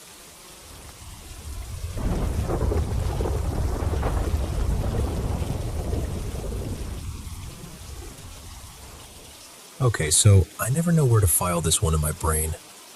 Paranormal feels too dramatic, but glitch in the Matrix is honestly closer. I'm 32 now, and I still don't have an explanation for what happened that night. I also don't tell it much because it sounds ridiculous on paper, like it's about a stupid cupcake. But it's one of the weirdest things that's ever happened to me. This was when I was about 16 or 17. My friend, let's call her Maya, and I had just left this house party. Nothing wild, just a typical teen thing. On the way out, I grabbed a cupcake from the kitchen because I wanted a snack for later. Not right away, later. I was saving it like it was treasure. Maya and I decided we were going to be little rebels and sneak into the public pool after hours. You know the vibe. Warm summer night, quiet streets, that buzzing feeling like the world belongs to you because you're young and it's late. We figured we'd hop the fence, sit by the diving board, dangle our feet in the water, and smoke a little. And then I'd finally eat my cupcake like some kind of victory prize. And honestly, at first it was perfect. We made it in, we sat there with our feet in the pool, whisper laughing, passing a joint back and forth. The water was cool, the air was warm, and I'm holding this cupcake in my hand the whole time, waiting for the exact right moment. I remember thinking, this is going to be so good. Then, headlights. A cop car rolls up. Not speeding, not dramatic, just that slow, deliberate pull-in that makes your stomach drop instantly. Maya and I both panic in the exact same way. We bolt. We scramble off the board and sprint toward the fence, hearts pounding, trying not to slip. And right as we get there, I have this absurd, crystal-clear thought. I'm holding a cupcake. I cannot climb a fence with a cupcake. It's so dumb, but I remember being genuinely devastated for a second. Like, this cupcake had been my plan. I'd been guarding it the whole walk over there. And now I'm standing at a chain-link fence with flashing adrenaline in my veins, and I'm basically like, no, not like this. Maya is already halfway up the fence, and I'm whisper yelling, what do I do with the cupcake? I can't climb with one hand. And we have this whole frantic mini conversation about it, like a full-on strategy session, probably 10 seconds long, but it felt longer. I tried to pass it through the fence, but it was too big. I tried to wedge it between the links. No chance. Maya reaches down. I lift it up. She tries to take it, and it's just messy and ridiculous and taking way too long. Finally, we make the decision. Tragic, heartbreaking, completely stupid in the moment, but necessary. We're going to sacrifice it. So I turn and I throw the cupcake into the pool. And I mean, I really threw it. Not dropped it, not pretended. I launched it. We both watched it leave my hand. We both watched it hit the water. I heard it splash. I even remember, weirdly, how satisfying the splash sounded in the middle of all that panic. Then I climbed the fence with both hands, because now I can.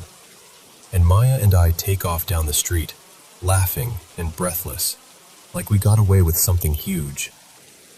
We're half terrified, half thrilled, finishing the last of the joint as we power walk into the night, convinced we're absolute legends. A little while later, maybe 10 minutes, give or take, I'm walking and I feel something in my hand. I look down, and my stomach drops in this slow, sick way. Because the cupcake is in my hand. Not smashed, not soaking wet, not gone.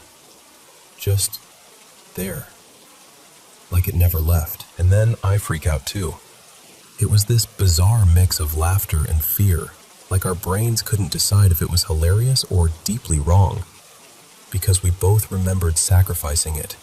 We both saw it hit the water. We both heard the splash. And yet here it was, sitting in my palm like it had been waiting patiently for me to notice.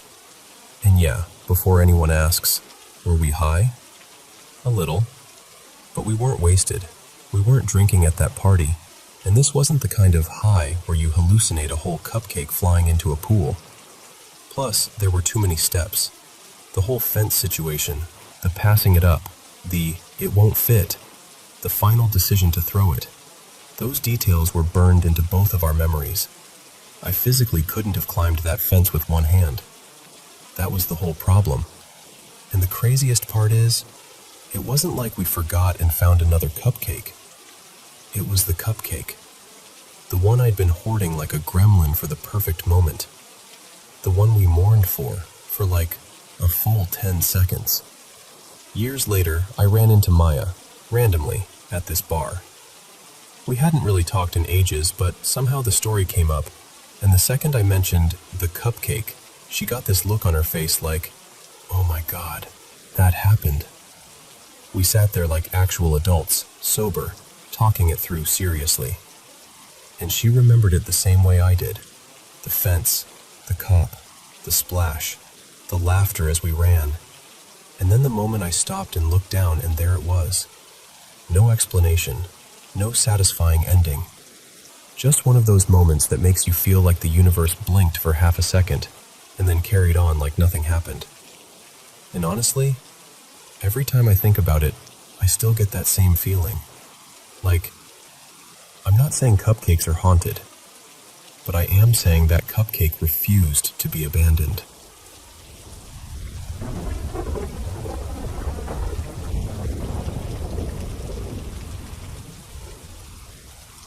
So, picture this.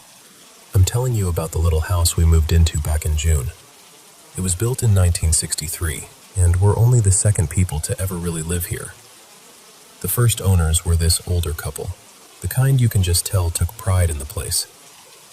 Neighbors told us the wife passed away in her late 80s, and the husband, he was in his 90s, eventually moved in with family because he needed more help. Honestly, it just made me feel kind of tender about the home, you know? Like it held a whole lifetime of ordinary, loving routines. And the funny thing is, I never felt anything off here. If anything, it felt calmer than my last apartment. Back there, I'd wake up in the middle of the night with that gross feeling of being watched. Here? Nothing like that. The only almost thing was our dog. His name's Biscuit. He's a sweet little nervous guy. The first couple weeks he'd wake up and bark in the middle of the night, but we blamed it on moving stress. He still sometimes barks at the sliding glass door in the kitchen like it personally offended him. I swear it's just his reflection freaking him out. He's dramatic. Okay, so fast forward to the beginning of October 2nd actually, when we got home from our wedding.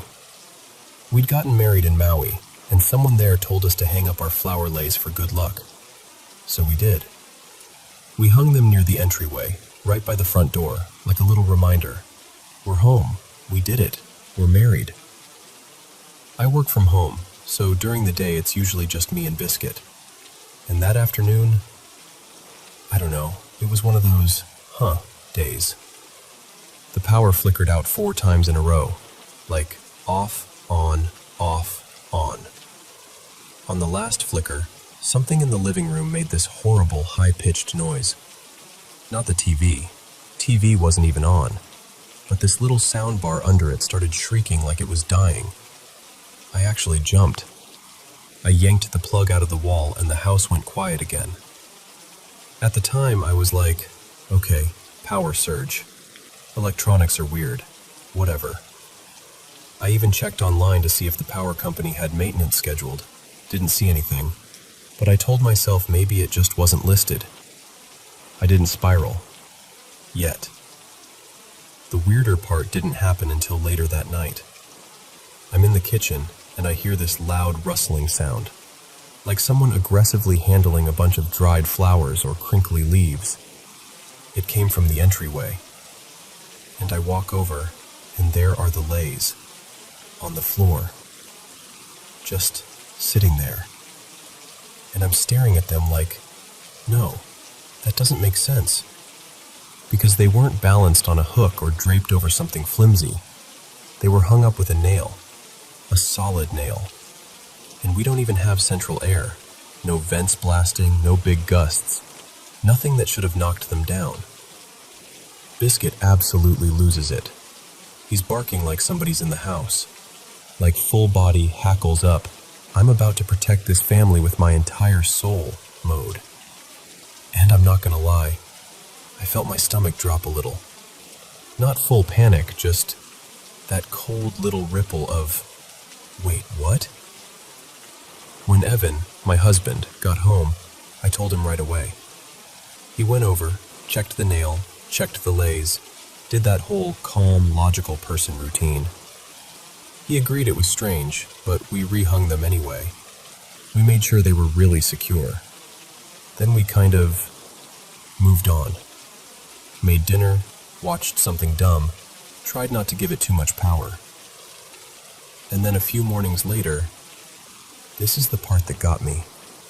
I'm home again, alone again, just working. And I hear it. That same loud rustling. Not subtle, like it wanted to be noticed. And poor Biscuit, he was shaking, not just barking, shaking. I ended up scooping him up and just holding him for the longest time, like a baby, walking around, whispering, "You're okay. You're okay." Even though I'm pretty sure I was also saying it for myself. So here's where I'm at. I don't know if I'm overreacting. Part of me is like, it's physics. It's the nail. It's the weight. It's humidity. It's literally anything normal. But then there's that other part of me that's standing in the hallway, remembering how loud that rustling was, how it happened twice, how my dog reacted, how weird the timing felt with the power surges. And I've already done all the little just-in-case things, you know? I cleaned the energy when we first moved in. I've lit incense after having people over. I've tried to make the house feel peaceful and intentional and safe. So when I ask, am I overreacting? I'm not trying to be dramatic. I'm genuinely asking because I don't want to turn this into a scary story. I just want it to be a house we love, with a weird little mystery by the front door.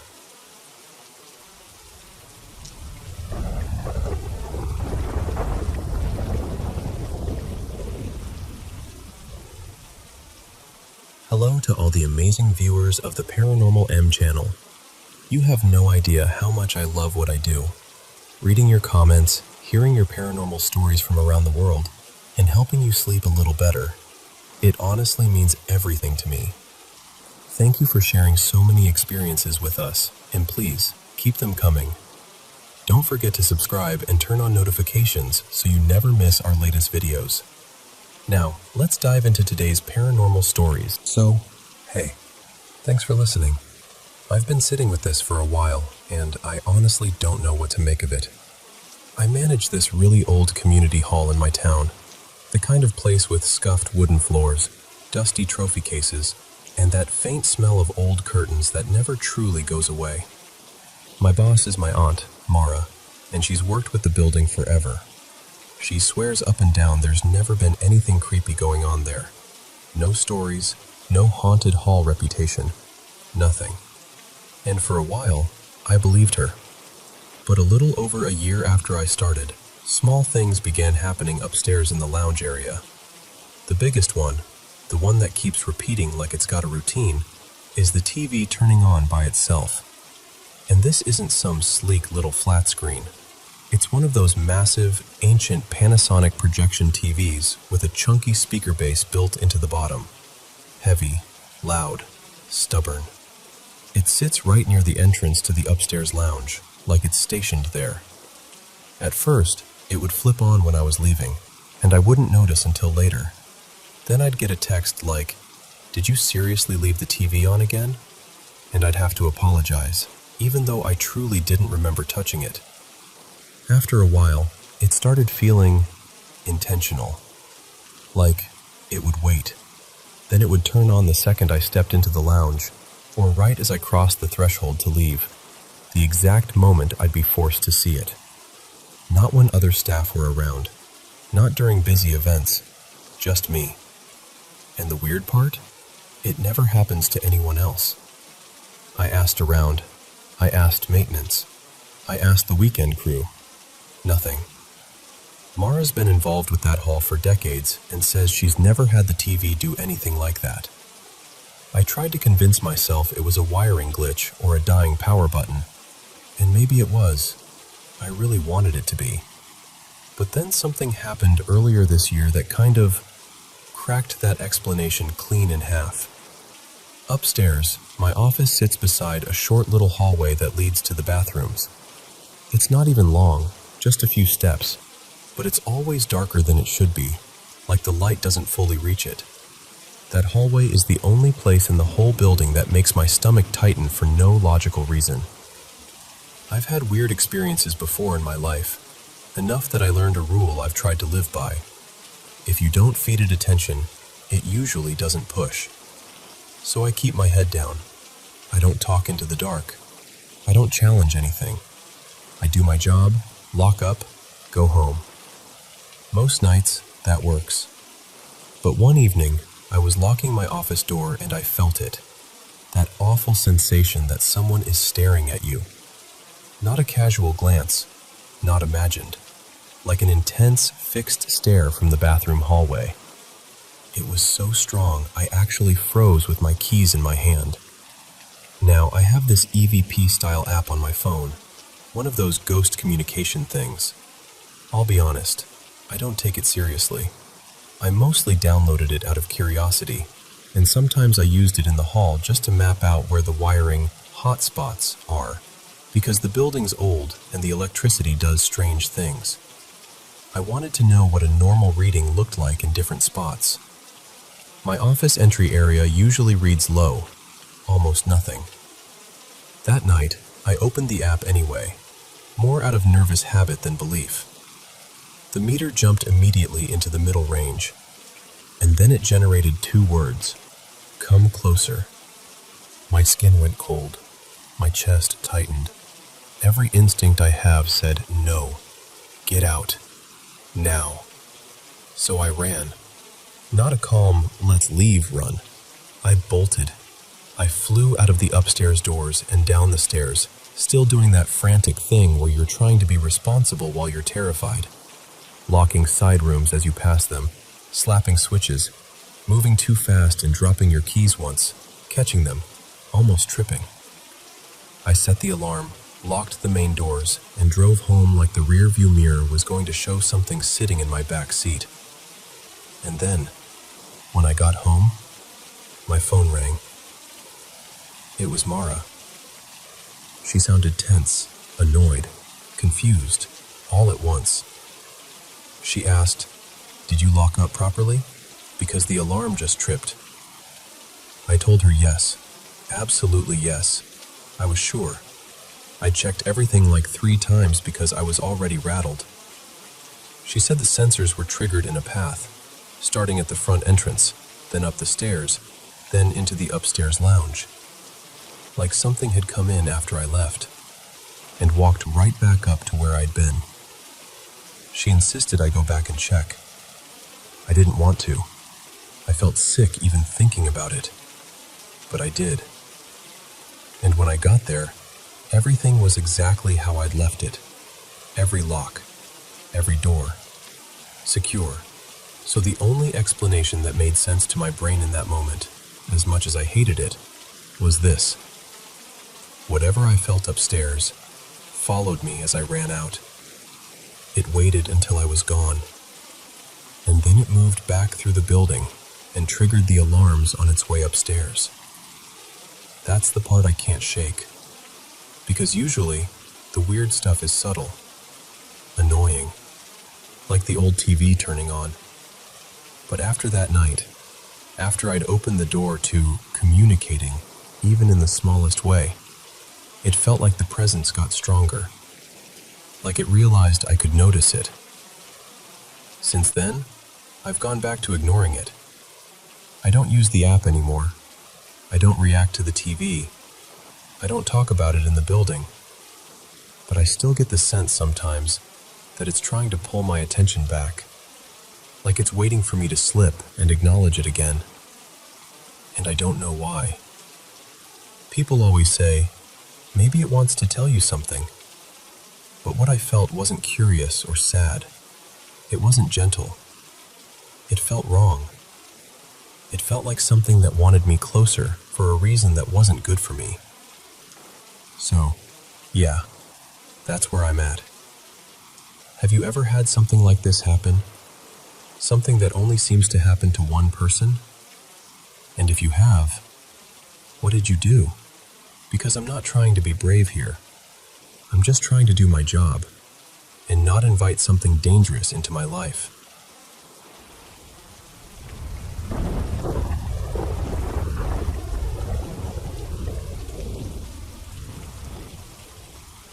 Hey, so this is one of those things I still struggle to talk about, because the second you say paranormal, people either get quiet or they get that look like you're making it up. And I'm not trying to convince anybody or win an argument. I'm just telling you what happened to me, the way I remember it. And honestly, I'm hoping someone out there will hear it and go, yeah, me too. The first time anything like this happened, I was really little, preschool little. We were in this cramped apartment, and my older brother, Tyler, and I shared a room. He had the top bunk, and we were doing what kids do, wrestling, shoving, laughing too loud. At some point, he swung a foot, and I went right off the bed. And I should have hit the floor hard, but I didn't.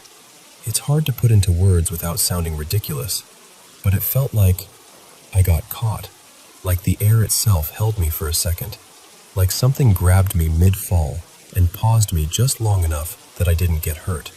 I remember this weird, weightless feeling, like I floated for a beat before landing softer than I should have. I was probably 5. Maybe it was 94 or 95. I just know I was tiny, and I remember looking up after, confused, like, what was that? The second incident is the one that still makes my stomach tighten when I think about it. We'd moved into a house with my grandparents. More space, but somehow heavier, if that makes sense. My parents had added this extra room off the back. It used to be an old patio, and they built over it. There was a futon back there, a box fan, a little TV. So of course Tyler and I claimed it as our hangout room. We dragged in blankets, pillows, toys, made a whole messy kid nest out of it. One afternoon, Tyler suddenly froze and got that scared, tight look on his face. He whispered, "There's something in the blankets." And I remember rolling my eyes because he could be dramatic. I was like, stop lying. He wouldn't move. He just pointed. And where he pointed, the blankets looked wrong. Like the fabric dipped way deeper than it should. Like a pocket that didn't belong there. Almost like a dark little hollow formed inside the pile. I can still picture it. Not a normal shadow. More like the blankets swallowed the light. And because I was a stubborn little brat, I scooted closer, lifted my foot, and stomped right into it. Hard. Like, see? Nothing. The moment my foot hit, something wrapped around my ankle. Instantly. Not like fabric catching, not like a loose cord. It felt like a grip. Firm, deliberate. Like something alive closing around me. I yanked back and couldn't. Tyler screamed. I screamed. It was chaos. My mom came storming in, exhausted and furious, like, "What is wrong with you two?" She shoved the futon, tore through the blankets, flung pillows everywhere. Nothing. No animal. No object. No explanation. After that, we didn't play in that room again. Not because we were told not to. We just couldn't. I was maybe 8. Tyler maybe 9. Late 90s, give or take. Then there was the bathroom incident. This was still that same house. My mom was working long hospital shifts at the time, and my grandma traveled for work a lot. So some nights it was just my grandpa, my brother, my dad, and me. Their rooms were all down the hall, and mine was near the bathroom. One night I got up to pee. The house was quiet in that way houses get when everyone is asleep. Like the walls are holding their breath. I'm in there, half asleep. And right as I'm about to flush, I hear a knock on the bathroom door. I go, hello? I'm in here. And right away, a woman's voice answers. Clear as day. It sounded like my mom, with that impatient but not angry tone. And I remember laughing because it sounded so normal. Like, "Really, Mom? I can't have 2 minutes?" I washed my hands, still smirking, and then it hit me like ice water. My mom wasn't home. My grandma wasn't home either. And the house, suddenly, felt too big, too dark, too silent. I didn't want to open the door. My heart was pounding. I stood there for what felt like forever, and finally, I cracked it open. Pitch black hallway. No lights, no movement, nobody awake, no one at the end of the hall, nothing. I bolted back to my room and slammed my door like something was chasing me. I didn't have a lock, so I turned on the light and sat with my back against the door, knees pulled up, shaking. I was about 11, early 2000s, and even now, decades later, I still have nightmares where I'm leaving a bathroom into a dark hallway, and I swear my body remembers the fear before my brain can even catch up. A few years after that, things got weird in a different way. My grandpa woke up one night convinced he saw someone moving through the hall, like a person walking past the doorway. He told my grandma, "Didn't you just see them?" And she was like, "See who? There's nobody." And he just shrugged, dead serious, and goes, "Must have been a ghost." My grandma didn't sleep after that. She stayed up, scared and wide awake, like she didn't trust the house anymore. Then about a week later, my best friend, Jules, was over. We were teenagers by then. She walked down the hall and did that double-take thing toward my grandparents' room. Not screaming, not dramatic, just a quiet, confused look. Later, I walked down the hall too, and as I was walking back, I glanced into my grandpa's TV room, and I saw what looked like someone standing there. A tall, dark shape. Not detailed, just a presence. I stopped. My skin prickled, and Jules immediately goes, softly, "You saw it too, didn't you?" I said, "Saw what?" She said, "That black figure in your grandpa's room." And I swear my blood went cold, because I hadn't told her what I'd seen yet. We both tried to laugh it off. Teenagers do that, you know. But the truth is, neither of us forgot it. Fast forward to adulthood. I went through a breakup, messy, painful, and around that same time my mom had a serious accident. She survived, thank God, but it shook everything up. We ended up moving to a different town and into a rental house that had apparently been empty for a couple of years. I moved in first because I lived nearby. The first nights alone, I kept hearing little things, like the house settling, except it didn't feel like settling. It felt like someone else was there. I'd get up, check rooms, nothing. Then I'd climb back into bed. One night, I woke up because I felt something tug my foot. I snapped awake, yanked my leg under the covers, heart racing, telling myself it was a dream. Then later, maybe minutes, maybe longer, something grabbed my leg and yanked me. Not a gentle pull, a hard, violent yank. It dragged me out of bed by my ankle and pulled me toward the doorway. I'm not exaggerating. I hit the floor and slid. I screamed and kicked and finally broke free, scrambled back, turned on every light in the room, and stayed awake until morning. That was the first night I felt truly unsafe in my own bed. After that, the house changed my sleep. I started having night terrors, deep, brutal ones. I'd wake up hearing screaming, but no one else heard it. I'd see dark shapes moving through rooms. Once, my mom admitted she'd seen something too, which almost made it worse, because I couldn't tell myself it was only me anymore. But even he started having moments.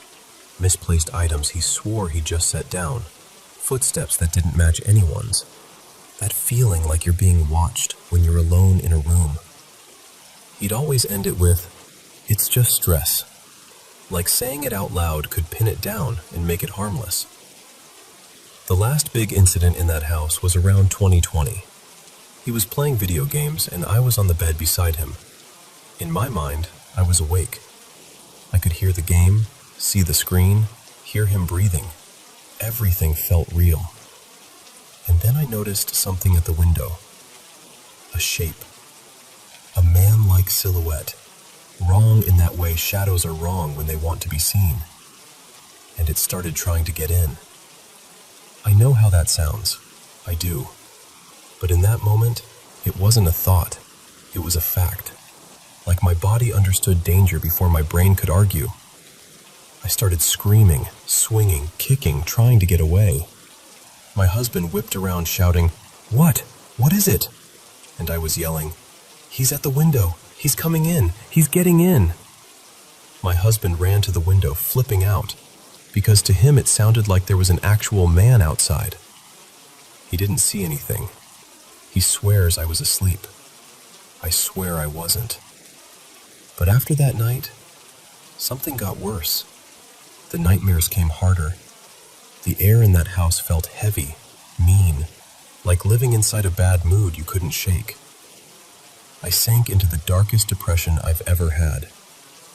I felt drained, like I was carrying dread in my bones. And then, this part matters. We moved. End of 2022, we bought our own place. We left a ton behind on purpose. Old stuff, junk, anything tied to ugly memories. Anything that felt contaminated with bad years.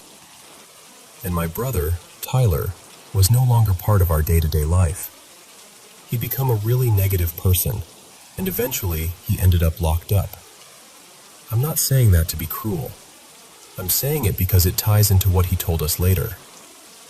From the very first night in the new house, the night terrors stopped. Like someone flipped a switch. No more screaming in my sleep. No more dark figures. No more feeling watched.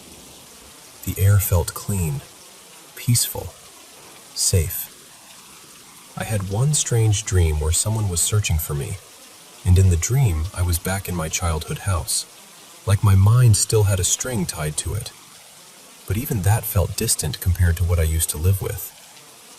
And then I found out my grandma was finally selling that old house, and I felt relief. Not sadness, relief. Because that place didn't hold warmth for me. It held tension. It held fear. It held too many nights where something felt off. Here's the part that still makes me uncomfortable. Before my brother disappeared from our lives, he admitted he'd done ritual-type stuff in his room when we were younger. Like he invited things in. I don't even know what to believe about that. Part of me wants to roll my eyes. Part of me remembers everything that happened and can't fully dismiss it.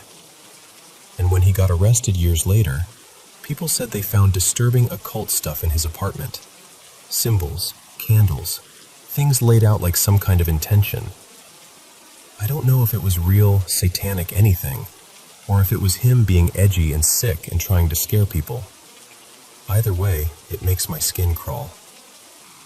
So, that's it. That's the story. I'm not asking anyone to worship the paranormal or agree with me. I'm honestly open to logical explanations. Sleep disorders, trauma responses, stress, the way a bad environment can poison your nervous system. Maybe my husband is right and it was stress the whole time. And if you've ever had anything like this, anything you can't easily explain, I'd genuinely like to hear it. Or if you have a grounded explanation that isn't cruel, I'm open to that too. I'm not looking for people to mock me. I'm just looking for perspective. And maybe proof that I'm not the only one who's walked out of a bathroom into a dark hallway and felt the world tilt the wrong way.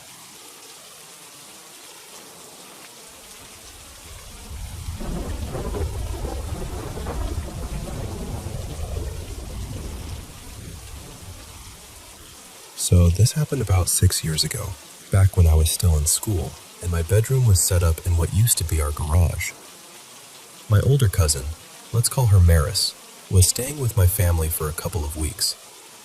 And the whole time she was there, we kept having these little ghost moments that were easy to brush off. Like, you'd hear a sharp knock on the wall, and we'd be like, yeah, okay, the house is settling, even if it didn't sound like that at all.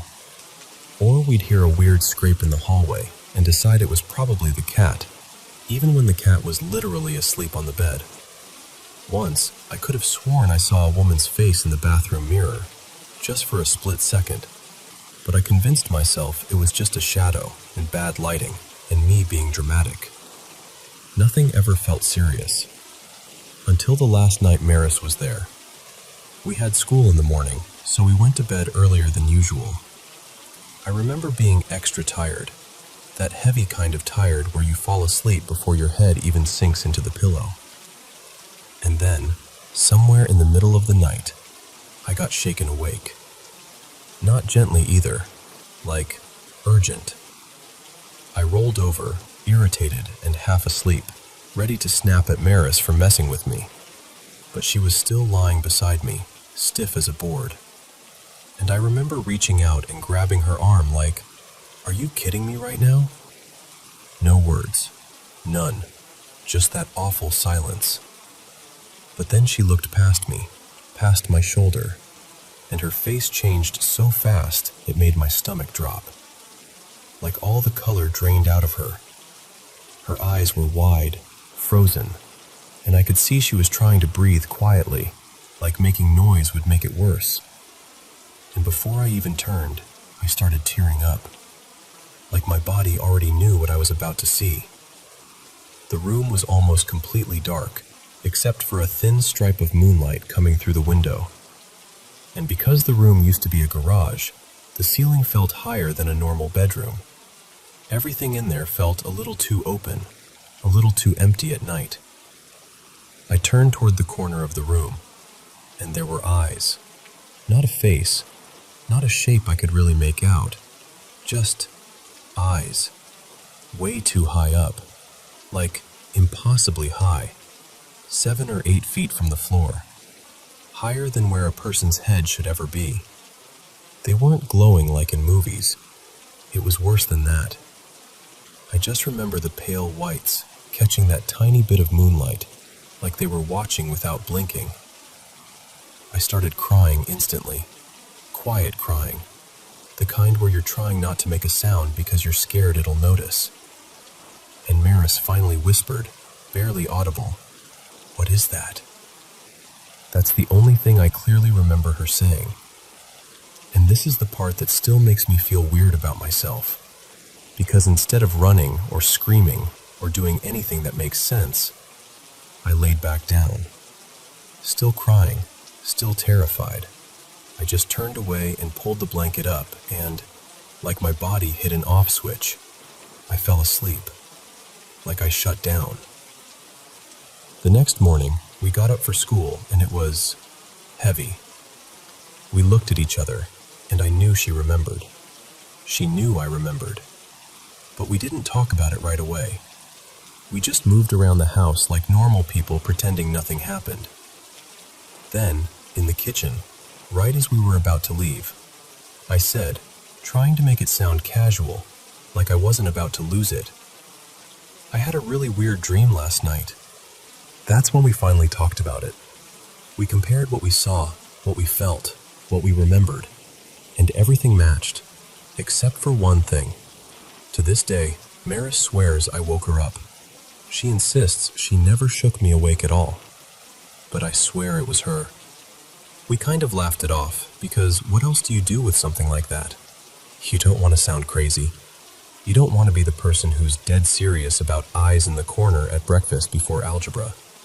But even now, years later, I still get anxious about that corner before I go to sleep. And lately, this is why I've been thinking about it again. My dog has started whining at night. Not every night, but often enough that it sticks with me. He'll stand there, tense, staring at that same corner, letting out these soft, upset little cries, like he wants to leave the room, but doesn't want to turn his back on whatever he thinks is there. And I always tell people I don't believe in ghosts. I still say that. But I also say, I've got a few stories I can't explain. And this is the one that never really left me, because it didn't feel like a dream. It felt like something was there, just out of reach of the light.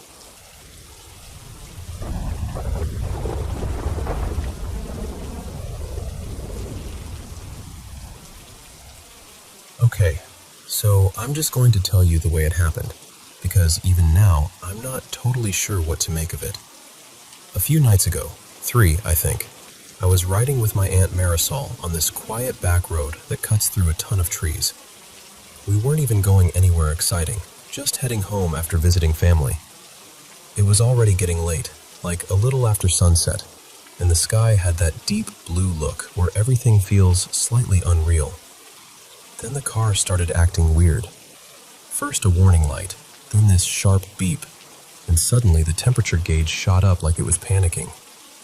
Marisol pulled into this small church parking lot that looked like it hadn't been busy in years.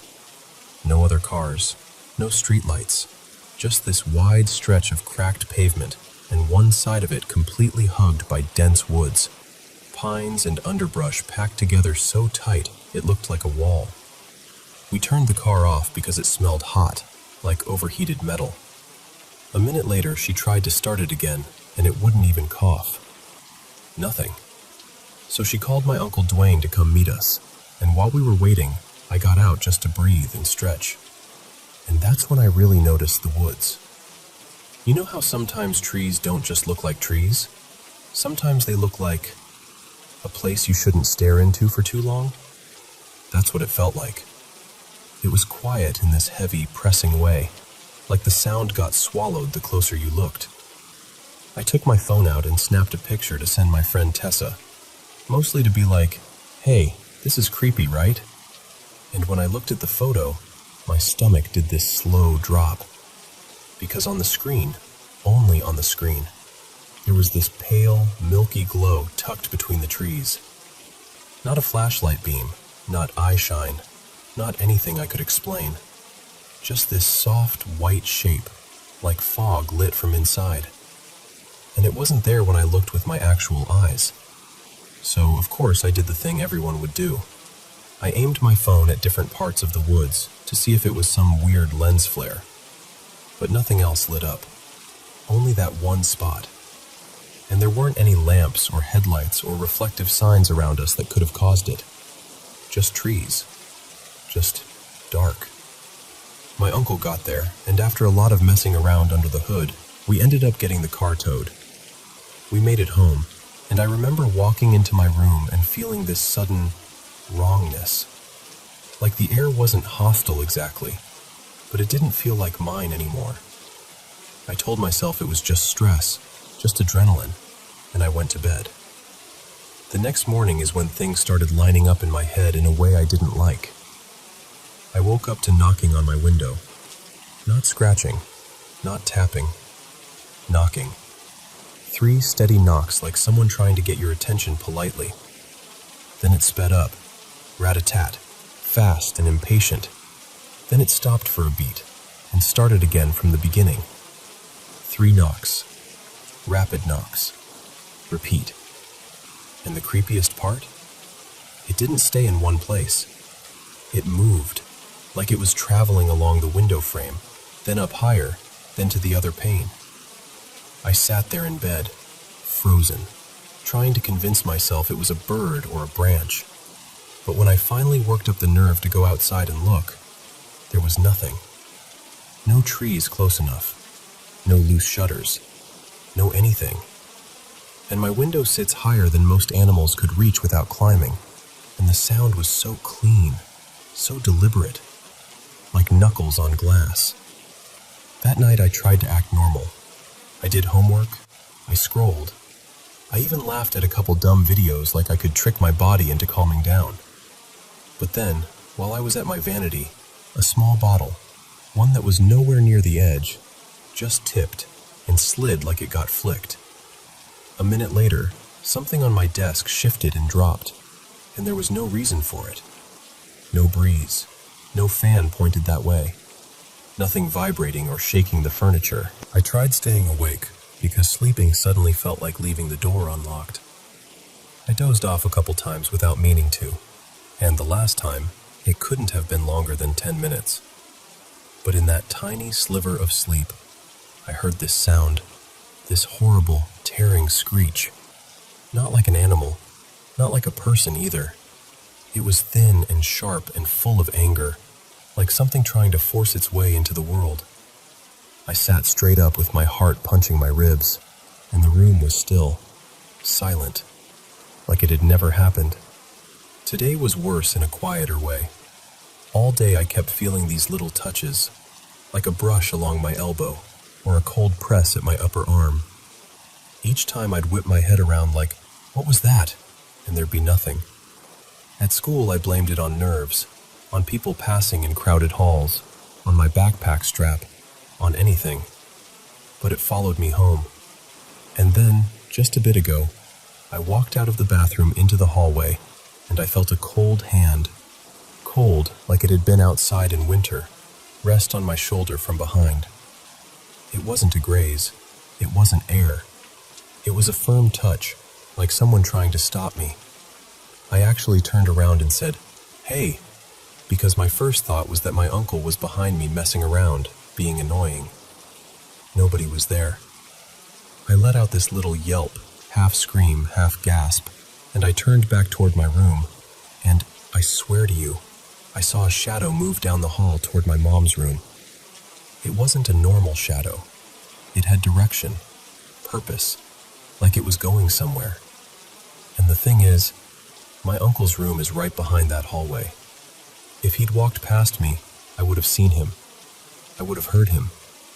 There's no way he could have slipped by without me noticing. So now I'm sitting here telling you this, trying to keep my voice steady, trying to be reasonable, and my brain keeps circling back to that church parking lot, that wall of trees, that glow that only existed through my camera, and this awful feeling that whatever noticed me out there didn't stay out there.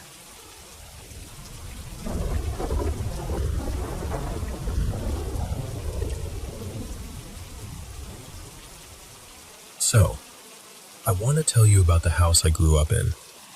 My family lived there for about 16 years, and for most of that time, weird stuff was just part of the background. Not like every single day, but often enough that you'd stop arguing with yourself about it.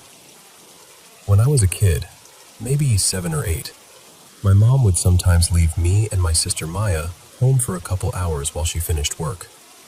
And more than once, we'd be in the kitchen and the cupboard doors would start opening and closing on their own.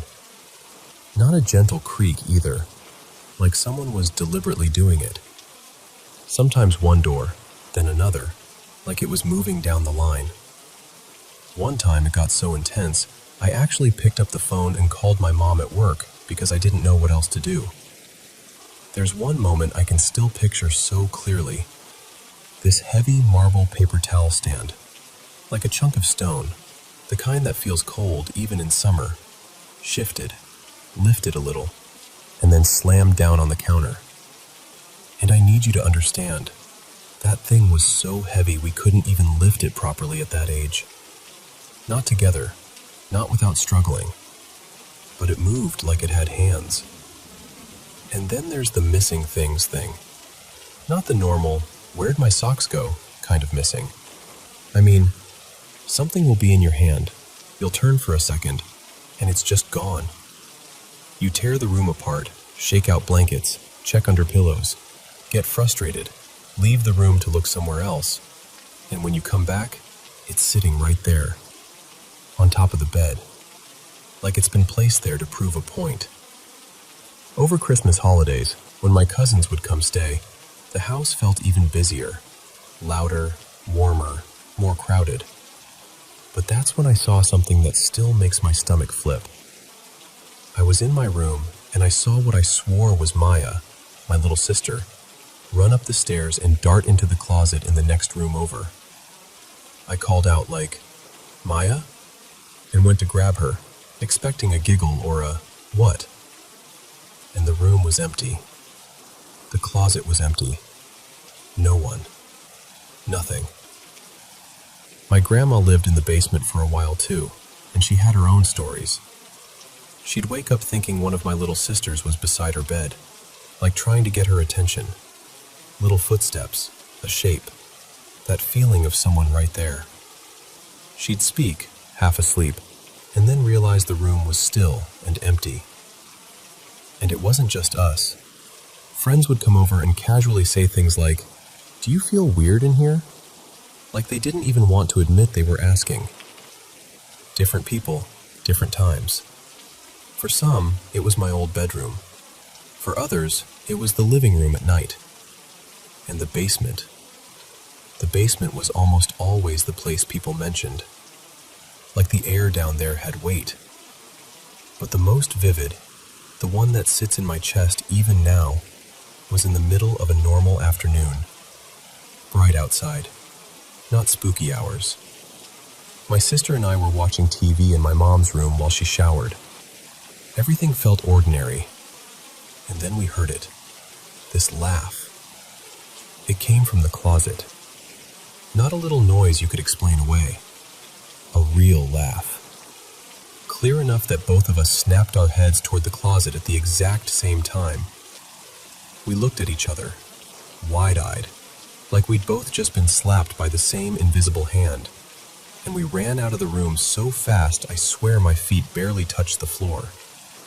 My mom later told us we were imagining it, that our minds were playing tricks. But here's the thing. I know what it sounds like when you scare yourself. That wasn't it. That was something else. And it wanted us to know it was there. But then, life happened. Real life. Hard life. There were years where the house wasn't just a house. It held alcoholism. It held yelling and fear. It held things breaking, sometimes objects, sometimes people. I went through a long stretch of depression that felt bottomless, and there were times I genuinely didn't know if I'd make it through my own thoughts. And after all of that, the energy changed. It stopped feeling like a weird presence you could shrug at, and started feeling like something sour moved in and settled deep. You could feel it in your body. If you stand in the hallway with the living room lights off, there's this sinking feeling, like the dark is heavier there than it should be. And the basement? The basement feels like a dare. My mom has told me she's seen something in the corner of her room while she's sleeping, like a shape watching. She doesn't say it dramatically either. She says it in that careful, controlled way people talk when they're trying not to sound insane. And I believe her. I believe her so much that even talking to you about it right now has my heart going a little too fast. The reason I'm even telling you all this is because something happened recently that scared me in a different way. I don't live there anymore, but my mom and my two younger sisters, Leah and Sophie, still do. They're teenagers now. And the other day, my mom was home alone, doing laundry in the basement in the middle of the day. Normal, mundane. And then something touched her back. Not a breeze, not a brush of fabric. She said it felt like pressure, like a hand or a palm, hot against her skin. And she panicked. She ran upstairs and out of the house, like her body decided before her brain did. And that's what's been sticking with me. Because this feels like escalation. Like it waited until she was alone. Like it knew she'd be distracted. Like it chose a moment where she wouldn't be expecting anything. We've always had this attitude of, don't feed it fear. Like, tell it to leave. Be firm. Don't beg. Don't act small. And honestly, that approach seemed to work most of the time. At least enough that we could live our lives. But this is the first time it feels physical. And it scares me in a way the cupboards and missing objects never did. I told my mom she should get someone experienced to come by. Someone who knows what they're doing, not just someone who wants to play ghost hunter. Someone who can walk through the house and read what's there without stirring it up. Because I don't want my mom down there alone again, wondering if something is going to put a hand on her back when her guard is down. And if I'm being totally honest with you, what scares me most isn't the idea of a ghost. It's the feeling that the house listened to us for years. Like it learned our routines. and now it's testing what it can do.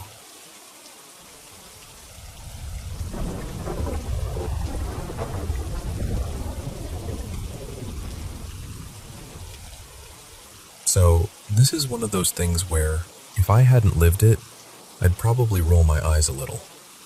About a month ago, my wife, Mara, and I started having these insanely vivid dreams, like every single night. Mara's always been the dreamer between us. She gets night terrors sometimes, so vivid sleep stuff isn't exactly new for her. But me? I'm usually the guy who wakes up and goes, "I slept," and that's the whole story. Except suddenly I'm remembering everything. Whole scenes, whole feelings. Like my brain is filming movies and forcing me to watch the replays. Most of them were just annoying dream weird. Like one night I'm pedaling a bike down this steep hill chasing somebody, and no matter how hard I push, it's like I'm stuck in slow motion and they're gliding away effortlessly. Another night I'm trying to wipe fingerprints off the windows in our house, and every time I set the spray bottle down, gone. Paper towels, gone. And I keep marching back to the same cabinet under the sink like a fool, getting more and more furious, like I'm being pranked by an invisible toddler. But then a few of the dreams shifted into this darker lane. There was one where I noticed smoke curling out of our bathroom. I ran to grab the fire extinguisher, and by the time I got back, the whole room was just engulfed. Like fire climbing the walls, roaring, heat in my face. And I'm standing there thinking, why isn't the smoke alarm going off? It's the weirdest detail, but it's what stuck with me. This quiet, dead silence while everything burns. The next morning I'm telling Mara about it, half laughing at myself for dream panicking. And right in the middle of me talking, the smoke detector starts chirping. Low battery beep. Just that little, "Hey, you need to replace me" sound. Not supernatural, I know that. But it hit me like someone timed it on purpose. Like my dream was tapping the glass. Then there was another one that messed me up more than I want to admit. I woke up in the dream, and there was this dark shape standing in the corner of our bedroom. Not moving. Just there, watching. And the worst part is it didn't feel like a quick nightmare. It felt like it lasted all night. Me lying there pretending to be asleep because in the dream, I was convinced if it knew I was awake, something would happen. When my real alarm finally went off, I woke up sweating, and I couldn't shake that feeling all day. Like every hallway in my house had an extra set of eyes.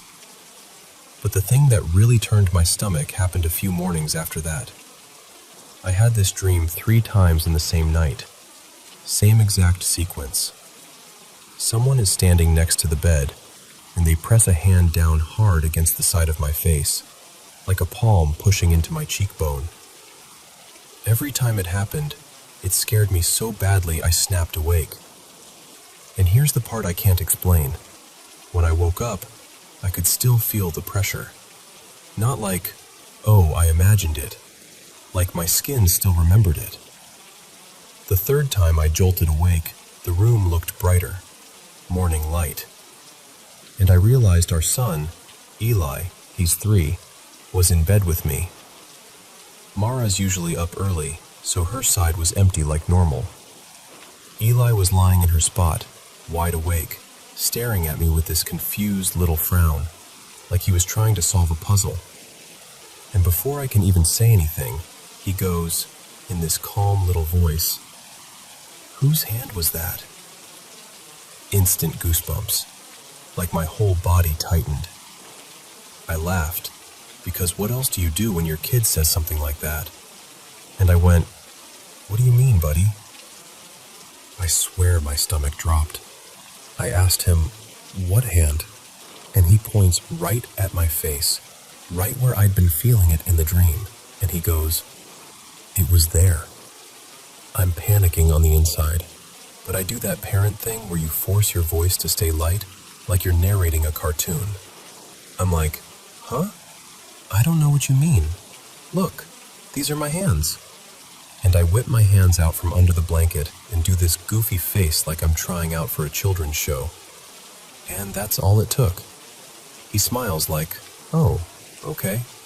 And he leans in and asks for a hug. I hugged him, obviously.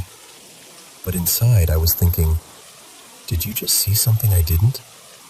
Or did I bring something into the room with my own stupid dream? I didn't bring it up again after that. Not to him. I didn't want to plant anything in his head. And then last night, because apparently we're just collecting these moments now, Eli decides to casually ruin my evening.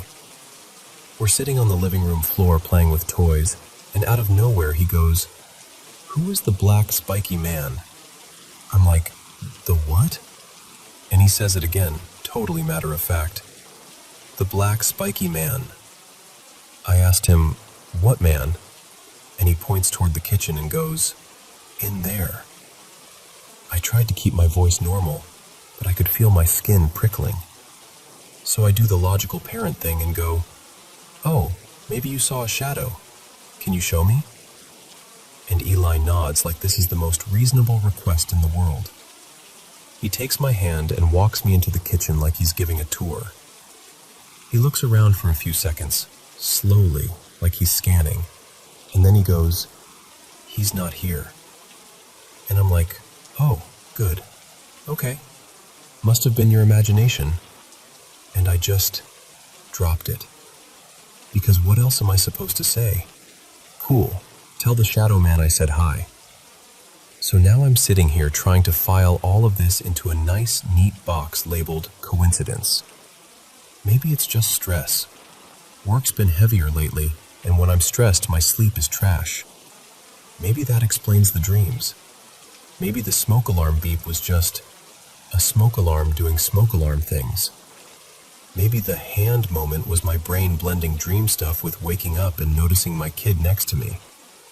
Maybe the black spiky man is just a 3-year-old being a 3-year-old because kids say unsettling things like it's a hobby. But here's the detail that started bothering me once I replayed the timeline. Right around when all this began, we went to a family christening, Mara's side of the family. After the service, there was this little get-together, and at the end, they handed out party favors. Small gift bags with sweets and a little keepsake. In ours, there were these sugared almonds, which, gross, we tossed them the minute we got home. And these tiny prayer beads. Not expensive or anything, just a simple little set. And for some reason, Mara and I both took them out and hung them from the lamps on our bedside tables. Like a little decoration. Like, "Aw, that's nice." I can't swear on my life that the first night of the dreams was exactly the night we hung them up. But it was close. Close enough that my brain keeps circling it like a dog sniffing something strange. And maybe it's nothing. Truly. Maybe it's all just timing and stress and a kid with a spooky imagination. It gets hard to laugh it off. It just does.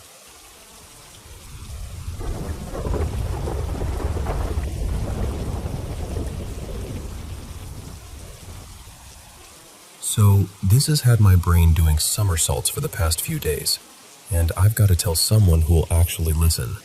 So, hey, thanks for being here.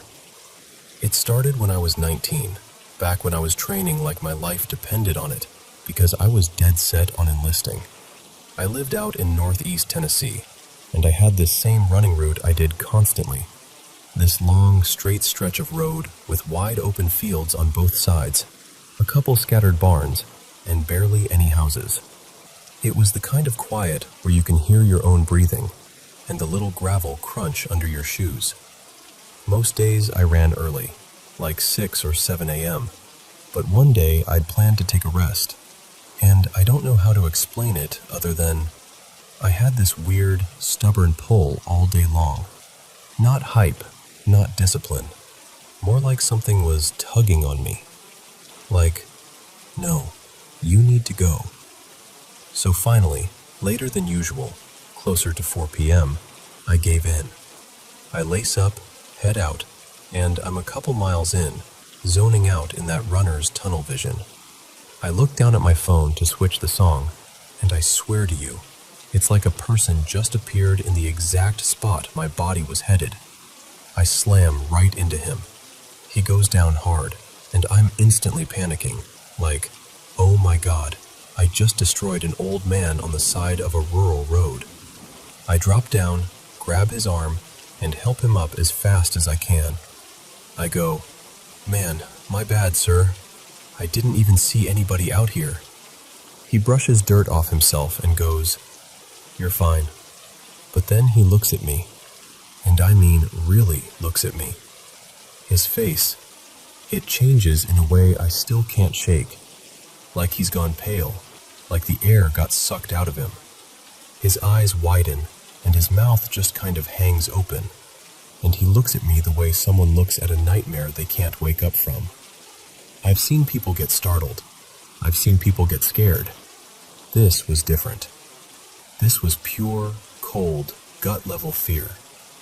Then he sticks his hand out toward me, almost like he's reaching for proof that I'm real. I didn't know what to do with that.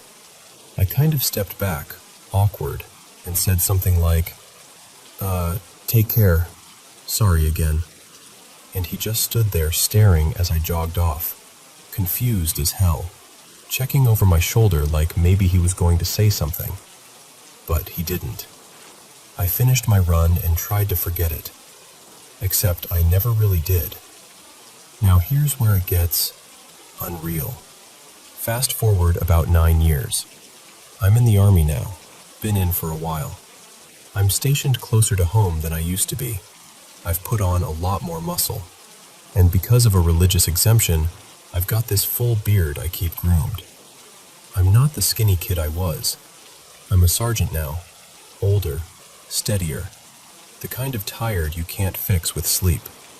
Holiday leave comes around, and I get this strong feeling that I need to go home. Not just, it'd be nice.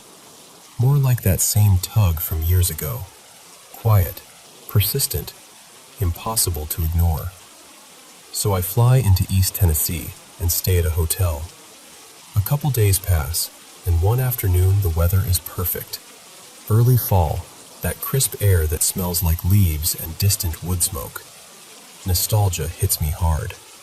I keep thinking about the old place I lived near as a kid, and this guy my mom used to date, Caleb, still lives out that way with his kids.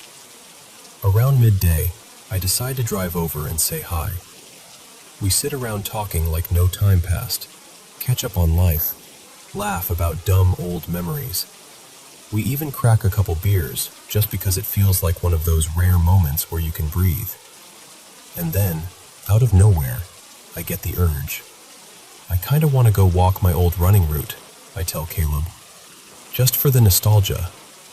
He's like, yeah man, go for it. It's quiet in the exact same way I remembered. Fields stretching wide on both sides. The road just cutting forward like it never ends.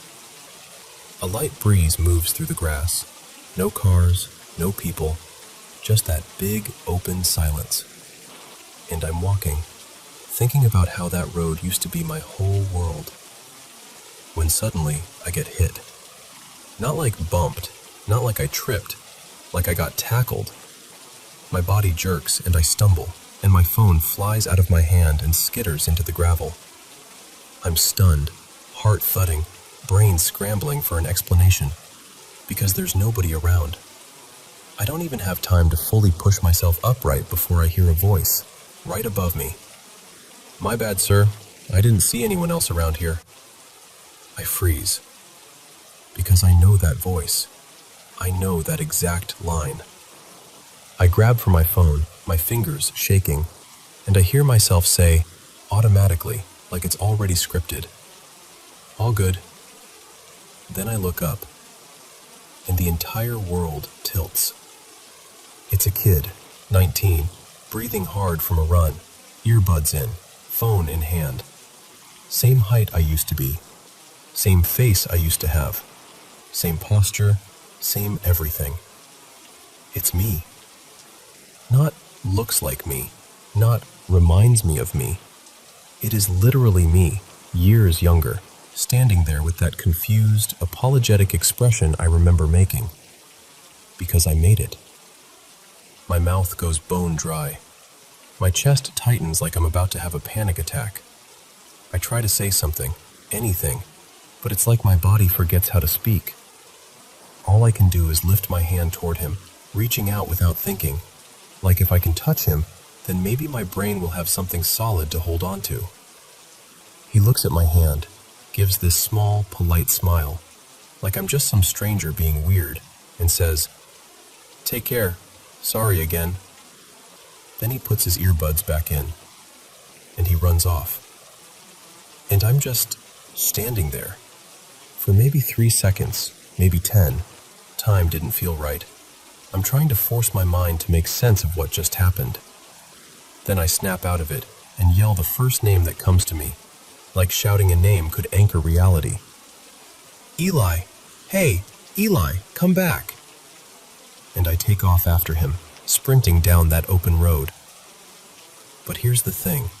It's a straight road, wide fields, nowhere to hide, no turns, no cars that picked him up, no trees thick enough to swallow a person. And still, he's gone. Just gone. Like the road ate him. I slowed to a stop, bent over with my hands on my knees, breathing like I'd been dropped into someone else's life.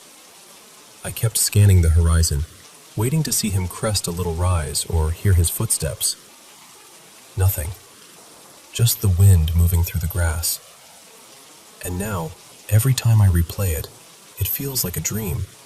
But it doesn't behave like a dream. The details are too sharp. The fear I felt looking at him was too real. And the part that messes with me the most? I remember that day when I was 19, when I ran into that bearded man who looked at me like he'd seen a ghost. I remember his face, and I swear to you, I was looking at my own.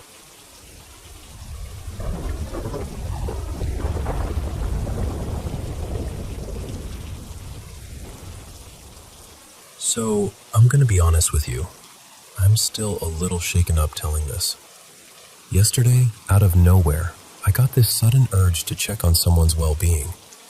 And I know how that sounds. But it wasn't a normal, I should text a friend kind of thought. This was sharper. Almost like a flash of certainty that if I opened Instagram, I'd see one of those black and white photos with a caption that's basically a goodbye letter. The only problem was, I had no clue who it was supposed to be. And I spiraled a bit. I actually went so far as to pull up a couple obituary sites for my city, those public death registries that cover the metro area. I didn't find anything, which wasn't surprising. I live in a huge Brazilian city, millions of people.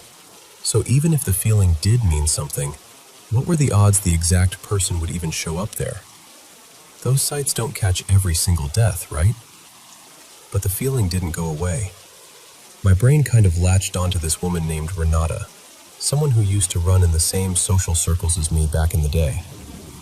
Renata had struggled with mental health for years, and a while back, maybe like 8 or 9 months ago, she just disappeared from social media completely.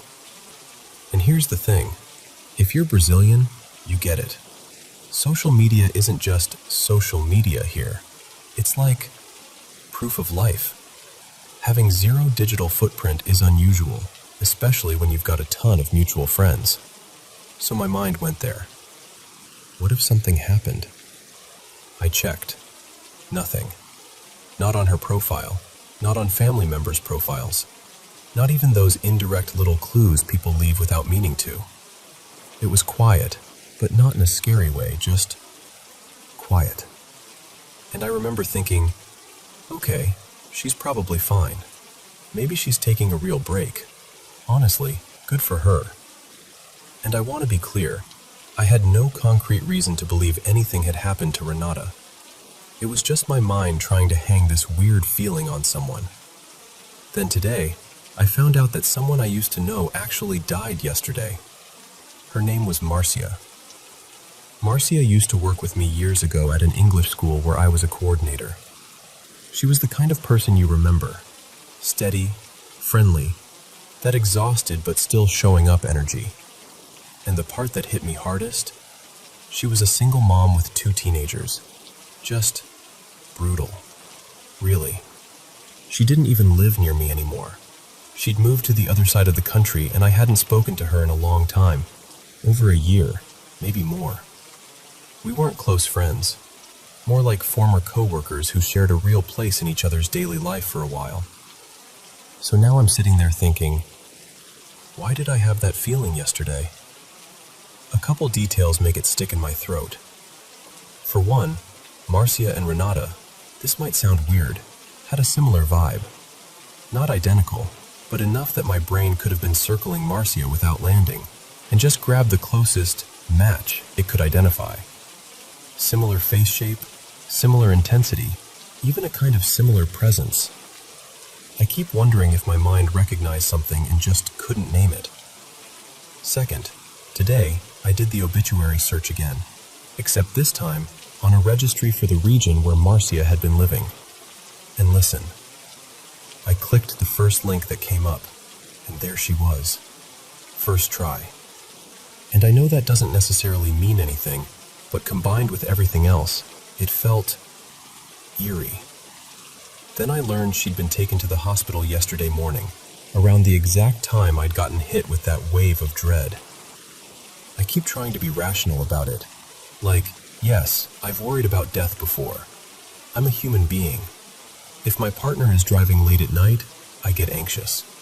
If someone I love gets on a plane, I'll have that stupid little knot in my stomach even though flying is statistically safe.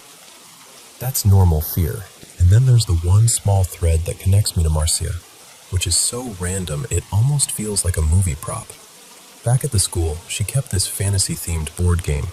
She was a huge nerd about it, in the best way. The students loved it. When she moved away, she left it behind. Later, when the school shut down, I found the game packed away in a closet, and I took it home instead of letting it get tossed. Last weekend, my wife and I rewatched a bunch of movies in that same adventure fantasy vibe, and afterward I remembered the board game. I dug it out, threw it in the trunk, thinking I'd bring it to a couple students I teach privately sometimes. Just a harmless, practical little decision. And I swear, when I held that box in my hands again, it was the first time I'd thought about Marcia in a long, long time.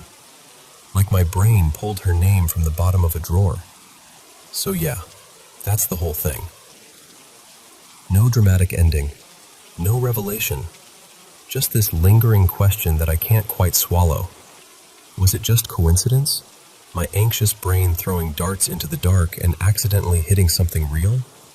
Or is there, I don't know, some kind of strange human antenna we don't understand yet? I'm not trying to convince you of anything.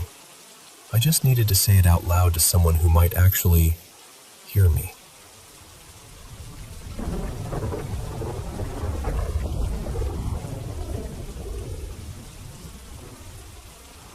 So, I grew up spending nearly every summer in Croatia. My family had this little house outside a seaside town. Not right in the middle of everything, but close enough that you could smell the pines and the salt in the air at the same time. And every year, like clockwork, I'd show up, sunburned within 2 days, and fall right back into the same friendships like no time had passed.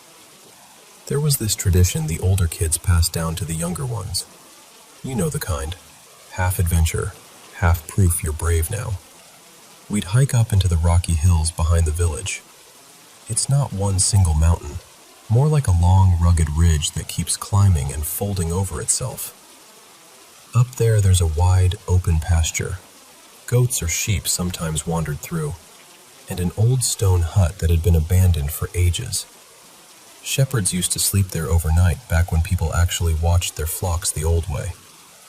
The hike itself wasn't that bad. Honestly, it was the kind of walk you could do while joking around and throwing pebbles at each other. Except for one spot. There's this section where the path narrows, and you have to shuffle along the edge of what's basically a deep split in the rock, like a ravine or a crack that drops a few meters straight down. And at the bottom there are these big, ugly boulders, the kind you don't want to imagine landing on. It isn't technically a cliff, but it feels like one when you're a kid and you can't stop looking down. That day it was 4 of us at first, me and 3 friends, and we decided we were finally doing the hike to the hut on our own. On the way up, we passed the house of another friend, Luca. We spotted him out on the terrace, leaned over the fence and shouted up like, "Hey, we're heading up to the old hut, come with us." He grinned and said yes, like it was the easiest decision in the world. He grabbed his shoes, came down, and joined us. Just like that, 5 kids, laughing, sweating, feeling like explorers. Everything felt normal, completely normal. And then we reached that narrow part. I remember it so clearly because the air felt a little different there, quieter somehow, even though nothing changed. We went one by one, kind of sidestepping along the rock. Luca was behind us, and then, out of nowhere, he screamed. I don't even know how to describe it without sounding dramatic, but it wasn't a normal scream. It wasn't "I slipped," or "I'm scared," or "I hit my knee." It was a scream that sounded like someone dying, like the kind of sound your body understands before your brain does. A raw, animal, final kind of terror that went straight through us. We spun around and saw him fall, just drop out of sight into that split in the rock. And the scream kept going until it didn't, until there was this sudden, sickening silence after the impact. We froze, every one of us, like our brains refused to accept what we just watched. I remember my heart pounding so hard it made me feel dizzy. Someone kept saying his name, over and over, like saying it enough times would change what we'd seen. We crawled forward and looked down, but it was too deep, and the rocks below were twisted and uneven. No movement, no answer, nothing. We were kids, no phones, no way to call anyone, just those old little brick Nokias, and even then we didn't have them with us on the hike. So we did the only thing we could do. We ran. We ran back down the path like we were being chased, crying, shouting, tripping over stones, calling for help, not even caring if we fell ourselves. We didn't stop until we saw the first rooftops of the village. We sprinted past the gate, and I swear to you, my legs nearly gave out, because there he was, Luca, standing there with his parents, alive, calm, completely fine. I can still feel the way my stomach dropped when I saw him, like my body short-circuited. We just stared at him, gasping for breath, pale as sheets, eyes wide open like we'd seen a ghost. Because we had just seen him fall. We had heard him scream like he was dying. All 4 of us. The exact same scream. The exact same fall. The exact same awful silence afterward. For a split second, my brain tried to grab onto the idea that he'd somehow played a prank. But it didn't fit. You can't fake that kind of scream. You can't fake that kind of fall. And even if you could, how could he possibly be here already, without a scratch, without dirt on him, without even looking out of breath? His parents rushed toward us, alarmed, asking what happened, why we were crying, why we looked like that. And we just spilled it out, talking over each other, pointing back up the mountain, barely able to breathe. The adults didn't laugh. They didn't brush it off. They knew us. They could see our faces. They could hear it in our voices. That we weren't trying to tell some spooky story for attention. We were terrified. So the adults gathered people immediately and went up to that ravine. Their thinking was simple. Maybe it wasn't Luca. Maybe it was someone else. A tourist. Another local kid. Anyone. They searched for a long time. And they found nothing. No body. No injured person. No sign that anyone had fallen at all. And here's the part that still makes my skin prickle. While we were up there hearing that scream and watching him die, Luca was apparently in town with his parents, running errands, completely elsewhere, like it was an ordinary afternoon. To this day, people from that village still bring it up sometimes. Not in a campfire story way, but in that quiet, uneasy way people talk about something they genuinely can't explain. And the four of us who were on that path, we've never forgotten it. Not the image of him dropping out of sight, not the way the world went silent afterward, but especially not the scream. That scream stays with you. And the strangest thing is, we're not the kind of people who go chasing paranormal explanations. None of us were raised to believe in that stuff. Even now, I don't sit here claiming I know it was something supernatural. But I also can't pretend it didn't happen. If it had only been me, I might have convinced myself over the years that my mind invented it. Some weird childhood panic, a misheard sound, imagination running wild. But it wasn't only me. It was all of us. 4 kids, hearing the same scream, seeing the same fall, carrying the same shock in our faces when we reached the village. Luca's fine. He grew up. He's living his life.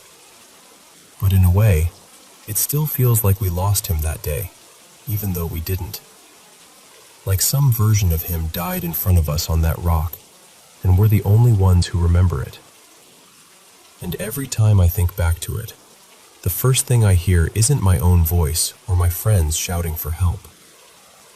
It's that scream. That terrible, impossible scream.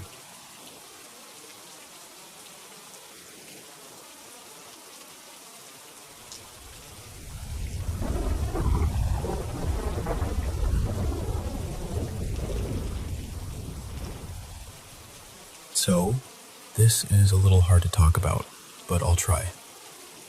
My Lolo, my grandpa, passed away earlier this month. It was natural causes, and he was surrounded by family over in California. I'm here in the Philippines, and growing up, my grandparents were always doing this back and forth life. They'd fly home to see us whenever they could, then return to the States. They were immigrants already back then, but they still somehow kept one foot in both worlds. What's wild is, we're still living on the property they helped establish here. Like the land they secured years ago is the same place where we built our home.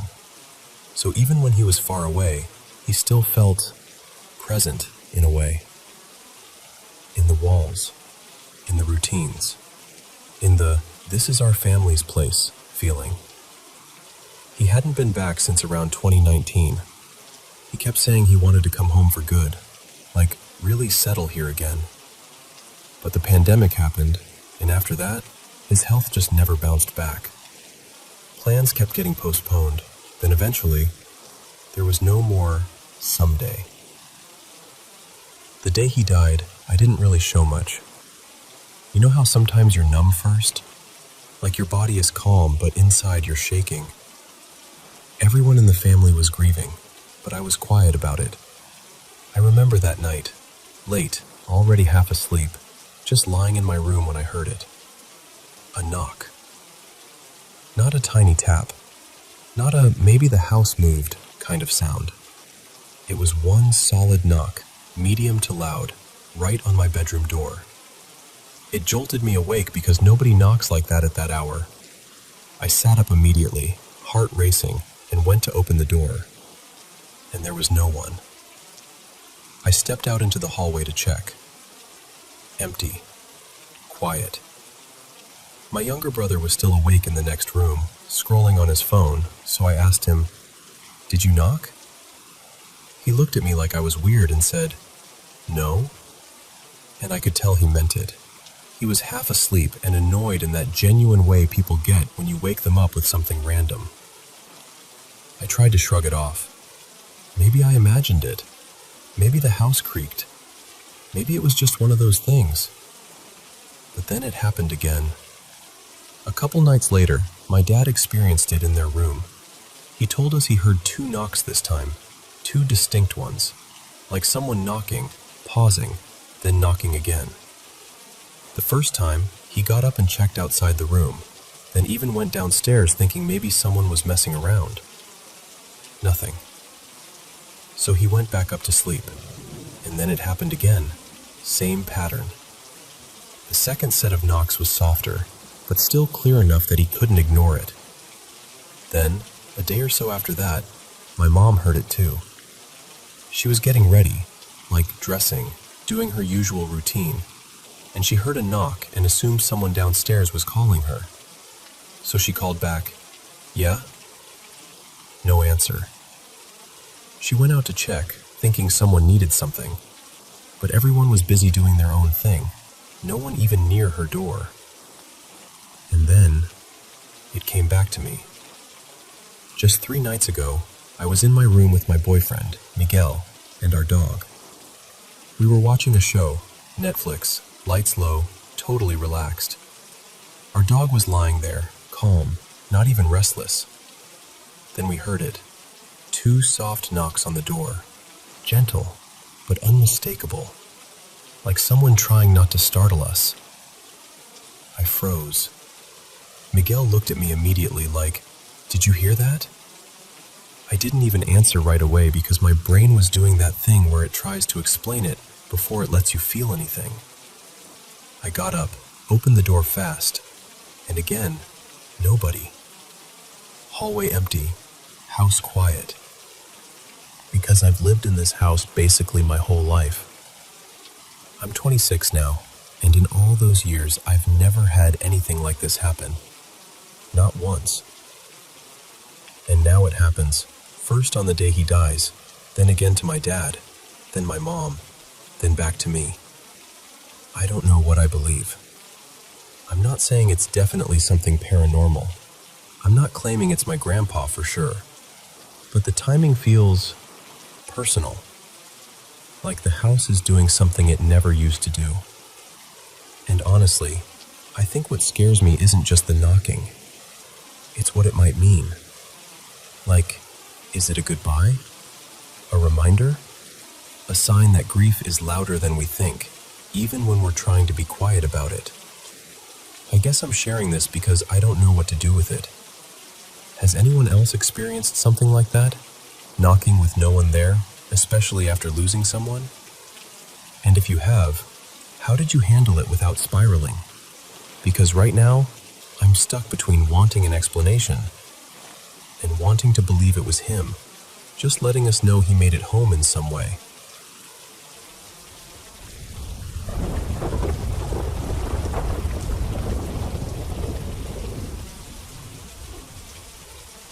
So, recently I was talking with a friend about death, about people passing, and it brought me right back to something I don't tell many people. When I was 15, I lost my older sister, Maya. She died from an overdose when she was 29, and even saying that out loud still feels sharp, like it has edges. She was genuinely one of the best people I've ever known. The kind of person you just orbit when you're younger because she makes life feel bigger and cooler and safer all at once. I idolized her. She had this beat-up truck that she treated like a concert venue. Upgraded speakers, bass you could feel in your ribs. And she'd let me sit there with her while she played music way too loud, rapping along and laughing like nothing in the world could touch her. To me, she was the definition of fearless. She had gone to rehab. She was trying. She really was. And then she relapsed, hard. And that relapse is what took her from us. There's a lot that happened leading up to it. Details I keep close, because some things just don't belong on the internet. But I'll say this. It was a shock that didn't just knock the wind out of our family. It rearranged us. About a month after she died, I had this dream. And I know people say dreams feel real, but this was different. It wasn't fuzzy or symbolic. It felt like she was there. In the dream, I was holding her, hugging her so tightly I could feel that familiar shape of her shoulders, like my body remembered her before my mind did. We were both crying, ugly crying, the kind where you can't even talk right. It was gut-wrenching, but also strangely calm underneath it, like something sacred was happening. And right before I woke up, I remember her pulling back just a little, just enough to look at me, and she said, really clearly, "I have to go now." I woke up sobbing, like I sat straight up and the tears were already happening, as if I'd been crying in the real world too. I don't even know why, but I got out of bed immediately and walked into the living room. It was still early, quiet house, dim light, that heavy stillness you get before the day fully starts. And my mom, Denise, was already there. She was standing in the living room like she'd been placed there, almost frozen. Her face was puffy, eyes red. She'd been crying too. We just stared at each other for a second, and it was like we both knew before we spoke. And then, at the exact same time, we asked each other, "Did you dream about her?" We both said yes. And here's the part I still get chills thinking about. We described the dream, and it matched. The hug, the crying, how real it felt. And then my mom said, "What did she say at the end?" And I told her. And my mom's face crumpled because she whispered, "She said that to me too. I have to go now." Same words, same ending, same wake-up, sobbing, same pull toward the living room, same moment of finding each other there. We didn't even try to explain it. We just fell into each other and cried like we were holding on to the only solid thing in the world. It was one of the most bittersweet moments of my life, because I never wanted to say goodbye. Not really. But it felt like she reached for us, like she gave us something we didn't get to have the first time. A goodbye we could share, together. And now, I'm older than she ever got to be. That's such a strange sentence to live inside of. There are days it hits me out of nowhere, like I'll be doing something normal, laughing at something stupid, and then it's like my brain remembers, she never made it to this age. She never got to see this part. I miss her. All the time. So yeah, I guess I'm asking you honestly, have you ever experienced anything like that? Something that felt less like a dream and more like a moment you were given?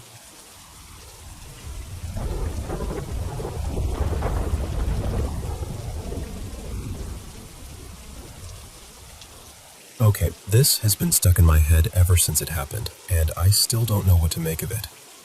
I'm not saying it was definitely paranormal. Honestly, half of me is skeptical, and the other half is like, yeah, but what if it wasn't nothing? So this was a couple months back. We just had our little boy, Milo, and he was around 5 months old at the time, right in the thick of teething. You know that stage where they look so tiny and sweet, but they're also miserable and nobody sleeps? That was us. That day in particular was brutal. I'd been on baby duty for hours, rocking him, walking around the house, trying different bottles, pacing the hallway like a zombie. By the time night came, I was completely wrung out. And when you're that tired, your brain starts telling you stuff. I kept thinking I was messing everything up, like I was failing him, like I wasn't cut out for being a dad. Eventually, I managed to settle Milo down. The house finally went quiet. My partner, Tessa, was asleep, and I remember lying there thinking, okay, just sleep. Please just let me sleep. And that's when it happened. At first it was this deep humming sensation inside my body. Not like a noise in the room, like something in me, like my chest and ribs were vibrating. Then it got stronger. It spread until it felt like every inch of me was buzzing, like my whole body had turned into a speaker and someone had cranked the bass way too high. Then I realized I could actually hear it too. Not just feel it, hear it, faintly, like a low electric drone. And right after that came this really unsettling feeling, like something was pressing against my mind. Like, I don't know how else to say it, like something was trying to force its way into my head, and I was fighting it. Not physically, mentally. Like I was trying to keep a door shut and something on the other side was pushing harder and harder. For a few seconds, 5, maybe 10. It felt like a struggle. Like I was thinking, no, no, get out, stop. And then suddenly, it was like I lost my grip, like the door gave way. And the moment it did, the vibration surged. It wasn't just buzzing anymore. It was intense, like wind blasting through me, like my whole body was being shaken from the inside. And then there was sound, this high-pitched, chaotic talking. That's what it felt like a voice, but not in any language I knew. Just this rapid, sharp, almost squealing gibberish whipping around my head, like I was caught in some kind of mental whirlpool and the noise was circling me. I remember thinking, what is happening to me? And then, right at the end, everything cut through into one clear sentence, in calm, perfectly understandable English. You're doing a good job. That's it. Just those words. And the second I heard them, it was like something unclenched inside me. All the fear drained out. It wasn't just relief. It was this wave of calm that washed over everything. Like reassurance so strong it felt physical.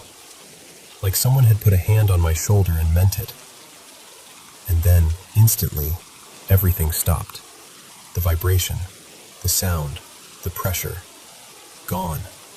Like someone flipped a switch. I was just me again, lying in bed, quiet room, no humming, no voice, alone in my own head, fully in control. I've had sleep paralysis before, which is why part of me tries to file it under that. But it wasn't like my usual episodes. Normally, I'm asleep first and then I wake up stuck. This time it happened right as I was drifting off. And I've never had anything like a voice, especially not something that felt separate from my own thoughts. And sleep paralysis has always been negative for me. Creepy, dark, that awful dread.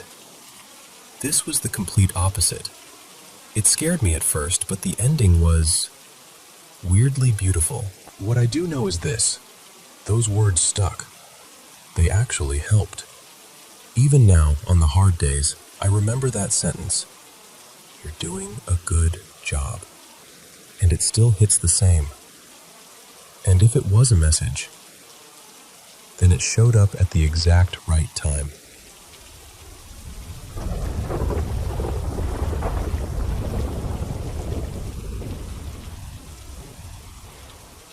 Hey, so I've been going back and forth on whether to tell this out loud, because once I say it, it feels more real. But I'm gonna try to explain it the way it actually felt, not the way it sounds on paper. I'm 22, I'm a Christian, and weird things have followed me for as long as I can remember. I've had dreams that later happen, like exactly happen.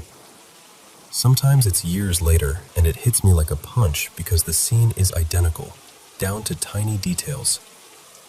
I'll catch shadows in mirrors or reflections in storefront windows, even when I know no one's there. And I've heard people in my house, doors opening, footsteps, murmuring. Sometimes even voices that sound like my family. When I'm home, completely alone. And then there are moments that just don't make sense. Like a few months ago, I was in this little local shop, and someone whispered my name behind me. My name isn't common either. My boyfriend at the time, Evan, heard it too. We both turned around expecting to see somebody we knew, and there was nobody. No one even looking our way. Nothing.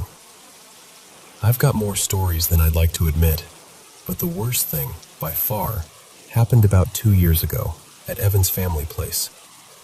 It's out in the middle of nowhere, surrounded by this huge stretch of land. Fields, woods, the kind of quiet that feels heavy. It was one of those nights where he had a few friends over. I'd been at work, and I was genuinely excited to swing by and hang out. Like, I remember driving out there feeling happy. Normal. Light. And then the second I pulled in, it was like someone flipped a switch in me. I got irritated. Immediately. not in a normal, long day way. I mean instant, sharp anger. Like it had been sitting there waiting. Which is not me. I'm usually upbeat, calm. I wasn't drinking, I wasn't high, nothing. Completely sober. But within maybe 10, 15 minutes, I felt like I couldn't stand being around anyone. So I went inside and laid down in a back room, thinking, okay, I'll rest for a second. Reset. It was around 9 p.m. I fell asleep, and then woke up feeling like I'd only been asleep a few minutes. My pant leg was pushed up a little, and I felt this pressure, like fingers lightly touching my leg. I jerked, pulled the fabric down, told myself I was half dreaming, and I grabbed a blanket and tried to go back to sleep. Then I woke up again. This time, it wasn't touch. It was that awful feeling of being watched, like the air itself is staring at you. I opened my eyes and expected to see Evan standing there messing with me, but the room was empty. Across from the bed there was this open closet. No door, just a dark cutout in the wall. And above it, mounted on the wall nearby, was this deer head that his family had up like a trophy. I turned my eyes toward the closet, and I swear my whole body locked. Because the closet wasn't just dark. The darkness looked thick, like it had texture. And then it started to move.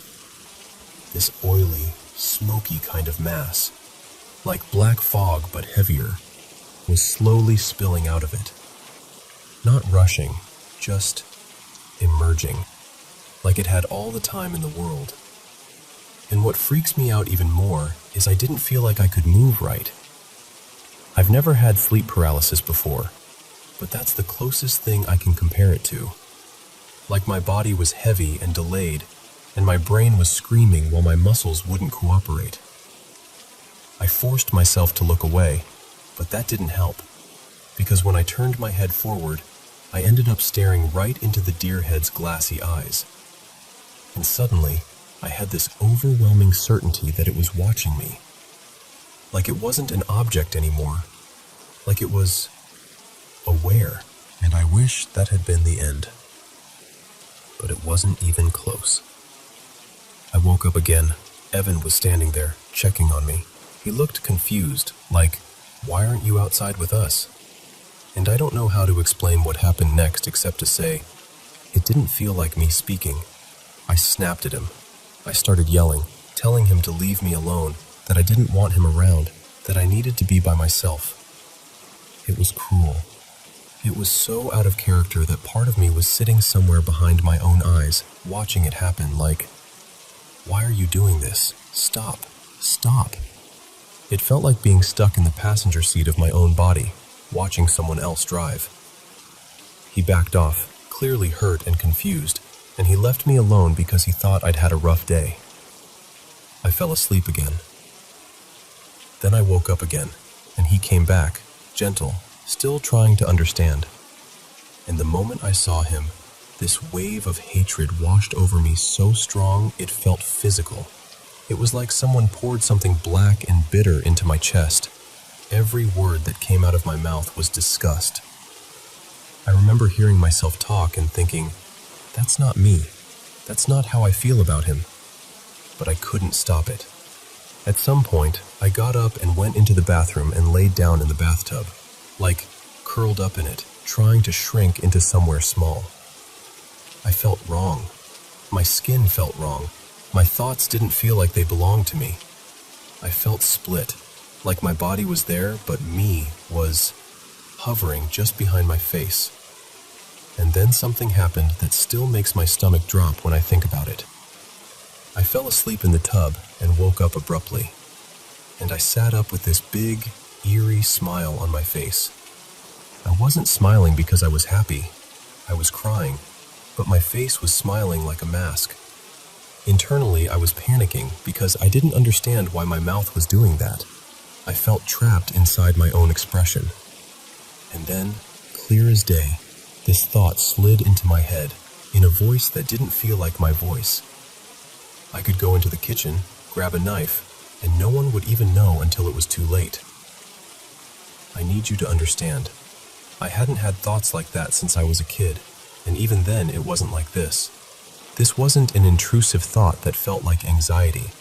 This felt planted, foreign, calm in a way that made it worse. The fear that hit me was primal, like my soul recoiled. I stood up, crying, and stumbled outside. The yard was empty. I couldn't see Evan or his friends. I just knew I needed to get away from that house, off that land, anywhere else. I got in my car and started it. I honked the horn over and over, hoping someone would hear me, but it was like the night swallowed the sound. Later, Evan swore he was back in the woods behind the house and had no idea how he didn't hear the engine or the horn. After a minute, I panicked and started driving down the long gravel driveway.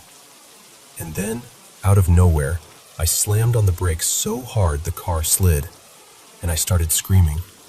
Not crying screaming, rage screaming. I was yelling, "I hate him. I hate Evan. He did this. I hate him." Over and over, like something was forcing the words through me, because I didn't even know what this was supposed to mean. I didn't know why I was saying it. I didn't feel like I was choosing any of it. Then it stopped. The rage drained out of me like someone pulled a plug, and all that was left was fear, pure, shaking fear. And I knew there was someone in the back seat. When I looked in the rearview mirror, I didn't see him. When I turned around, there was nothing. But it didn't matter. I knew he was there anyway, the same way you know when someone is standing too close behind you. I don't even remember deciding to go back. I just did. Like the car turned itself. I drove back up and pulled behind one of the buildings. I got out and stood there crying, but I couldn't speak. It was like my throat had sealed shut. A few seconds later, Evan and his friends came running out of the woods, confused and alarmed. Evan came right up to me and looked at my face, really looked, and he said, quiet but certain, "You saw something in the closet." I didn't answer. "It made you think things that weren't yours," he said. I still couldn't answer. I couldn't even nod. I just stood there shaking. And then he turned to his friends and said, "I'm not answering questions. I'm driving her off the property. Follow me and pick me up at the end of the driveway." He put me in the passenger seat and we drove. And this is the part that messes with me the most, because it was so sharp and instant that I can't explain it away. The moment the gravel ended and the tires hit the paved road, right at the edge of the property line, it was like everything snapped off. The fear, the heaviness, the watched feeling, the anger, the wrongness in my body. Gone. Like somebody rinsed me clean. I looked over at Evan and suddenly I felt like myself again. Like the girl who'd been excited to see him. The girl who'd been happy on the drive in. And I remember sitting there thinking, how can it be gone that fast? How can it be that location matters? After that, I didn't go into that house alone again. I still don't. I don't go out on that land by myself. If I'm there, it's only with someone else, and even then I'm tense the whole time. Sometimes we still hear things, little things, enough to keep the memory fresh. For a long time, I told myself I sounded crazy. I didn't tell anyone, not my friends, not my family, because how do you say, I didn't feel in control of my own mind without watching someone's eyes change? But I haven't been the same since. I've leaned harder into my faith. I don't go anywhere without my cross now. And I know how dramatic that sounds, but I also know what I lived through. And the truth is, I'm tired. I'm tired of hearing voices when I'm alone. Tired of seeing things in reflections. Tired of walking around waiting for the next moment that doesn't make sense. I just want to know I'm not the only person who's been through something like this. Because once you feel like something else has had its hands on your thoughts, it's hard to pretend you're the same afterward.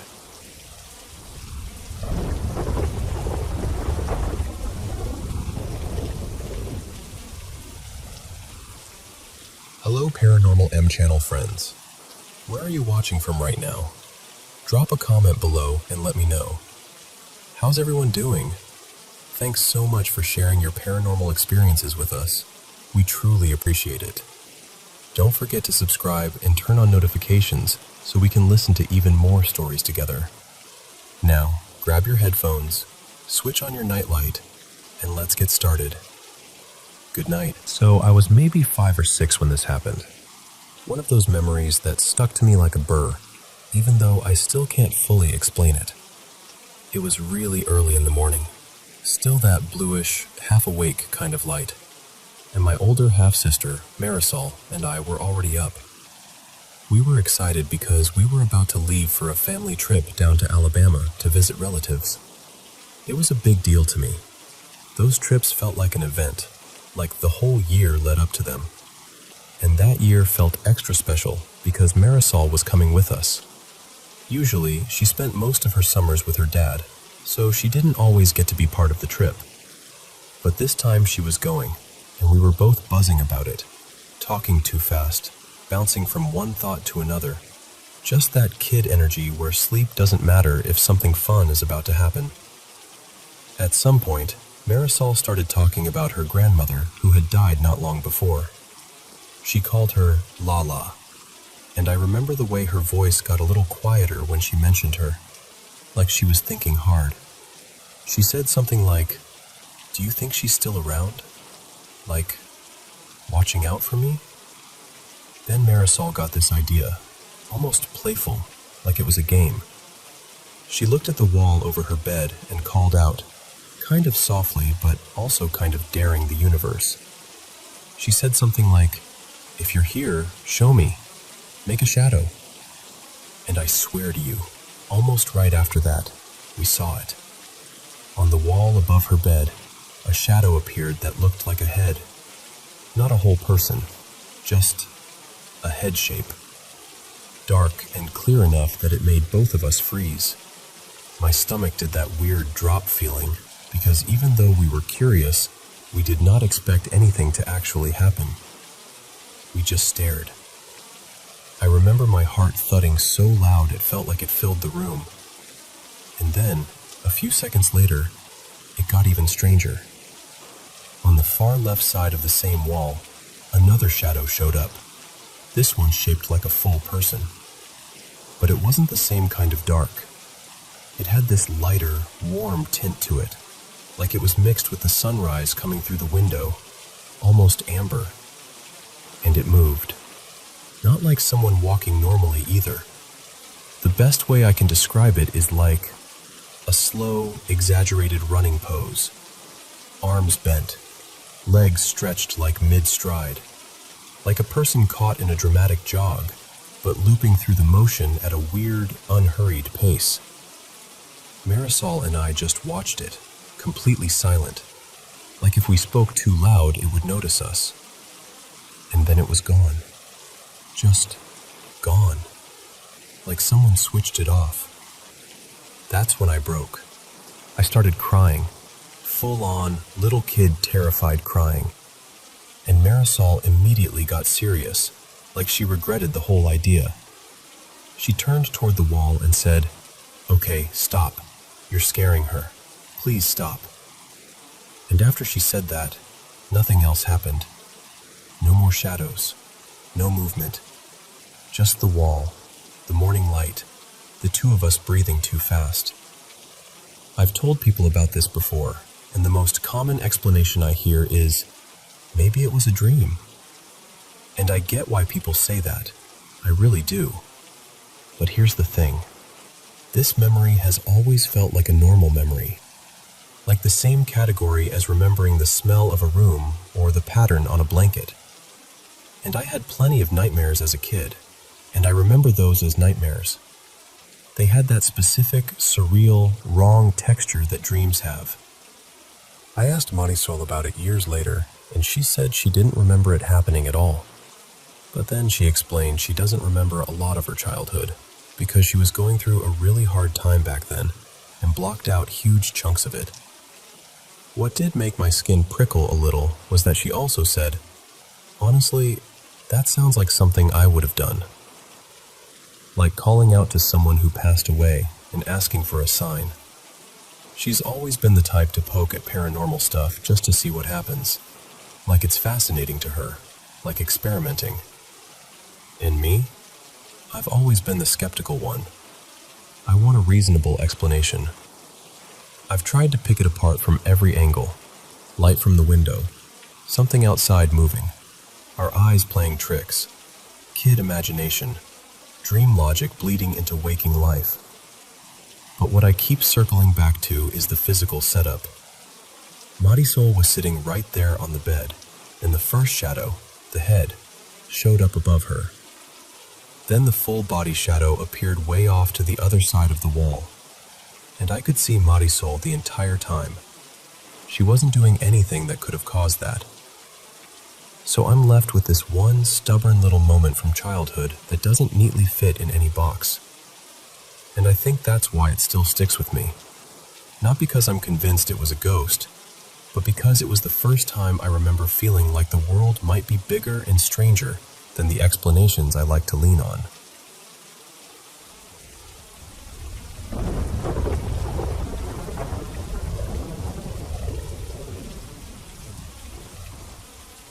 So here's where I'm at right now. I'm in this weird in-between season of my life. I'm selling my place, getting ready to move halfway across the country for work, and until everything lines up, I'm staying with my dad, back in my childhood home.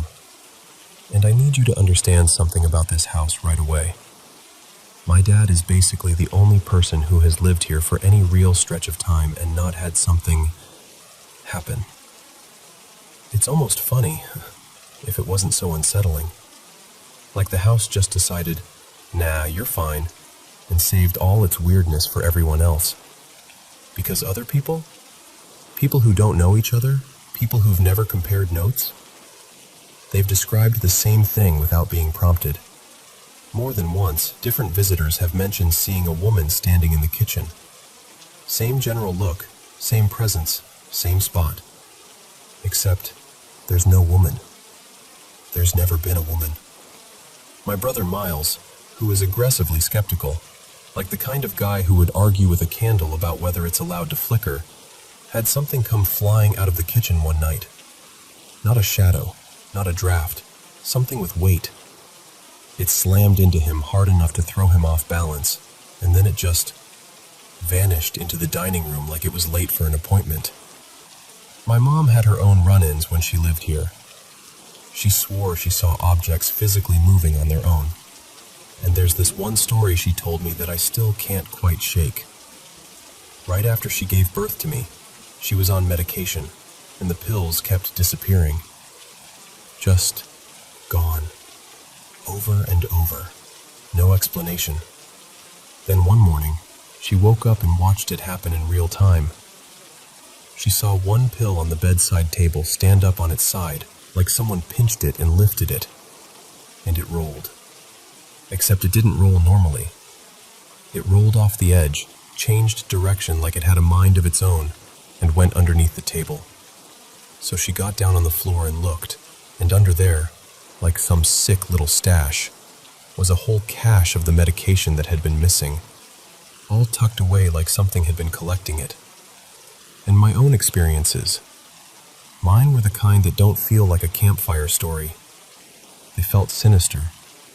Like the house wasn't just haunted, it was hostile. Sure, it had all the usual stuff. Creaks when nothing should shift. Soft murmurs you couldn't make out. That sense of being watched that makes your skin go tight. But the clearest thing, the one that's burned into me, happened when I was 10. I remember it with this awful clarity. I was climbing into bed. One leg was already on the mattress, and the other was still on the floor. And as I was shifting my weight, I felt a hand wrap around the ankle of the leg that was still down. A hand. Not pressure. Not fabric snagging. Fingers. I remember the details in a way that makes me nauseous even now. I could feel individual fingers. I could feel the joints, which made me think it was a thin hand, bony, almost. I felt the nails, and it was ice cold, like it had been sitting in snow. And then it started pulling, not tugging, pulling with intention. My body began sliding under the bed, and I'm telling you, there is no version of that moment where I did it to myself. The position I was in, one leg up, one leg down, there's no leverage to drag yourself backward like that. But I moved anyway. I felt my thighs stretching into this painful, forced half split, like my muscles were going to tear. I slid at least a couple feet underneath the bed before it suddenly stopped. Just stopped, like someone let go. So when I say this house has something wrong with it, I don't mean it in a maybe it's spooky way. I mean there's something off here that even the most committed non-believer can't easily shrug away. It's not just events either, it's the atmosphere.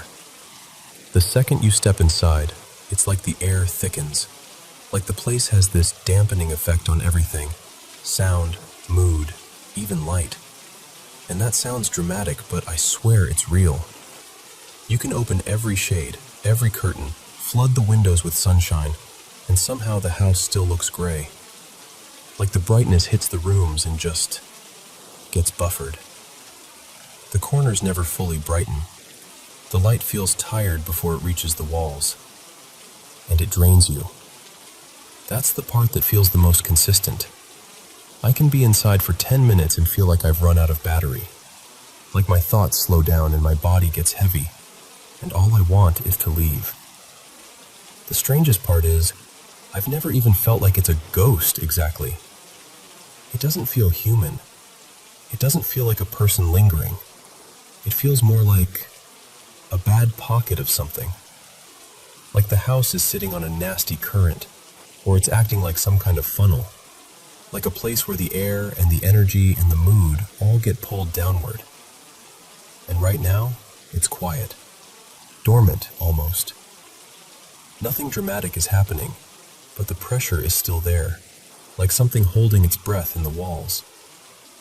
And that's why I'm torn. Because a big part of me wants to do something, anything, to push back against it, to make the place feel lighter while I'm stuck here. But there's this fear in the back of my mind that if I start trying to clear it, I'll just wake it up. Like I'll poke whatever this is and remind it I'm here. So I'm living in this uneasy balance, trying not to provoke it, trying not to think about it too much, while also feeling it sitting over my shoulder the entire time, like a storm that hasn't decided whether to break yet.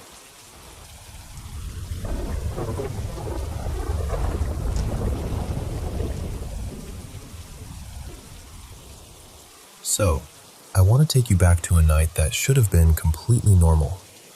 I went to bed like always, nothing on my mind, nothing weird in the air.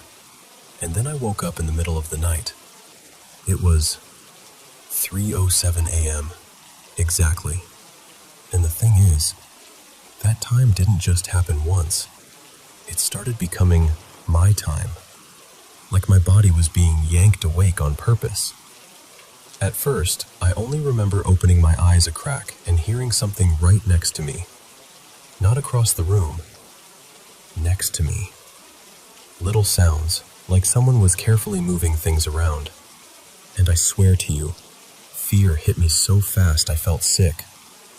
I squeezed my eyes shut so hard my face hurt, because in my head I was like, if I look, I'm going to see something I can't unsee. And then, this is the part that still makes my stomach flip. It started knocking things off my nightstand. Not all at once, one by one, like it was trying to show me it had control. I just lay there frozen, listening to the little thuds, listening to a steady tapping, and feeling this heavy, awful presence like something was hovering right over me. I didn't sleep at all. When the sun finally came up, I shot out of bed, turned on every light I could reach, and ran straight to my sibling, my brother, Eli. I told him something happened. I didn't tell him everything, though. I was honestly scared that if I described it too clearly, it would, I don't know, get angrier, like it was listening. And after that, it didn't stop. Every night there was tapping on the wall.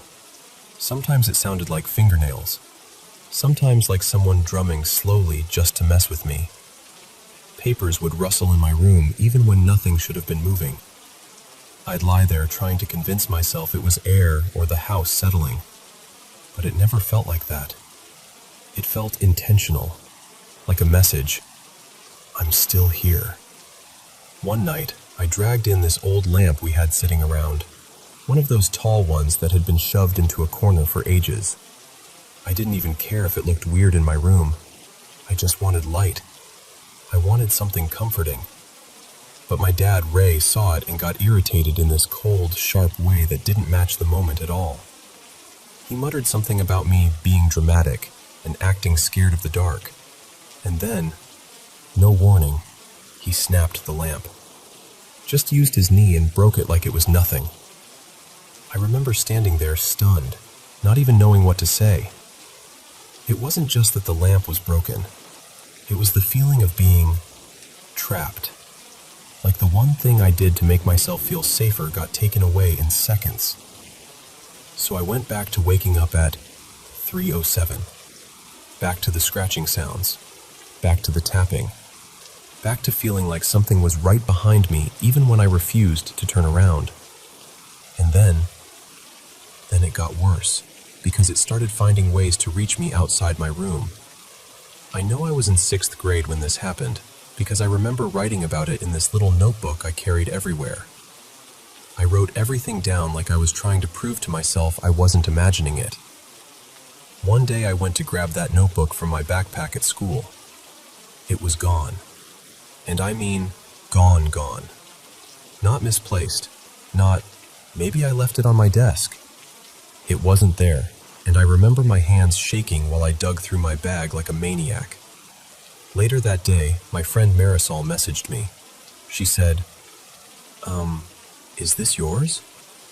And she sent me a picture, a photo of my notebook page, the page I'd written in. I just stared at it, because I didn't understand how it was even possible. I hadn't shown it to anyone. I hadn't sent it. And yet, somehow, she had it on her phone. After that, it started testing me. Like it would drop little details into messages that were too specific to be coincidence. Things I'd thought privately. Things that happened during my day that nobody else would know. It felt like it had eyes on my life, not just my room. And the creepiest part is, I started responding. Not because I wanted to, but because I was desperate to understand what was happening. I'd type in Marisol's chat like I was talking into the dark, and then she'd get replies that didn't sound like her at all. Short, taunting, knowing. I still feel guilty about that sometimes, because she must have thought I'd completely lost it. And then, because apparently it wasn't enough, it followed me into the stupidest place imaginable. A game. I was obsessed with Roblox back then. It was my escape, my little safe world. Until an account showed up that looked almost exactly like mine. Same name, same style. Just one tiny change. An extra letter at the end. Like a copycat shadow. And it messaged me. Just seeing that username pop up made my heart drop, because it felt like it was saying, "You can't get away from me. Not even here." And that wall tapping? That wasn't just sound. There are still marks. I'm not exaggerating.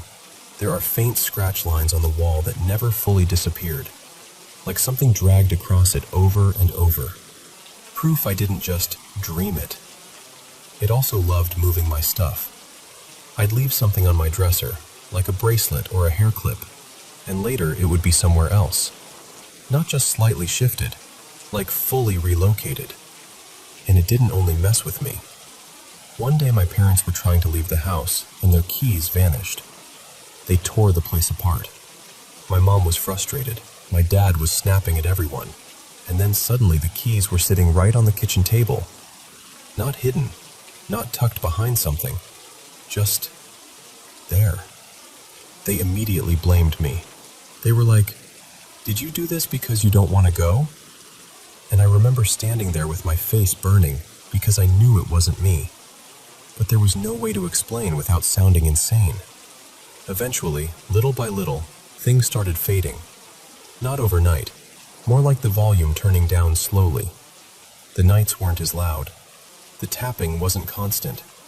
And honestly, the first real shift happened when my mom bought me a nightlight.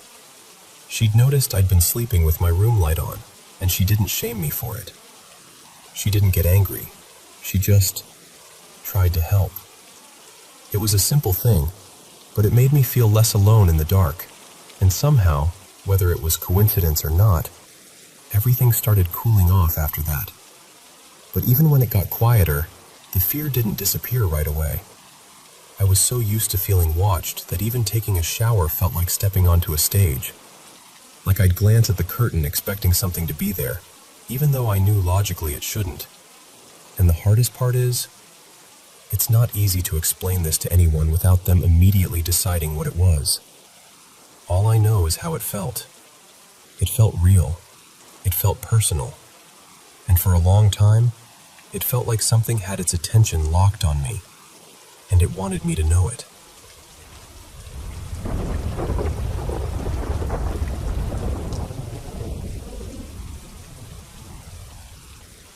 I need to tell you about this place I keep going to when I'm asleep, because it's not just a dream at this point. It's been years, like years. And every time I end up there, it feels like I've been dropped back into a world that already remembers me. So, I've had disturbing dreams for a long time, since I was a teenager. I'm in my mid-20s now, and they still come. They're always intense, like I'm living someone else's life for the night, and they almost always involve drugs showing up somehow, and me getting dragged into these situations where I'm one wrong move away from dying. And there's always this same man. I'll call him Elias, because that's not his real name. Honestly, I don't even know if he has a real name, but he has this familiar face that never changes. He first started showing up when I was about 16, and he's still there now, like he's been waiting at the edge of my life the whole time. He doesn't act like a villain. It's the opposite. He's warning me every time. Sometimes he appears in the basement of this massive hotel, like he's just standing there in the dim light, calm as anything, while my stomach is doing flips.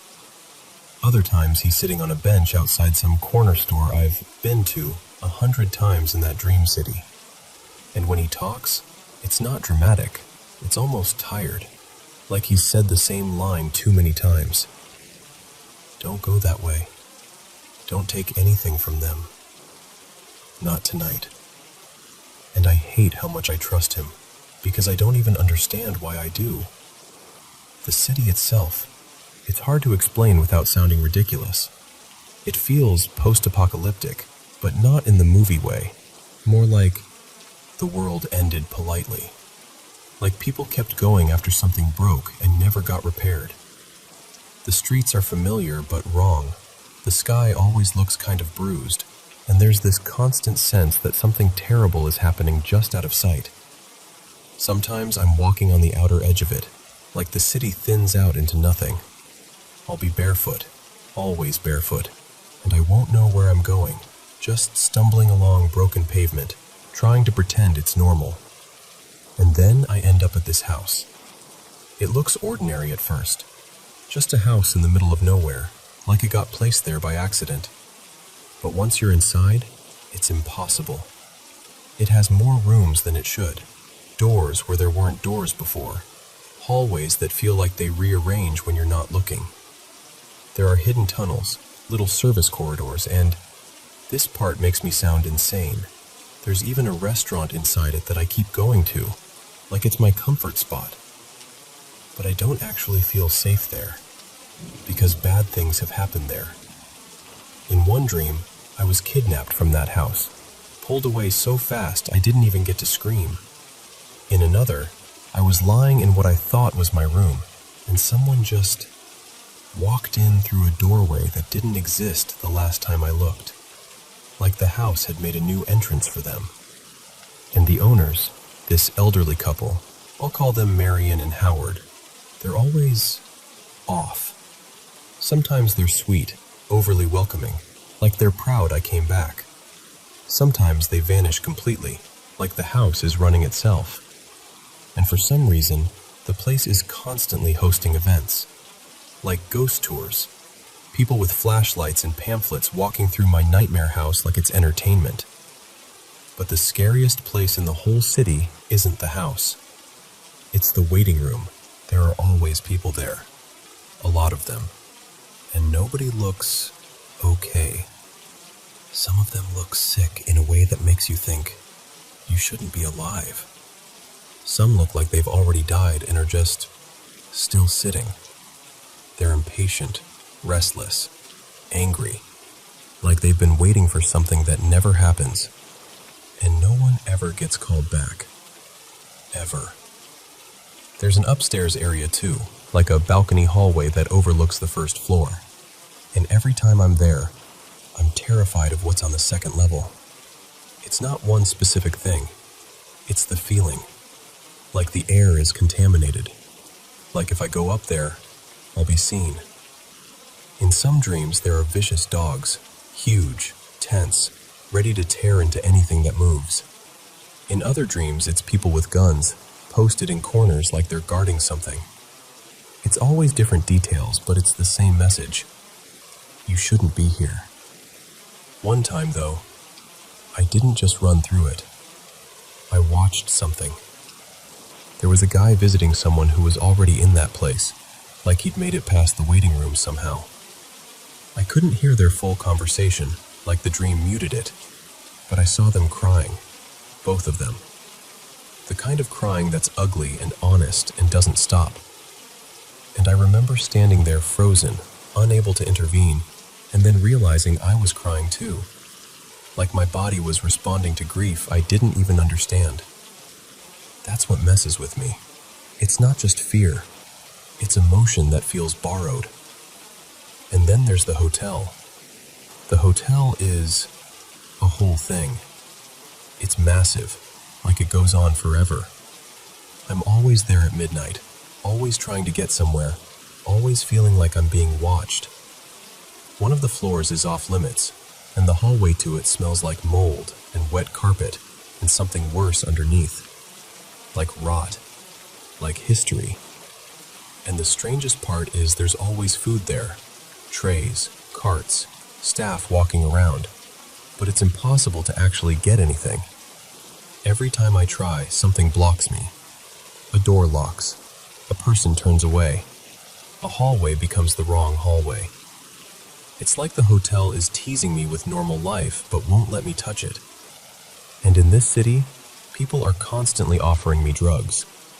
Like it's as casual as offering gum. Someone will press something into my hand, and I'll assume it's weed, or mushrooms, or something that makes sense. And then I look down and realize it's these weird black pills. Too dark, too smooth, almost unnatural. And everyone else takes them like it's nothing, like it's just part of being there. But when I take them, it always goes wrong. The sensation in the dream shifts. The fear spikes. Like my body is screaming, "That's not what you thought it was." Like I've been tricked. I've almost been shot in that city. I've been chased. I've been cornered. I've been grabbed by strangers who act like they've known me forever. There are places I recognize, even though I've never seen them awake. There are people who nod at me like I'm a regular, like I belong there. And that's when Elias shows up again, always at the moment things tip too far. Once I was staying in the hotel and there was this person living in a bathtub. I know how that sounds, but in the dream it was just true, like it was the most normal thing in the world. I'll call them Ren. Ren looked half feral, half gentle, like they'd been surviving in the plumbing for years. And that night, when a couple people tried to pull me out of my room, Ren appeared, silent, fast, and helped me escape. Like they'd been listening the whole time, waiting for the exact second I needed help. I don't know if Elias is part of the nightmare, or part of the defense. Because here's the thing, the city came first. I started dreaming about it before he ever showed up. And then, years later, suddenly he's there, steady, familiar, always warning me away from the worst choices. And when I try to tell people about any of this, they don't believe me. They say I was too young when it started to even know the things I describe. Like I couldn't possibly have invented certain details. Like my brain wouldn't have had the material yet. But I know what I remember. And I know what it feels like when I step back into that city and it greets me like I never left. Sometimes I wake up shaking, heart racing, like I barely made it out alive. And sometimes, this is the part I don't say out loud. I wake up with this weird, heavy gratitude. Like someone walked me to the edge of something awful, put a hand out, and kept me from going over. Like Elias. Like he's been doing it for years.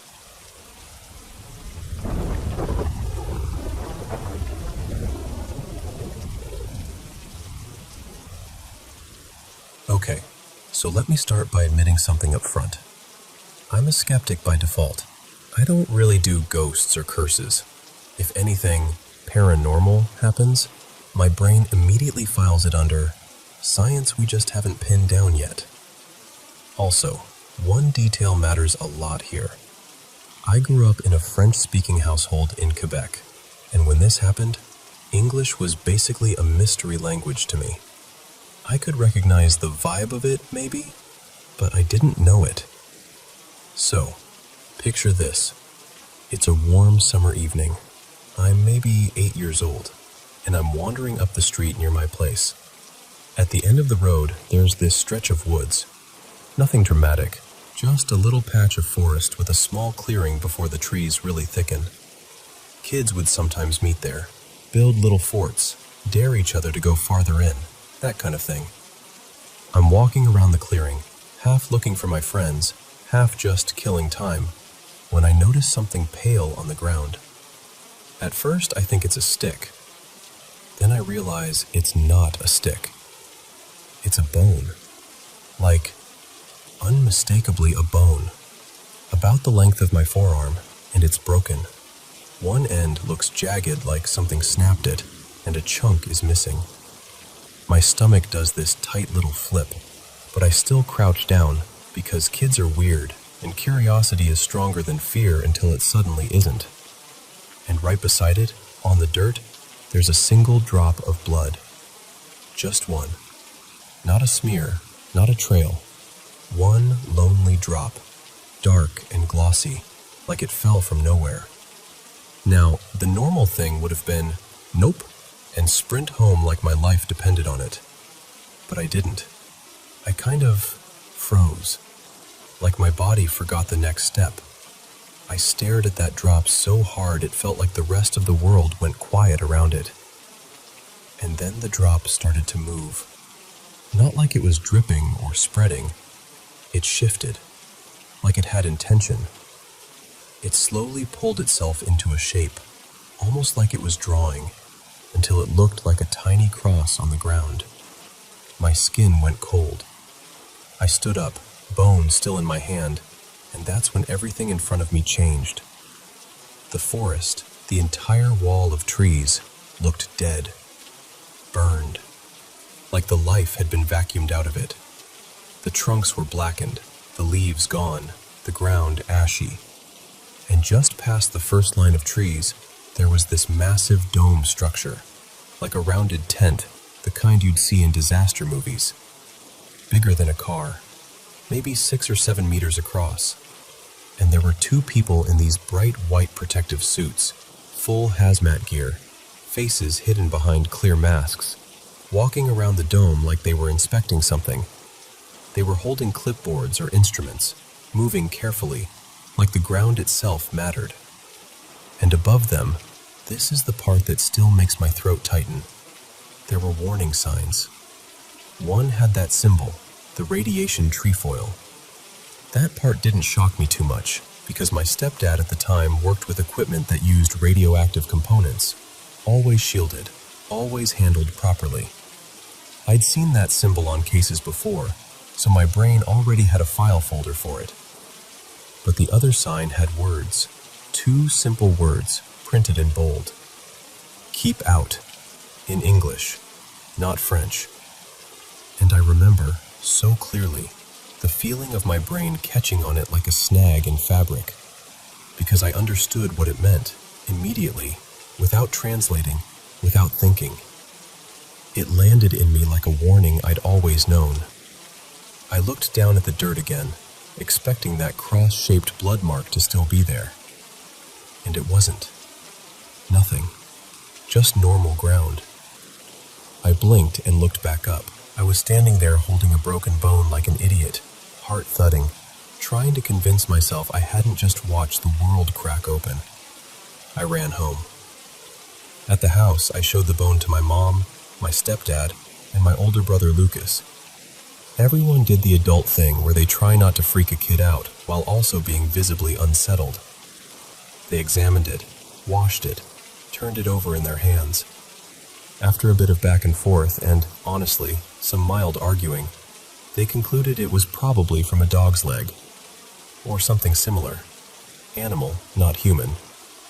That was the main comfort. And then, that was it. No explanation for why it was there, how it got snapped, why there'd been blood nearby. We didn't call anyone. We didn't find a carcass. The story kind of stopped. My brother kept the bone for years in a little box of odd keepsakes, like it was proof the whole thing had happened. But here's what's always tripped me up, even more than the burnt forest vision. Those words. Keep out. I didn't start learning English until later, at least a year after that summer. At that age, I couldn't have read it in real life. I didn't have English books. Nobody in my home was speaking it to me casually, and the phrase wasn't something I'd heard and tucked away. So how did my brain hallucinate a sign with perfectly correct English? 2 words that carry a very specific tone. Simple, direct, threatening, in a moment where I was supposedly inventing the whole thing. Was it subconscious? Like, maybe I'd seen the phrase on TV somewhere and didn't remember seeing it, but my brain stored it anyway. Maybe I recognized the shape of the words and my fear filled in the meaning. Or maybe I'd heard it once, passing by a construction site, a movie playing in another room, and it stuck deeper than I realized. Or did my kid brain misfire in some totally explainable way? Heat, dehydration, stress, some weird neurological blip? A moment of dissociation where reality slipped and snapped back. I don't want it to be anything mystical. I really don't. The peering into the future idea makes my skin crawl, honestly. But I can't shake the feeling of standing there, bone in hand, staring at a warning I shouldn't have been able to understand, and understanding it anyway. And that's why, even as a skeptic, I still carry this story around like a splinter I can't quite pull out.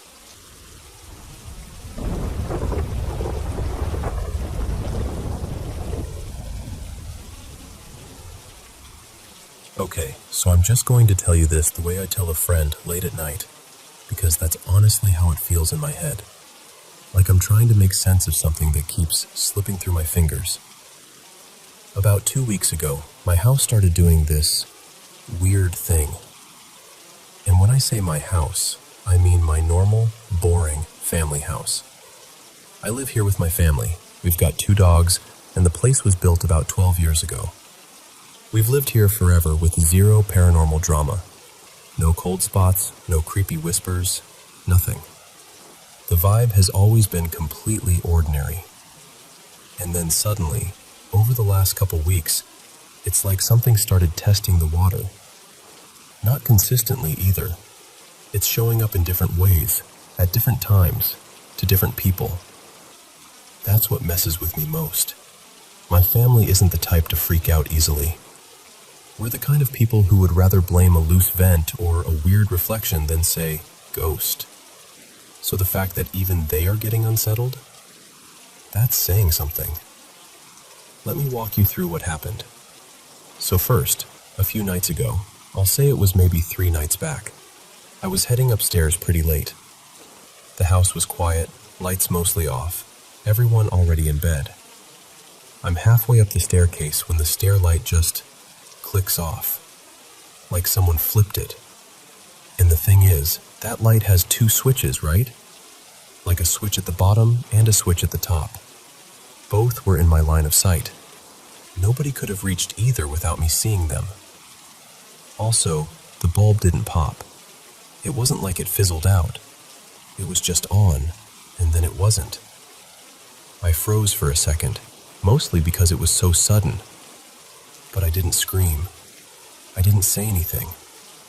I just stood there, staring like an idiot, trying to decide if I was about to become a person who runs up the stairs in a panic like in every horror movie ever. The next night at dinner, we're talking about it, and my grandma goes, "I thought you were pranking us." And I'm like, "What?" She tells me she'd been lying in bed and saw the light go out under her door, and at the exact same time, she heard this sharp little yelp outside her room, like someone startled. She swears she heard it. But I didn't make a sound. I wasn't even near her door. I was on the stairs, and I had no idea what she meant until she said it. That's when I got that sinking feeling. Not fear exactly, more like confusion, and this gross little tug in my stomach that something wasn't lining up. Then there's what happened to my sister. This one still gives me chills because it's so specific. She was home visiting. She goes to college now. And she was up near the top of the stairs, in the bathroom. The bathroom door was cracked open, and she was looking at herself in the mirror, doing whatever people do in mirrors. She hears someone running up the stairs, fast, and then one of our dogs scrambling after them, nails clicking, like a chase. She assumes it's one of us playing with the dog. But when she looks through the mirror, because the mirror angle catches the hallway, she sees someone. A woman. Like, actually sees her. She says the woman had long, loose hair and this pale, flowy dress, like a nightgown. Not modern looking. Not like pajamas. More like something you'd see in an old photo. My sister kind of freezes, because her brain is trying to make it make sense. Then she swings the door open, expecting to catch whoever it is. And there's nobody. No footsteps, no movement, nothing.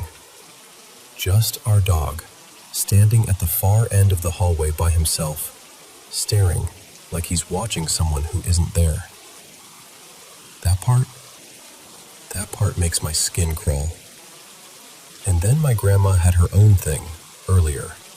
This was closer to the beginning of the whole mess, maybe around the first few days. She was home alone in the living room, right near the bottom of the stairs. She said out of the corner of her eye, she saw a dark shape, like a person-shaped shadow, walking past the doorway. Not a flicker, not a light trick, something with movement, like a body moving through space. She checked the whole house. Locked doors, empty rooms, nothing out of place. And she was genuinely shaken, which is rare for her. She told us she's never seen anything like that, and she's also not the type to invent a ghost story for fun. So now we're sitting there like, what is happening? And of course, everyone wants a reason.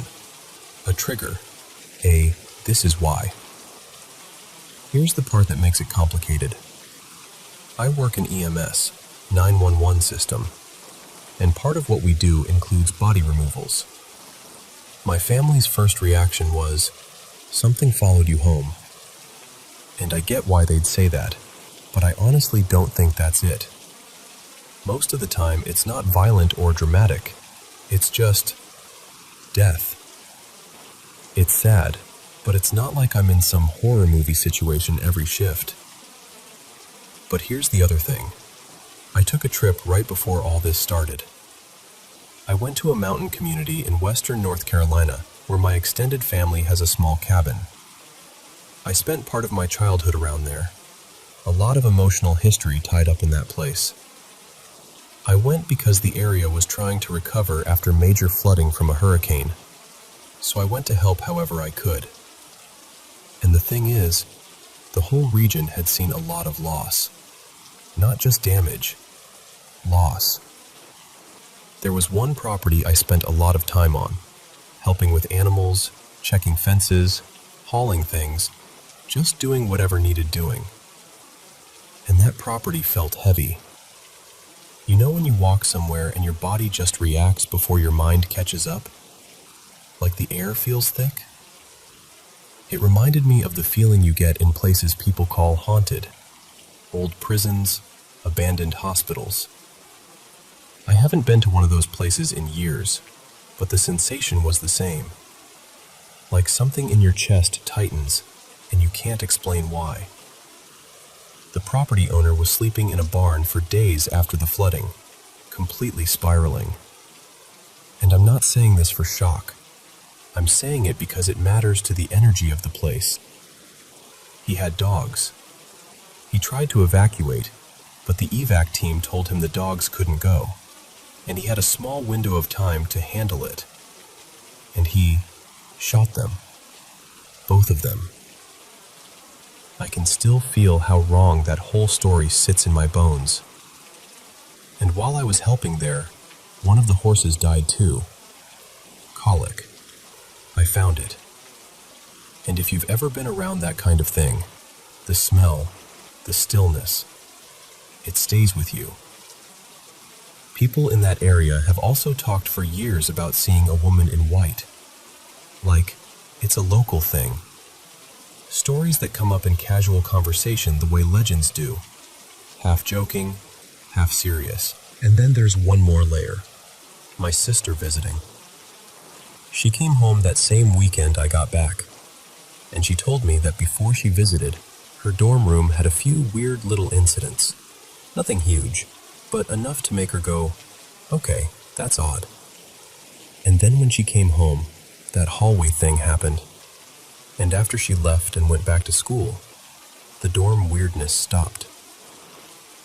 So now I'm sitting here trying not to make a conspiracy wall out of thumbtacks and string, but it's hard not to notice the timing. Oh, and as if all that isn't enough, there's also a rumor about the land our house sits on. Supposedly, before the neighborhood was built, there was a domestic tragedy here. A man killed his family and then himself. But here's what I can't get past. We've lived here for more than a decade, and nothing. Not a single strange thing. Not once. So why now? Why 2 weeks of weirdness after years of normal? That's the question that keeps looping in my head. Because I don't know what I believe. I'm not trying to summon anything. Nobody in this house plays with boards or tries to invite spirits or anything like that. We're not dabbling. We're just living our lives. And then suddenly the lights are going out. My grandma's hearing sounds that didn't happen. My sister's seeing someone who isn't there. And our dog is acting like he's tracking movement in empty space. And I keep asking myself if this is something that followed me, or something that woke up, or just a pile of coincidences that happen to be perfectly timed in the worst possible way. But I'll tell you what, whether it's paranormal or not, the house doesn't feel the same at night anymore. And that's the part I hate the most.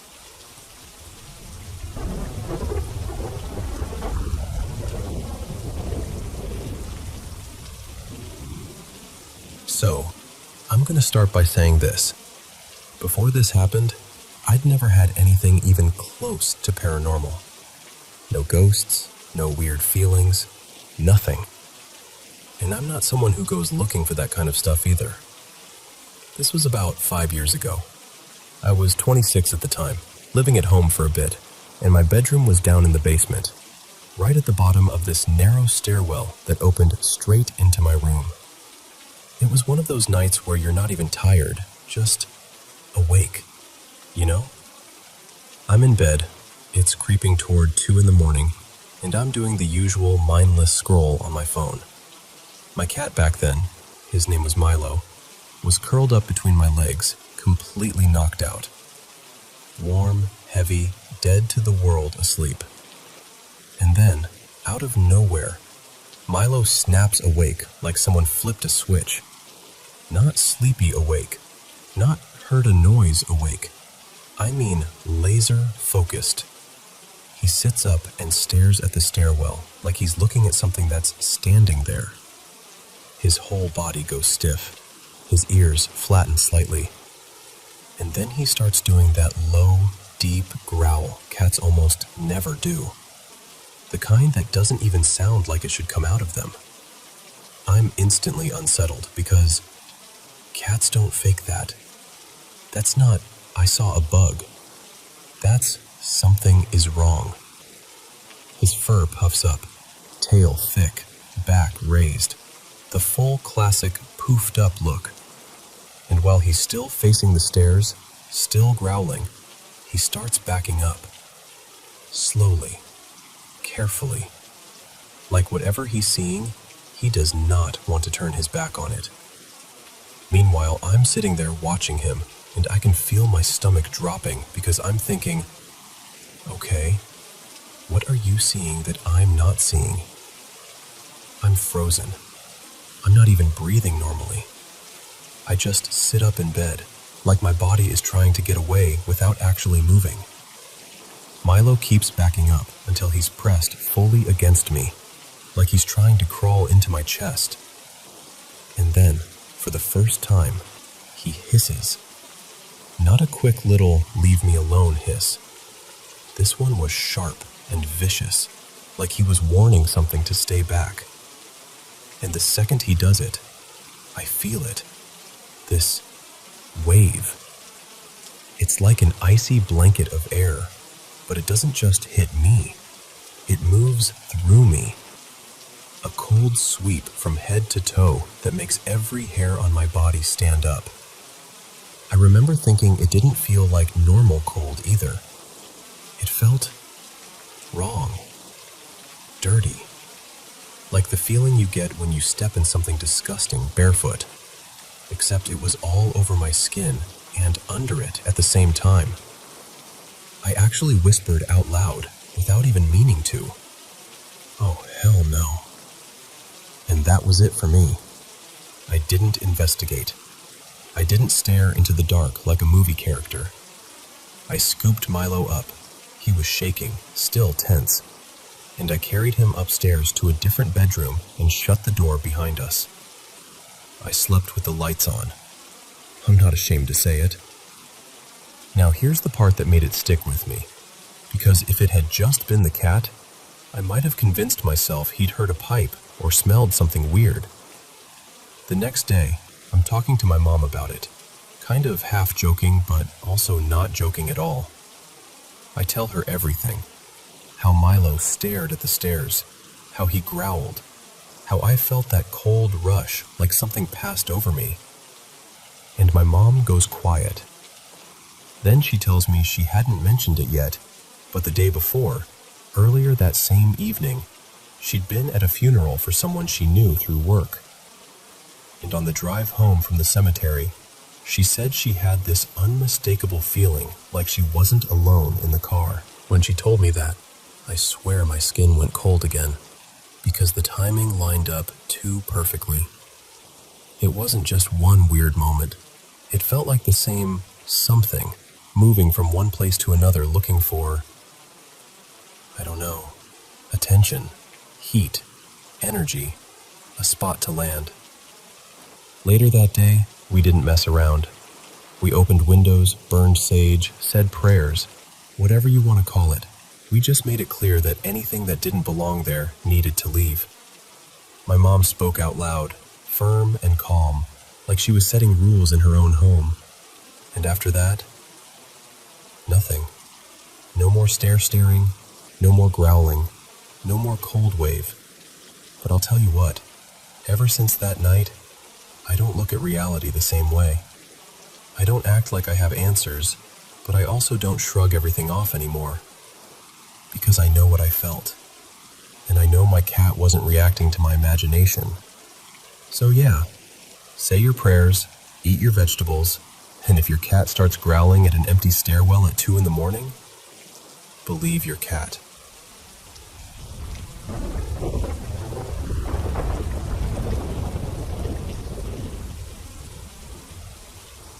So I grew up in San Diego in the early 90s, and my brother and I were total latchkey kids. Both my parents worked long hours, so a lot of afternoons we'd let ourselves in, toss our backpacks down, and just figure it out until they got home. Our house was older, creaky in that normal, lived-in way, but it never felt scary. I didn't walk around feeling dread or anything like that. Still, there's this one weird little thing I remember from back then. Sometimes I'd wake up in the middle of the night and swear I could see shadowy outlines, like people-shaped silhouettes, standing near my bed. I'd always do the same thing. Pull the blanket over my head and tell myself, okay, cool. I watched something creepy on TV. My brain is being dramatic. And honestly, most nights I'd fall right back asleep like it was nothing. But one evening, something happened that didn't feel like a half dream. It was one of those early winter nights where the sun disappears way too fast. So even though it was only around 5:30 or 6, it was already dark outside. I was in the bedroom we shared, and my brother, Noah, was out cold on his bed, totally knocked out. I was sitting on the carpet near the dresser, flipping through a comic book or maybe a library book. I can't remember exactly. What I do remember is how quiet everything was. Not the cozy kind of quiet either. The kind where you notice how still the air feels. On top of our dresser, there was one of those old-school setups. Big wooden dresser, giant mirror attached. The kind that makes your room feel twice as big. And sitting on the dresser was a postcard, face down. Just a random mailer, one of those cheesy promotional postcards. This one had a photo of a woman by a pool, like some vacation deal or hotel advertisement. Not scandalous or anything, just oddly specific, and honestly, I still don't know why it was even in our room. Anyway, for some reason, I kept staring at it. And then, without any warning, the postcard moved. It didn't slide. It didn't flutter. It didn't slowly creep to the edge. It just flipped up. Like someone pinched one end and popped it upright. 1 second it was face down, flat on the dresser, and the next it was standing up, leaned neatly against the mirror like it had been placed there on purpose. I remember freezing, not in a screaming kind of way, but in that silent, wide-eyed way where your body is waiting for your brain to explain what you just saw. I looked straight at Noah to see if he'd woken up. He hadn't even twitched. I looked around the room, like I expected to catch a curtain moving or feel air from a vent. Nothing. No windows open, no fan, no heater kicking on, no draft, no footsteps, no creak of the house settling right at that moment. Just stillness, like the room was holding its breath. And what's strange is, I wasn't terrified. I was confused, sure, completely puzzled, but it didn't feel threatening. It felt intentional, like something had gently tapped me on the shoulder just to prove it could. I didn't touch the postcard right away. I just stared at it, trying to talk myself out of what I'd seen. But I couldn't, because I watched it happen. I wasn't half asleep. I wasn't imagining it. I was sitting there, fully awake, in a quiet room, and something that shouldn't have moved, moved. Because that's exactly what it was. Not a horror movie moment. Not something evil. Not some dramatic haunting. Just one small, impossible little gesture that made me realize the world might be a lot weirder than we like to admit. And that's the thing. It didn't follow me. Nothing else like that ever happened again in the same way. It was like that house held on to its own strange energy, and once we moved, it stayed behind. Years later, I found out the house is gone now, torn down, and there's a townhouse complex sitting where it used to be. And whenever I think about that, I wonder if the new people living there ever get that same kind of quiet little hello, that tiny, unexplainable nudge that makes you stop, look around, and realize you're not as alone as you thought.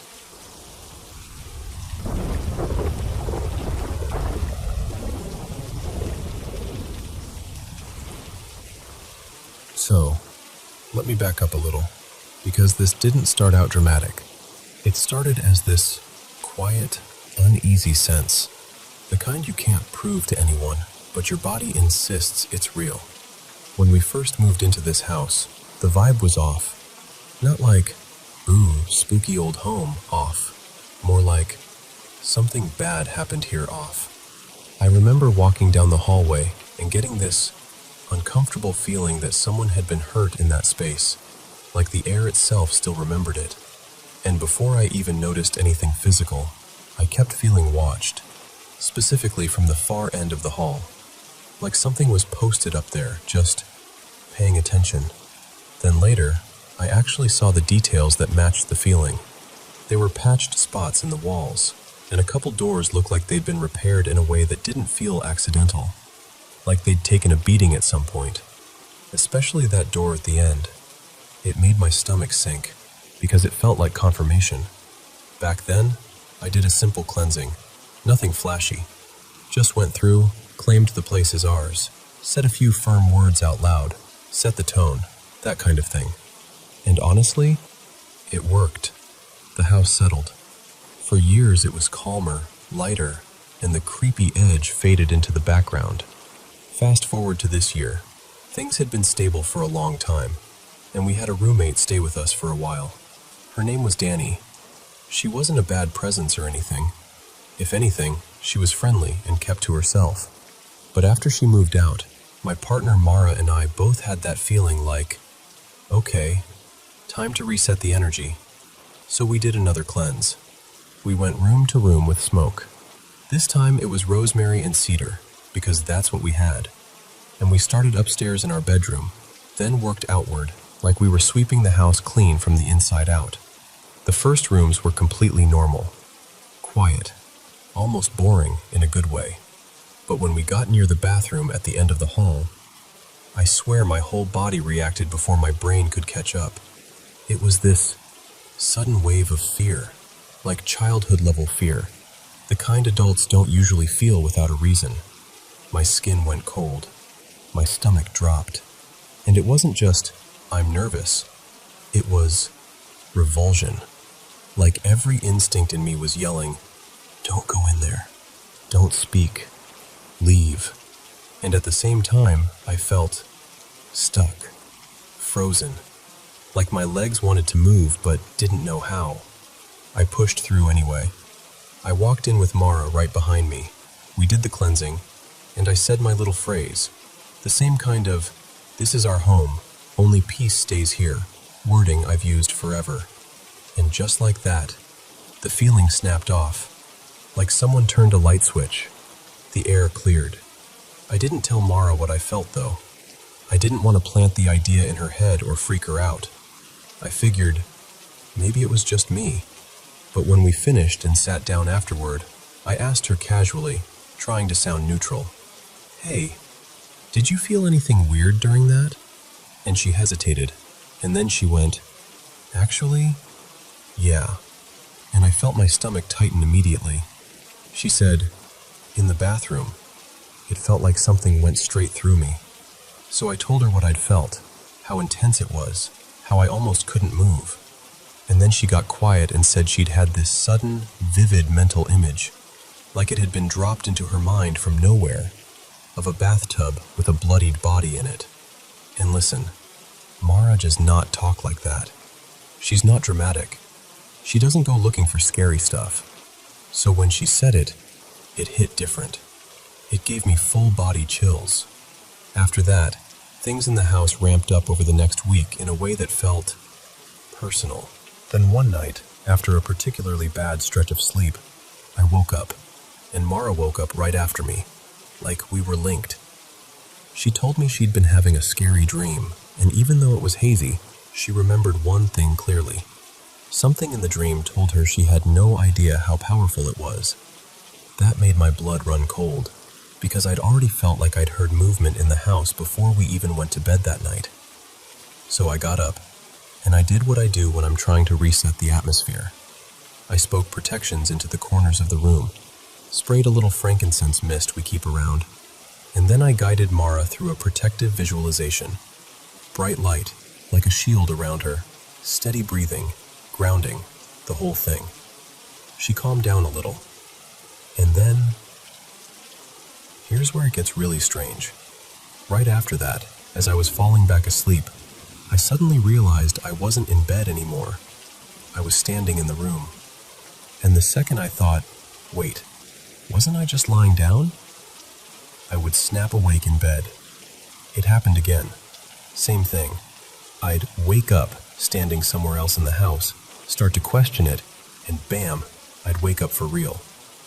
After a few rounds of this, I finally thought, okay, this is a lucid dream. If I'm going to be stuck in this loop, I might as well use it. So the next time it happened, I stayed calm and moved through the house. Slow, careful, like I was listening with more than my ears, and I could feel it. That same heavy, dark presence, exactly like the bathroom feeling, that overpowering pressure that makes you want to freeze. I followed it, and when it got so intense I could barely move or speak, I called in protection, like invoking guardians, whatever you want to call it. In the dream, it worked immediately. The pressure eased enough for me to breathe and keep going. I moved toward the back of the house, opened a door, and instead of outside, it led into this cozy little coffee shop. Warm lights, soft chatter, the smell of espresso, completely out of place, but weirdly comforting. Behind the counter was a barista, Elena, around my age, with this calm, grounded presence. The second she saw me, she smiled like she'd been expecting me and said, "Oh, you're here. We were just talking about you." And I can't explain it, but I knew she wasn't just a random dream character. There was something protective about her, like she was the kind of being that doesn't get rattled, the kind that stands between you and something dangerous. We talked briefly, and then I asked her directly about the presence in the house, what it was, why it felt like that. And she said, very clearly, like she was choosing the words carefully, "I am haunted by Rosias." The name hit my ears in a strange way, like it had extra letters in it that I couldn't quite see. It sounded almost like Rosius, but I had this distinct sense there was an E in the middle, like it mattered. And what stuck with me most was how she phrased it, like she was the one being haunted by it, not me, not the house, her. And right after she said that, it was like something grabbed me.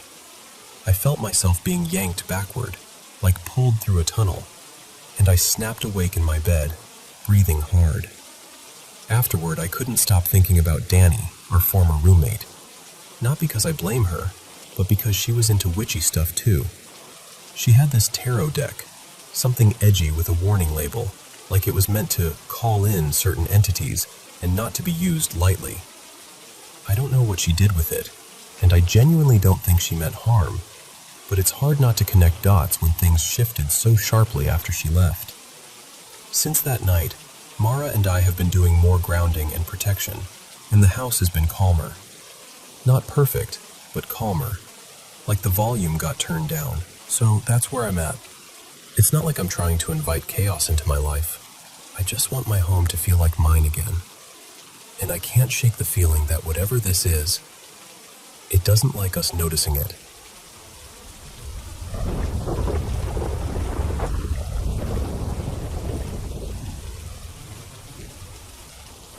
Okay, so I normally go through life acting like ghosts are firmly in the fun story category.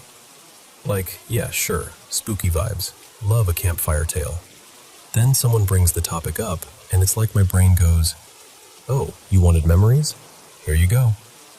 And suddenly, I'm not so confident in my skepticism. The first thing I ever remember happening was when I was little, definitely not older than 9.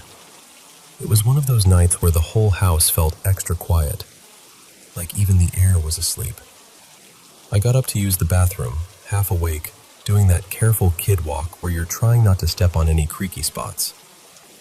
My parents' bedroom door was cracked open, and as I passed it, I glanced in without really thinking. And I swear I saw a woman in a white nightdress standing at their dresser mirror. Long hair just hanging there, like she'd been standing for a while. The thing that threw me instantly was, it didn't look like my mom. My mom kept her hair short back then and never wore anything like that. And the mirror, there wasn't really a reflection the way there should have been. But it was a quick glance, a blink and you miss it kind of moment. So I'm in the bathroom telling myself, you're half asleep. You imagined it. Your eyes are playing tricks. That's what eyes do at night.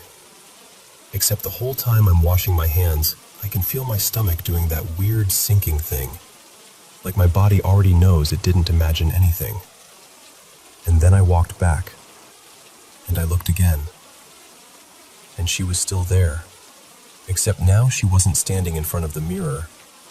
She was standing on the other side of it. Like, as if the mirror was a doorway. And she was on the far side, facing out. Facing me. No one was in front of the dresser at all.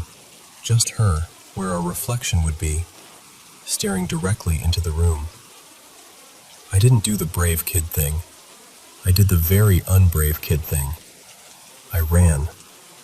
I sprinted back to my room and I screamed so hard my throat hurt.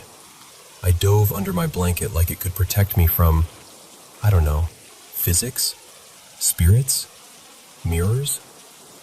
I stayed under there trembling until my mom came rushing in. When I told her, she did that parent thing where she tried to make her voice gentle and normal. "It's nothing, sweetheart, you were dreaming." But I could tell she was unsettled too. Like she didn't want to go near their bedroom right away. And after that, I avoided mirrors for ages, like years. If I had to pass one at night, I would look anywhere but at it. Then there was another one. This time I was older, and it was Christmas Eve. The house was warm and bright, you know, that cozy holiday feeling. Which honestly makes it creepier, because it wasn't like some abandoned, haunted place. It was just home. I stepped into the hallway and I saw a hand. Just a hand. No arm. No person. A pale hand wearing this chunky ring with a dark red stone, like a garnet or a ruby, resting on the banister. And it wasn't plopped there like someone had left it. It was moving, gliding along the banister the way someone's hand does when they walk up the stairs slowly, trailing their fingers along the wood. I froze so completely I felt locked into the floor. I just watched it, helpless, while it kept going up, sliding along the rail like it had somewhere to be. And I followed it with my eyes all the way until it disappeared around the curve where you can't see the top from the hallway.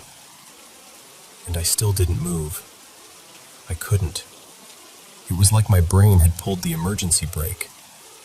And then there's the one I don't remember personally, but my family has told me enough times it feels like it belongs to me anyway. Apparently I was 3, and we'd gone to visit my granddad's grave not long after he'd been buried.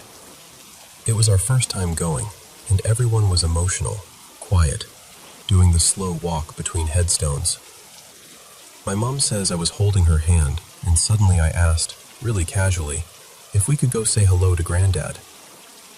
They did the gentle explaining, "Oh, love, he's not here anymore," that kind of thing. But apparently I pointed toward the far back corner of the graveyard and said, very matter of fact, "Yes, he is. He's over there." And then I traced something with my finger like I was watching someone move, like I was following a person no one else could see. And after a moment I just went, oh, never mind. He's gone now. Everyone swears there was no one else there, just us. No visitor to confuse things, no passerby, nothing. So yeah, those are my little greatest hits of maybe ghosts are real and my brain is lying to me for comfort. And none of it felt angry, if that makes sense. It was scary, absolutely, terrifying even, but not like something was trying to hurt me. More like something sharing space with us for a moment. And honestly, if my granddad really did come by to check on us, and I was the only one who could see him, that part is kind of sweet. Still freaky. Still makes my skin prickle when I think about it. But sweet. In a please don't ever do that again sort of way.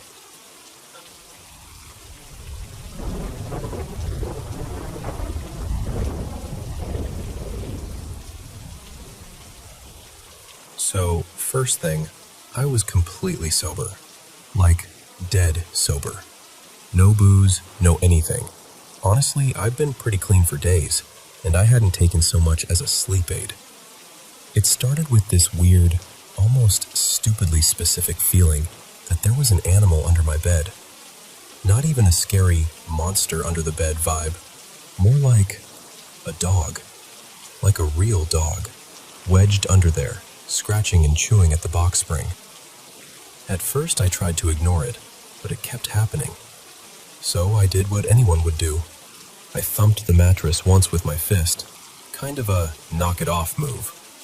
And every time I did, the noise stopped immediately, like I'd hit pause on it.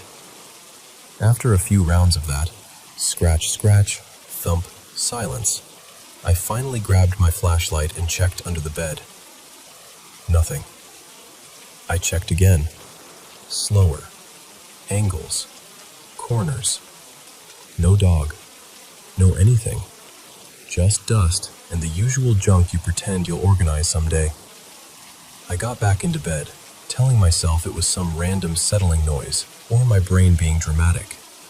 And then, she was just there, standing beside the bed, not doing anything, not saying anything, just there. I couldn't see her face clearly, and it's hard to explain this without sounding ridiculous, but every time I tried to look straight at her, she'd turn away like she was avoiding the catch. Like if I got a clean look at her, the whole thing would collapse. But even without seeing her properly, I knew it was her. Not, I think it's her. Not, she kind of resembles her. I knew. Her name's not even important here, because I'm going to change it anyway. Let's call her Mira. But the feeling was exact. That familiar presence, like your body recognizes someone before your eyes do. I asked her questions, quiet ones, because it was the middle of the night, and I still had this half-belief I'd snap out of it. Stuff like, is that you? And why are you here? And what's happening? And she answered, but barely. One-word answers. Yeah. No. Later. If I tried to get details, if I asked her to explain, she wouldn't. It wasn't hostile. More like she couldn't, or didn't want to, or it wasn't allowed. At one point I asked, "Can you come closer?" And she said something like, "I can't." And then I said, "Can you touch me?" She didn't even hesitate. Just, no. That hit harder than I expected, because Mira, back when she was really in my life, was the kind of person who hugged you like she meant it, like she could press the worry right out of your ribs. So hearing no made my chest do that tight, sinking thing. Then she said, very calmly, "I'll be right back." And I swear to you, she walked directly toward the wall at the foot of my bed. No door, no hallway, just wall. And she passed into it like it was fog, and vanished. That was the exact moment something in me shifted from, "This is a dream," to, "Okay, wait, I'm awake." Because I sat up, fully. I swung my legs over the side of the bed. I touched my nightstand. I pinched my arm like an idiot. I felt everything. I was present in my body. I was in my room. And she was gone. A few minutes passed, maybe less, maybe more. Time gets weird in those moments. Then she came back, and this part is so absurd it's almost funny. She returned with a small bag of snacks, like the kind you'd grab from a convenience store when you're trying to feel better about being awake at a cruel hour. Except, she didn't come through a door. She didn't carry them in from anywhere. They sort of appeared from the folds of my comforter, like my blanket was a magician's sleeve. She held them up like, "See? I brought something." Eventually, she sat on the edge of the bed. Then she lay down beside me, not quite touching. And this is where it got gentler, strangely normal, like we were two people trying to make the best of impossible rules. She couldn't touch me directly, but with the blanket between us, she kind of brushed her feet against mine, softly, like testing the edge of a boundary. Like the blanket made it possible, or safer, or less real, in whatever way reality needed it to be. We didn't push it after that. No experiments. No, "Okay, now try your hand," or any of that. We just talked. Not like a dramatic reunion, more like the kind of talk you fall into when someone knows you too well. The kind where you don't have to perform, where silence doesn't feel like punishment. And the whole time I had this feeling in my chest that I hadn't felt in years, like an old connection lighting up again.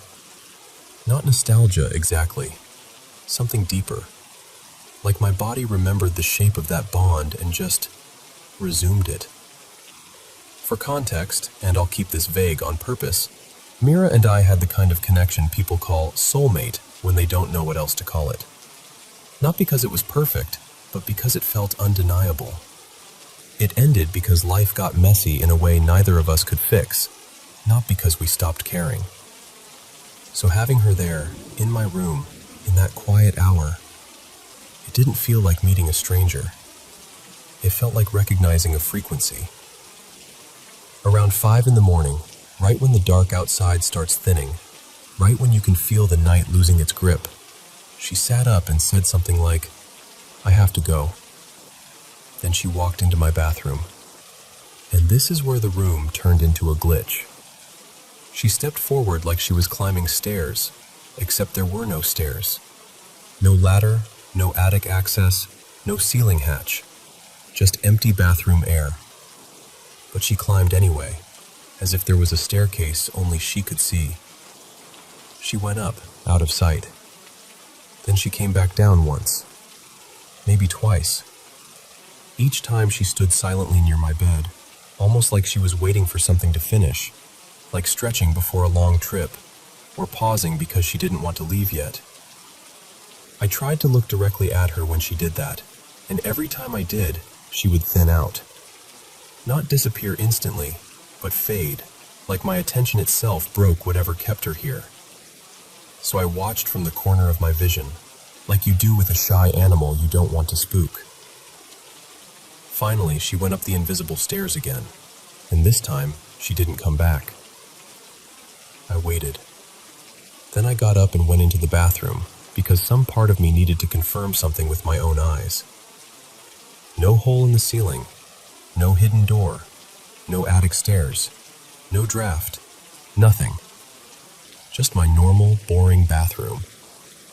And I stood there, staring up like an idiot, feeling this mix of warmth and dread and longing I can't quite translate. Because it wasn't just what happened, it was how it felt. I felt her. I felt that old, powerful connection snap back into place like it had been waiting somewhere behind the walls of my life. And I don't know what to do with that. So yeah, now I'm left with the questions everyone would ask. Was I sleep deprived and half dreaming? Was it some kind of lucid state that convinced me I was awake? Am I so lonely my brain is building comfort out of thin air? Or was it something stranger? Some kind of projection? Some shared moment? Some impossible overlap? And the darkest question, the one I don't even like typing, was this a real ghost kind of encounter? I'm not asking anyone to tell me it's definitely paranormal or definitely psychological. I don't want to be laughed at for saying it out loud. If you've ever had anything even remotely like this, something that felt real in your body, not just in your imagination, I'd honestly like to hear how you made sense of it. Because right now, all I have is the memory of a presence by my bed, the soft brush of feet through a blanket, and the quiet feeling that someone I haven't seen in a long time somehow found her way back to me for a few hours before dawn.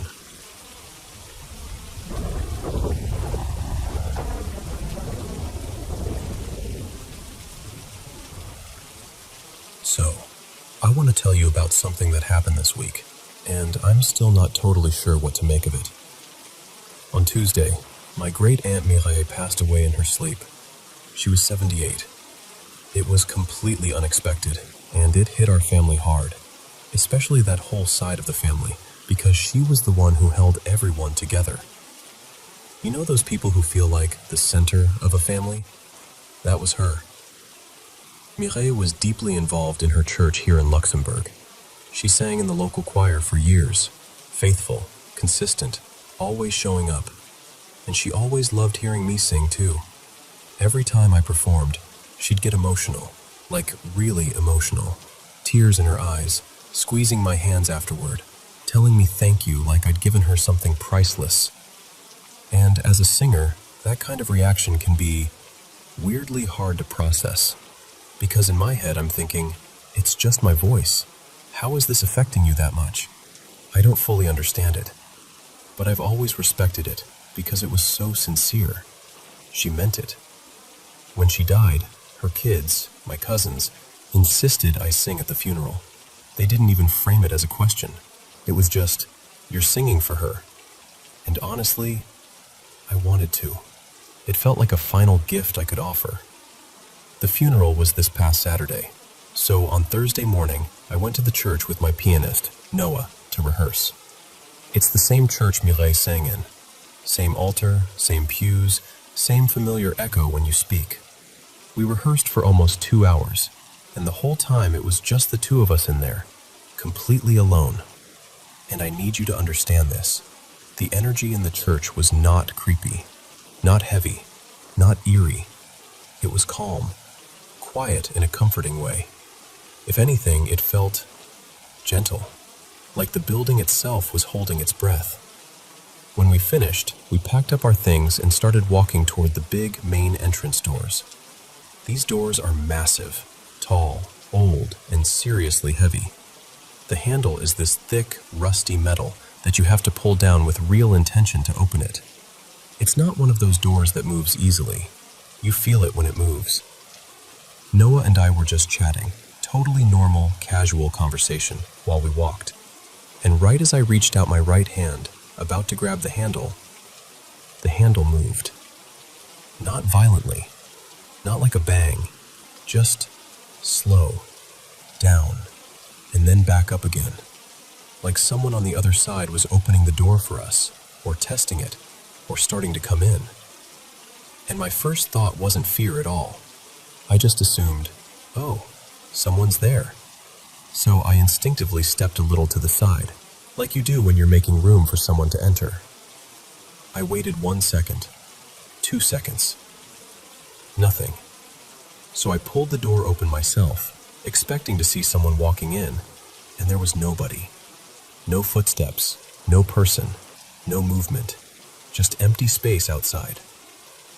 That's when I got confused. I turned around and asked Noah, "Did you see that?" But he'd been half a step behind me, and he hadn't been looking at the handle at the exact moment. He just blinked at me like, "See what?" So I tried to recreate it. I closed the door and opened it again, tried to gently move the handle the same way I'd seen it move. Slow down, slow up. and I couldn't, because it's too heavy. If you move it, you hear it. It resists you. It doesn't glide. What I saw was smooth, deliberate, like a hand was on it. But when I tried to do it softly, I physically couldn't. Not without that loud metallic scrape. Noah and I kind of stared at each other. Then we laughed. Because what else do you do when something doesn't make sense? We shrugged it off and walked out. But I'll be honest with you, it stayed with me. And maybe that sounds ridiculous. Maybe it was air pressure. Maybe the building settled. Maybe it was just one of those strange, perfectly timed mechanical things. But I've never seen anything like that in my life. Only in movies. And it happened 4 days ago, right here in Luxembourg, in the same church where I was preparing to sing goodbye. So, I don't know. What do you think that was?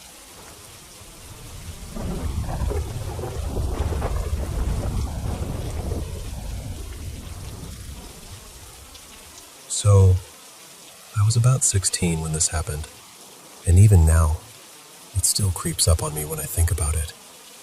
I've always had this weird fear of dolls. Not like, oh, they're kind of creepy. I mean like, I genuinely hated being in the same room with them. But my older sister, well, Lena, she was the total opposite. She adored dolls, collected them, dressed them up, the whole thing. The worst one was this big princess doll. Pretty face, shiny hair, perfect little arms and legs, just sitting there, looking innocent like it wasn't plotting something. In our house, we had this tall mirror in one of the first-floor bedrooms. The mirror had this wide shelf built into the top, like a display ledge for toys and random stuff. It sat right next to a big double bed, and Lena had decided that the princess doll belonged up there, perched on the ledge like a tiny queen, overlooking the room. And I should mention, our house was huge. Like, the kind of place where footsteps echo even when nobody's trying to be creepy. Each floor had a bunch of rooms, enough that if you were alone, it could feel a little too quiet. One week, my family had to go visit relatives for a couple of days. My parents left with my brother and Lena, and I stayed behind because I had exams. Honestly, I didn't even mind. I was a gamer, so I was thinking, great, 2 nights of peace, late night snacks, no one telling me to sleep. The first night, though, I don't know what got into me. I randomly decided I wanted to watch a horror movie. And of course I picked something about a creepy doll, because why not make your own life harder, right? By the time the movie ended, it was almost midnight. The rain outside had started picking up, tapping against the windows, that kind of steady, heavy sound. And then I did the dumbest thing. I looked around my empty house and said, out loud, like I was joking with the walls, "All right, if there's anything in here, show yourself." The second the words left my mouth, the power went out. Not like a flicker, full blackout. And at almost the exact same moment, I heard this loud thump somewhere deeper in the house. Not a small sound. Not a, maybe something shifted. It sounded like something heavy hit the floor. My stomach dropped so fast I swear I felt cold. I tried to laugh it off, but my voice didn't cooperate. I called out again, this time a lot less brave. "If there's someone in here, a thief or something, just take whatever you want, okay? Just don't come near me." And then nothing. No more noise, just the rain and my own breathing. That silence was worse. After a few minutes of standing there, frozen, I grabbed a kitchen knife, because, I don't know, I guess I thought I was suddenly the hero in some movie. My hands were sweating so badly I almost dropped it. I turned on my phone flashlight and started checking rooms one by one. Every hallway felt longer than it should have. Every doorway looked like it was hiding something. But everything seemed normal. Until I reached the bedroom with the mirror. I opened that door, and I swear my heart punched my ribs. Because that doll, Lena's princess doll that I hated, wasn't on the mirror ledge anymore. That ledge was empty. And for a second, my brain just refused to understand what I was seeing. Like it was buffering. Like "No, that's wrong. That's not what's supposed to be there." Then it hit me all at once, and I let out this scream I didn't even recognize as mine. I backed up so fast I almost tripped, and I ran into another room and just stood there, shaking, trying not to panic. I just watched a horror movie. The power went out right after I challenged the house. There was a loud crash, and now the doll is gone. I forced myself to breathe, and after a minute, or maybe 10, I honestly don't know, I went back. Knife still in my hand, phone light shaking all over the walls. I stepped inside and scanned the room, and there it was. The doll was sitting on the floor right beneath the mirror, like it had simply fallen off the ledge. Which should have been comforting, right? Except, it didn't look like it had fallen naturally. It was sitting too neatly, upright, facing out, like it had landed on purpose. I told myself I was overthinking it. I picked it up with 2 fingers like it was contaminated, set it back on top of the mirror, and, this is the part that makes me feel ridiculous, I actually mumbled, sorry, okay? Like I was apologizing to a doll. And as I turned to leave, I caught movement in the corner of my eye. Just a tiny shift. It looked like the doll's head angled slightly, and one of its hands twitched, just a little. I froze. My brain immediately tried to rescue me. It's the wind. The window's open. Air pressure. You're tired. Your imagination. But my body didn't care about logic. Every hair on my arms stood up. I backed out of the room without turning my back to it, shut the door, and I didn't go near that mirror again for the rest of the night. Even now, years later, I can tell you exactly how that room looked in my phone flashlight, and exactly what it felt like to see that doll sitting there like it had been waiting for me. And honestly, I still don't like dolls. Not even a little.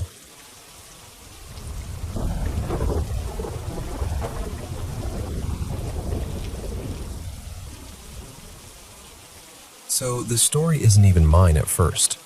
It was my mom who told it to me. We live out in western Washington, tucked into this pocket of trees and wildlife, where the yard just kind of melts into the forest. Our place sits on a couple acres, big enough that at night the darkness feels thick. And honestly, weird little sounds have happened out here before. Branch snaps, something moving where it shouldn't be. The usual country at night creepiness.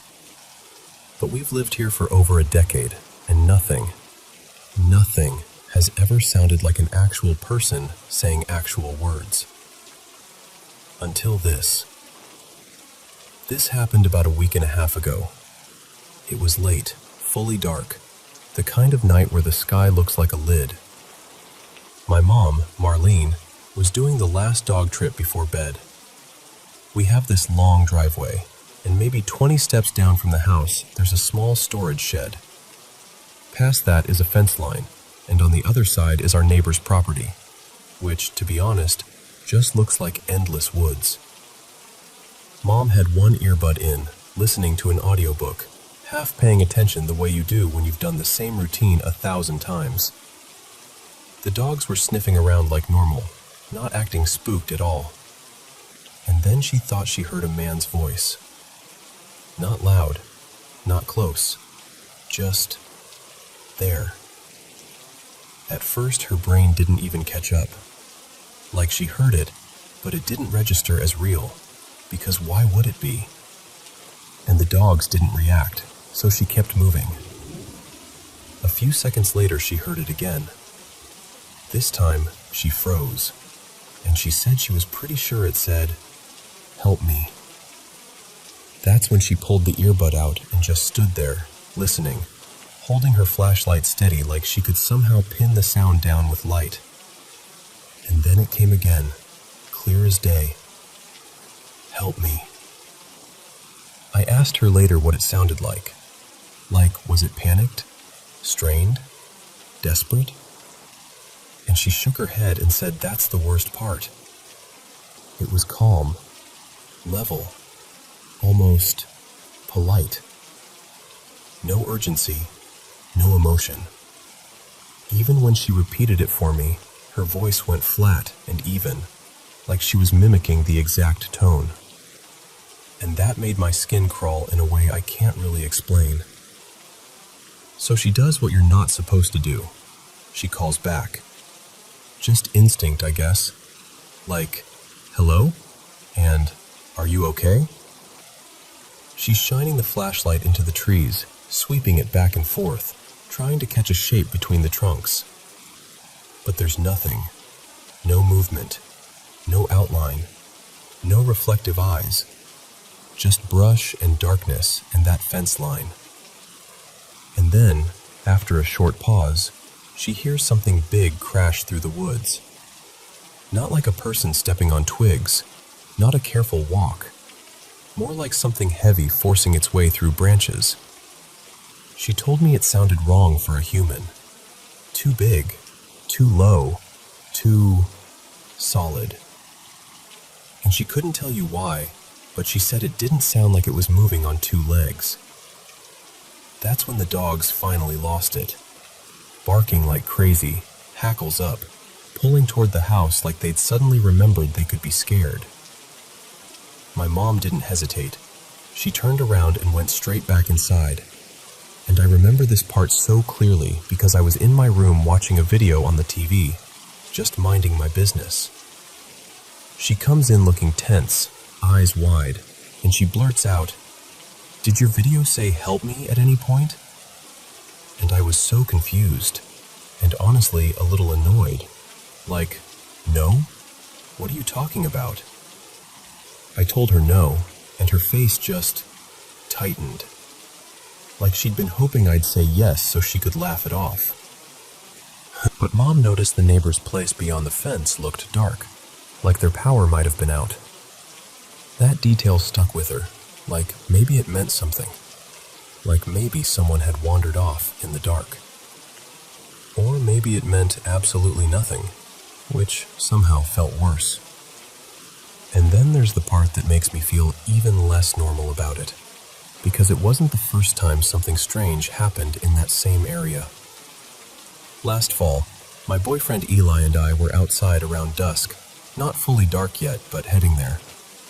We were closer to that fence line, a little farther past the shed, and we heard this sound that I can only describe as a sharp inhale, like a gasp you make when you choke on water or swallow wrong. Except it didn't sound human. It repeated, again and again. And then it started getting closer, because we could hear branches snapping in the direction it was coming from. Not like a squirrel hopping, not like a deer delicately moving. More like whatever it was didn't care if it made noise. We didn't stick around to investigate. We ran, full sprint back to the house. And just like my mom, we never saw anything. Not a shadow, not eyes, nothing. Afterward, we did that thing people always do. We went online, listened to animal calls, tried to match it to anything. Owls, foxes, elk, cougars, and nothing sounded even remotely close. So when Mom told me about the voice, I felt my stomach drop. Like my body understood something before my brain could make sense of it. Just this immediate dread, cold and heavy. We do have some sketchy people living a ways off. Not right next door, but close enough that you hear shouting sometimes. Folks with a reputation for stealing, for fighting late at night, for being in and out of trouble. That's my mom's most rational explanation. Maybe it was someone messing around. Maybe someone trying to lure her out. Maybe somebody strung out and wandering. But honestly, that explanation freaks me out too, because it means a real person might have been out there saying, "Help me," in that flat, calm voice, and then crashing through the woods toward her. Mom got goosebumps telling me, like even retelling it made her body remember. She admitted she debated for days whether she should even bring it up to me, because she didn't want to plant fear in my head. Too late, obviously. We still don't know what it was. We don't have an answer that fits neatly. But we did change things. Mom doesn't go outside alone after dark anymore, not even for quick stuff. And if she does step out, she's fully alert. No earbuds, no distractions. And I hate that this is true, but the scariest part isn't even the words. It's how normal the voice sounded, and how calm it was when it asked for help.